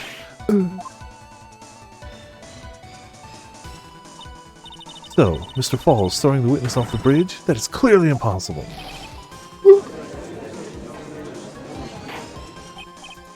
Order! What is the meaning of this? Dahlia Hawthorne, you jumped into the Eagle River intentionally. What is this? No heat. She heated herself. Indeed, what do you mean by such a ridiculous remark? Yes, it's ridiculous. My sister was there to help me. She had her gun in handcuffs. She could have saved me. Jumping into a raging river like that would have been suicide. But still, that's exactly what you did. You were probably confident that you could handle the swift current, but even more so, witness had a much more compelling reason for jumping into the river. Oh, then what was it? What was so important that she'd want to jump into the river? The witness is still alive. This fact alone explains everything.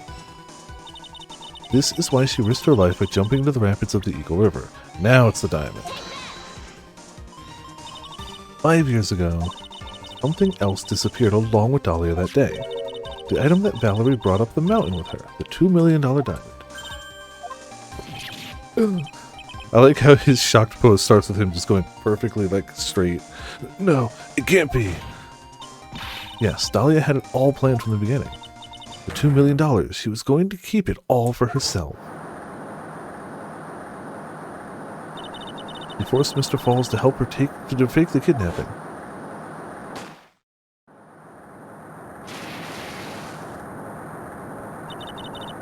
At the last minute, she betrayed him and threw herself into the river, with the ransom tucked away safely in her backpack. Why, that's simply ridiculous. Order, order, order. Your Honor, 5 years ago, the witness was only 14 years old. Do you really think a 14-year-old is capable of such a demonic plan? This 14-year-old, yes. Oh, yes, super yes. This woman is a demon. Yeah, no, that is the most true statement in this Phoenix Wright game so far. And there was one more person who helped make a demon out of her. Her sister, Valerie Hawthorne. You mean the victim was involved in the kidnapping plot as well? She was a detective then. You're saying she participated in her sister's kidnapping. Precisely. I'm sure that if weighed heavily on her conscience for the past 5 years, this is the sole reason behind the victim's murder. What do you mean by that? On the day of the murder, after receiving the phone call from Mr. Falls, Valerie called her sister, Dahlia. And then she told her what she was planning to do. Planning to do? She was going to tell the whole truth, as she wrote in her note. That is what sealed Valerie Hawthorne's fate. That is when you hatched your demonic plan to kill 2 birds with 1 stone. A plan that would ensure neither of your accomplices to the kidnapping would talk. And that is why you killed your sister, Valerie Hawthorne.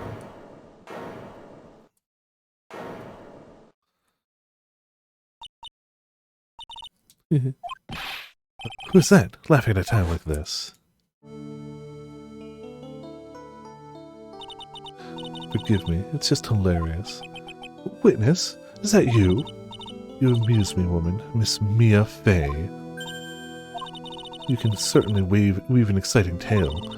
Naturally, you have the evidence to back it up, don't you? Evidence? Evidence that I planned the kidnapping, of course. That at 14, I plotted it with Mr. Falls and my sister. Well, And one more thing. What happened to the $2 million diamond? If you can't provide evidence to at least show that. Yeah. Well, Miss Fey? I don't know. What a joke. You, Miss Fey. Are you stupid or something? How can I prove a fake kidnapping that happened 5 years ago? I don't even have decisive evidence of Valerie Hawthorne's murder. Well, it seems that we've come to the end. To be honest, the witness's behavior does raise certain suspicions. However, I am forced to reject the assertions made by the defense. Of course you are. Is this it? Is this really over? That girl has made a fool of me, and there's nothing I can do about it. Without evidence, the trial is over. Who decided that? Mr. Armando? I mean, the judge did, actually.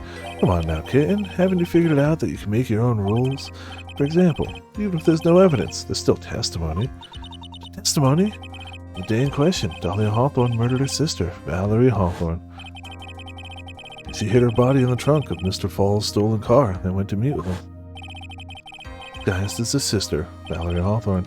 That's what you think, right?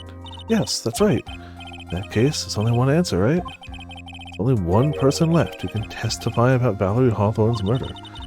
Since there's no proof, there's only one thing left to do. Who's the one person who can testify to that demon woman's crimes? I mean, gotta be. Your Honor, the defense wishes to call a new witness. New witness? Yes, we would like to hear the testimony of Terry Falls, the defendant. There's only one person that can shed any further light on the situation. Only one person that knows what Dahlia's role in the kidnapping was. Only one person that can say whether the person in the photo is Valerie Hawthorne, or whether it was in fact her younger sister Dahlia, disguised as her. There's only one person who can solve this riddle once and for all, and that person is Terry Falls. Well, Mr. Edgeworth, what is your take on this? Why not? The prosecution has no objection. Very well. Bailiff, bring the defendant to the witness stand. My last chance, Mr. Falls. My last chance to establish Dahlia's guilt. You're all I have left. I don't even know how we're gonna pull that off. Defendant, you've heard everything that's been said up to this point, yes? I don't believe it. No way. Dahlia died 5 years ago. Valerie betrayed me. Mr. Falls, I don't know what she said to you 5 years ago, but one thing is clear. Dahlia is very much alive. And you were used for $2 million. That's not true. Mr. Falls, there's only one question I want the answer to. 2 days ago on Dusky Bridge, who did you meet? Was it Valerie Hawthorne or was it Dahlia Hawthorne? Dahlia, did you betray me? Oh, 1,000,000,000%. Yes, she's done nothing but betray people and kill people forever. 5 years ago, she promised never ever betray each other. Terry? Dahlia, it's true. You're alive. You don't trust me anymore? That makes me sad. Tell the truth, the real truth. I believed in you.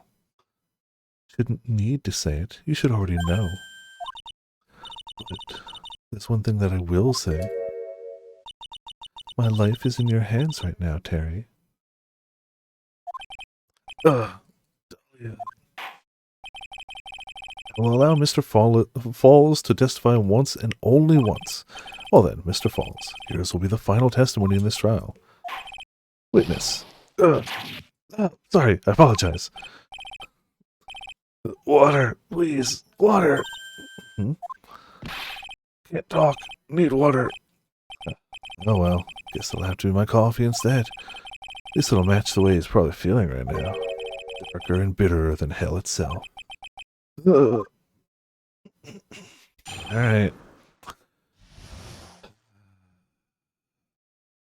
So we should not have let those two interact, considering he has absolutely stated to us he would do anything for Dahlia. We definitely should have been like, just get on the stand, get her and leave. That day, 4 p.m., I stopped the car. I was in front of Bridge.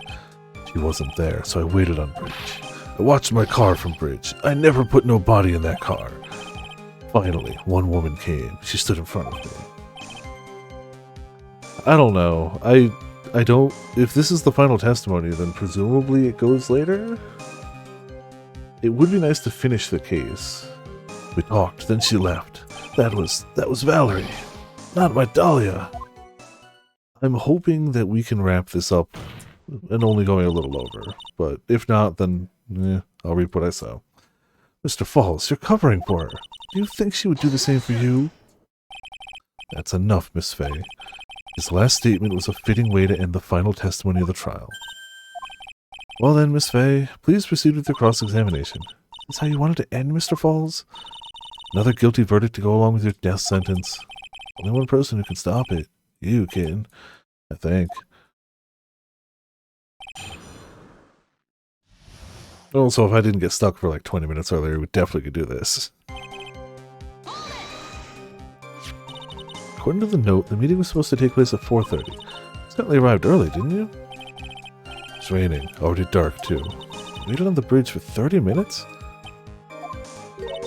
Mr. Falls, Eagle Mountain, that spot. Strong, strong memories. Why did he just clam up? Could it be he's hiding something here?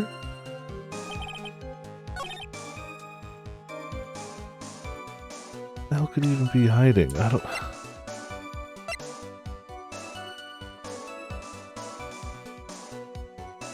Alright. They're quite early, so you waited on the bridge, correct? Yeah, I like waiting. I'm used to it. Sure he is. Zebra boy waited 5 years to ask a single question. Find out why a woman betrayed him. To him, 30 minutes must have been like a blink of the eye. We're watching the car. Bridge, other side is broken. Nobody can come from there. So, I was watching car. What else were you expecting him to do? I suppose that's the obvious thing to do, but... something's bothering me. I'm getting that feeling. A contradiction. I wonder what's on the other side of that broken bridge anyway. No one lives there. There's a small shrine up in the mountain, but that's it. Anyway, nobody came. No car, nothing.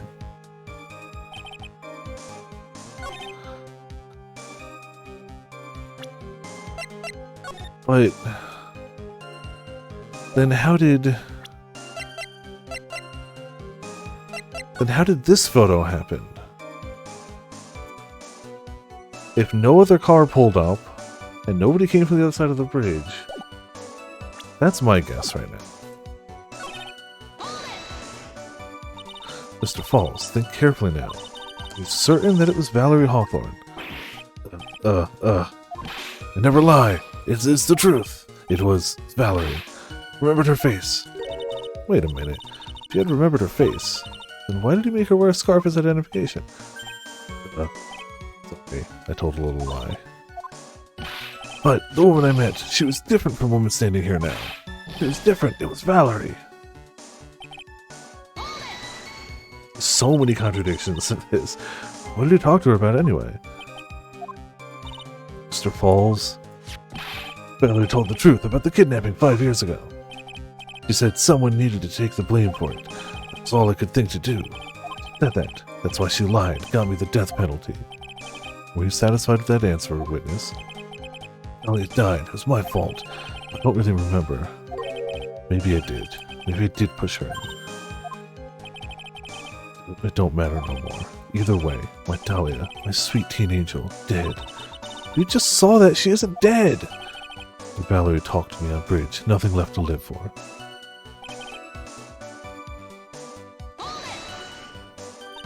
How can you be so sure? It was raining at the time, and sunset that day was at 5 o'clock. It would have already been pretty dark on that mountain at 4:30. Please, Mr. Falls, this is your last chance. You've already taken the fall once for something you didn't do. That woman. It wasn't Dahlia. Stop right there. What more needs to be said? Even if it means the death penalty, even if it means taking the blame for murder, we'll still do whatever is necessary to protect her, won't you, Mr. Falls? I know it's obvious, but he's clearly lying. He's been cursed by Dahlia Hawthorne. Probably go to his grave still believing in her. Mr. Falls, even if you can show he's lying, the poor guy will still be cursed. Still have to point out the contradictions anyway. It's the curse of being a defense lawyer, I guess.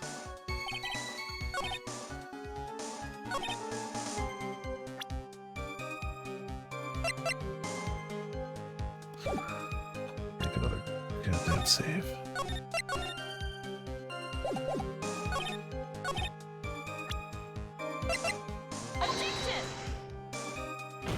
Yeah, well, gut was wrong. Cool.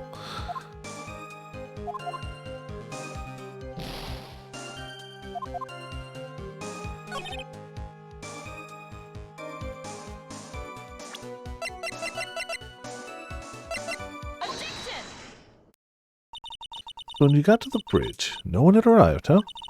So you waited on the bridge. You're sure of that? Yeah, I'm sure. You're sure, huh? Well, then I'm sure too. Mr. Falls, I'm sure that you're lying. What? What? Oh, I would love to hear your rationale on this, Miss Fay. You want to know who arrived at the bridge first? Just look at this photo. It's perfectly clear. Obviously, the person that came first would be the one at the end of the bridge, right? But that's the victim at the end of the bridge. Precisely my point. In other words, Mr. Falls, you must have arrived at the bridge after she did. Mr. Falls, please don't get so worked up. We just want the truth. Got there around 4 o'clock. It's true. I had somewhere to go. A special place. Did you go to this special place before you went to the bridge? Yeah. An old temple about 15 minutes from the bridge. 5 years ago, me and Dahlia promised each other. We swore we wouldn't betray each other. She brought a memento to represent our love. A memento? 5 years ago, I hid it under the base of a tree there. Special Special memory. Yeah, murderous concoction. Special memory for me. This is it. This is what I went to get. This little bottle on a necklace is your memento. It's quite charming. It looks empty. Your Honor, you heard what my client said. He arrived at the scene at 4 o'clock. He then left his car unattended and walked away. He was gone for approximately 30 minutes. With that much time, Dahlia Hawthorne could have easily hidden the body in the trunk of his car. No. Indeed, there certainly wasn't enough time for it. Still got a chance. Mr. Falls, there's no mistaking it. Huh? Mr. Falls?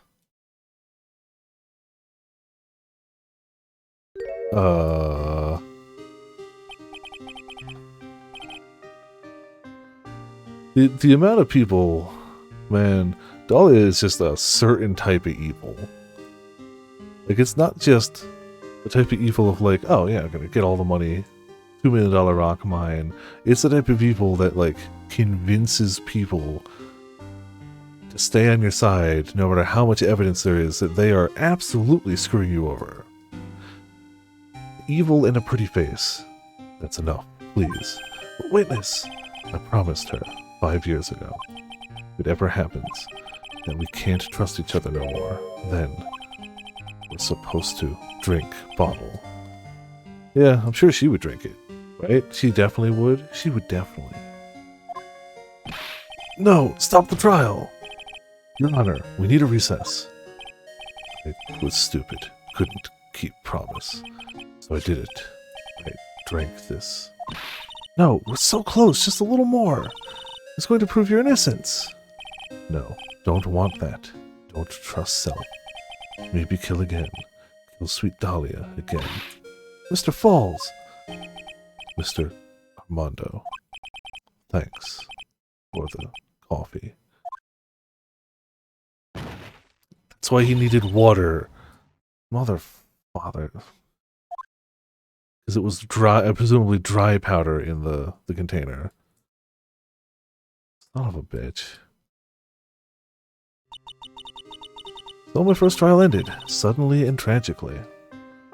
Very sad. It is good, for sure. Oh, hey Potts, how's it going? Welcome to... Fuck Dahlia Hawthorne. It ended with no winners, only losers. I ended up with a wound that cut so deep into my soul, I thought it'd never heal. Yeah! Sure, it was the same for the young prosecutor as well.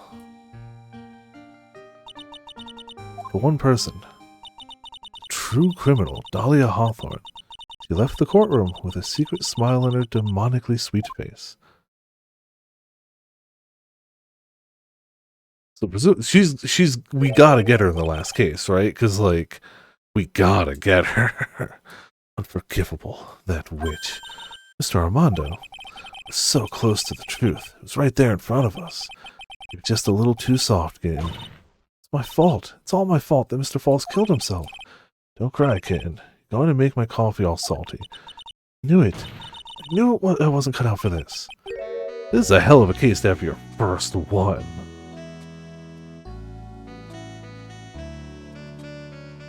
I mean, that's true. Did we get her at the end of that one? Yeah, no, you're right. But, like, I still hate her so much. Yeah.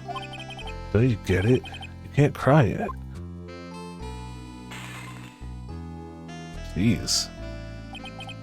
The only time a lawyer can cry is when it's all over. Mr. Armando.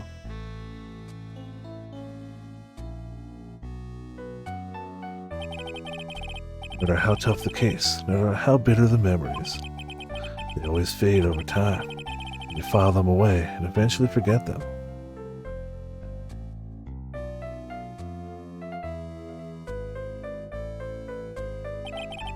One year later, in this very same courthouse, I myself got wrapped up in that case.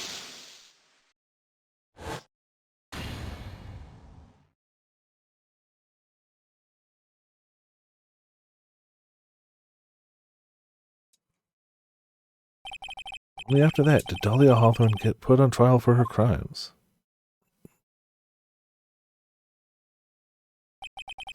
The verdict that was ultimately handed down to her was... guilty, of course. Naturally, when the verdict was read, she had a perfect angelic smile on her face.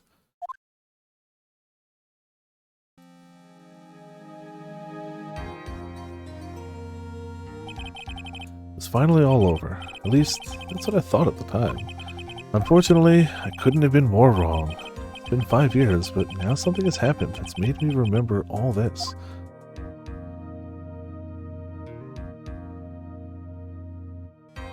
Hey, cleared 2 chapters tonight. We were very close to the end of the first one, so you know. It happens. Ah, Bridge to the Turnabout. We'll have to start that next week. Not shabby. We're going to ignore the fact that I got stuck for like 20 minutes on an obvious easy answer. We're definitely going to ignore that. But yeah, progress, good, awesome, hell yeah. Tomorrow, we are finishing up Yakuza 7. And then Tuesday, we're finally making good on the promise that I made far too long ago, assuming it would never happen, and doing an entire full Mahjong stream in Yakuza 7, where Ramen is going to attempt to actually teach me Mahjong, and I'm going to attempt to actually learn it. So, oh, I believe it. I'm assuming this is the last trial. Just thematically, it makes sense. Numerically and thematically, it makes sense for this to be the last trial. And last trials for Phoenix Wright games tend to be a little meaty. So, I don't doubt that this will be too. When we're done with this, we are going straight into Ghost Trick. Been waiting for that for a while. And then when that's done, we're going to go into Great Ace Attorney. And then when that's done, by then the Apollo Justice ports should be out, and we'll hit those. Unless we want a bigger break from Ace Attorney, in which case we'll do something between those two. I don't know. I am enjoying Ace Attorney stuff, but yeah, I feel like that still holds us for like the rest of the year at this rate. It's January, and I feel like the rest of this game, Ghost Trick, Great Ace Attorney, and Apollo Justice trilogy, I feel like that sounds like a year's worth to me. So, yeah, that's what we got here. Thank you all for tuning in. Thank you all for watching. Obviously, you're going to have to click off for a second. We got the extra special shout out to Soar for continuing their jail time from Ramen, and Chuck dropping 64 months of resubscription in the chat, as well as everyone in chat hanging out, having a good time, hopefully. All I know for sure... Oh, actually, we're fairly set. Tomorrow, we hopefully finish Yakuza 7. Did some grinding off camera. Not a ton. Gained like 5 levels per person, just to make it feel a little smoother, I guess. Tuesday, we're going to do Mahjong. Thursday, we should be starting up Yakuza Gaiden, or Like a Dragon Gaiden, whichever it is, the man who erased his name. Friday should be that too. Saturday, Grand Blue. Sunday, this. So we kind of have the week planned out. Because now we're on a timer for the man who erased his name, and we have to finish that before Infinite Wealth comes out. But I hear that that's very possible, very doable. Like, the only downside I've heard so far about Gaiden is it's not that long. And you know, that fits what we're doing kind of perfectly. In the meantime, we've got ourselves a monster, a quote, a disco, and gotta be perfect. Thank you all for tuning in. Thank you all for watching. This has been Viper of Viperland, and I'll see you all next time.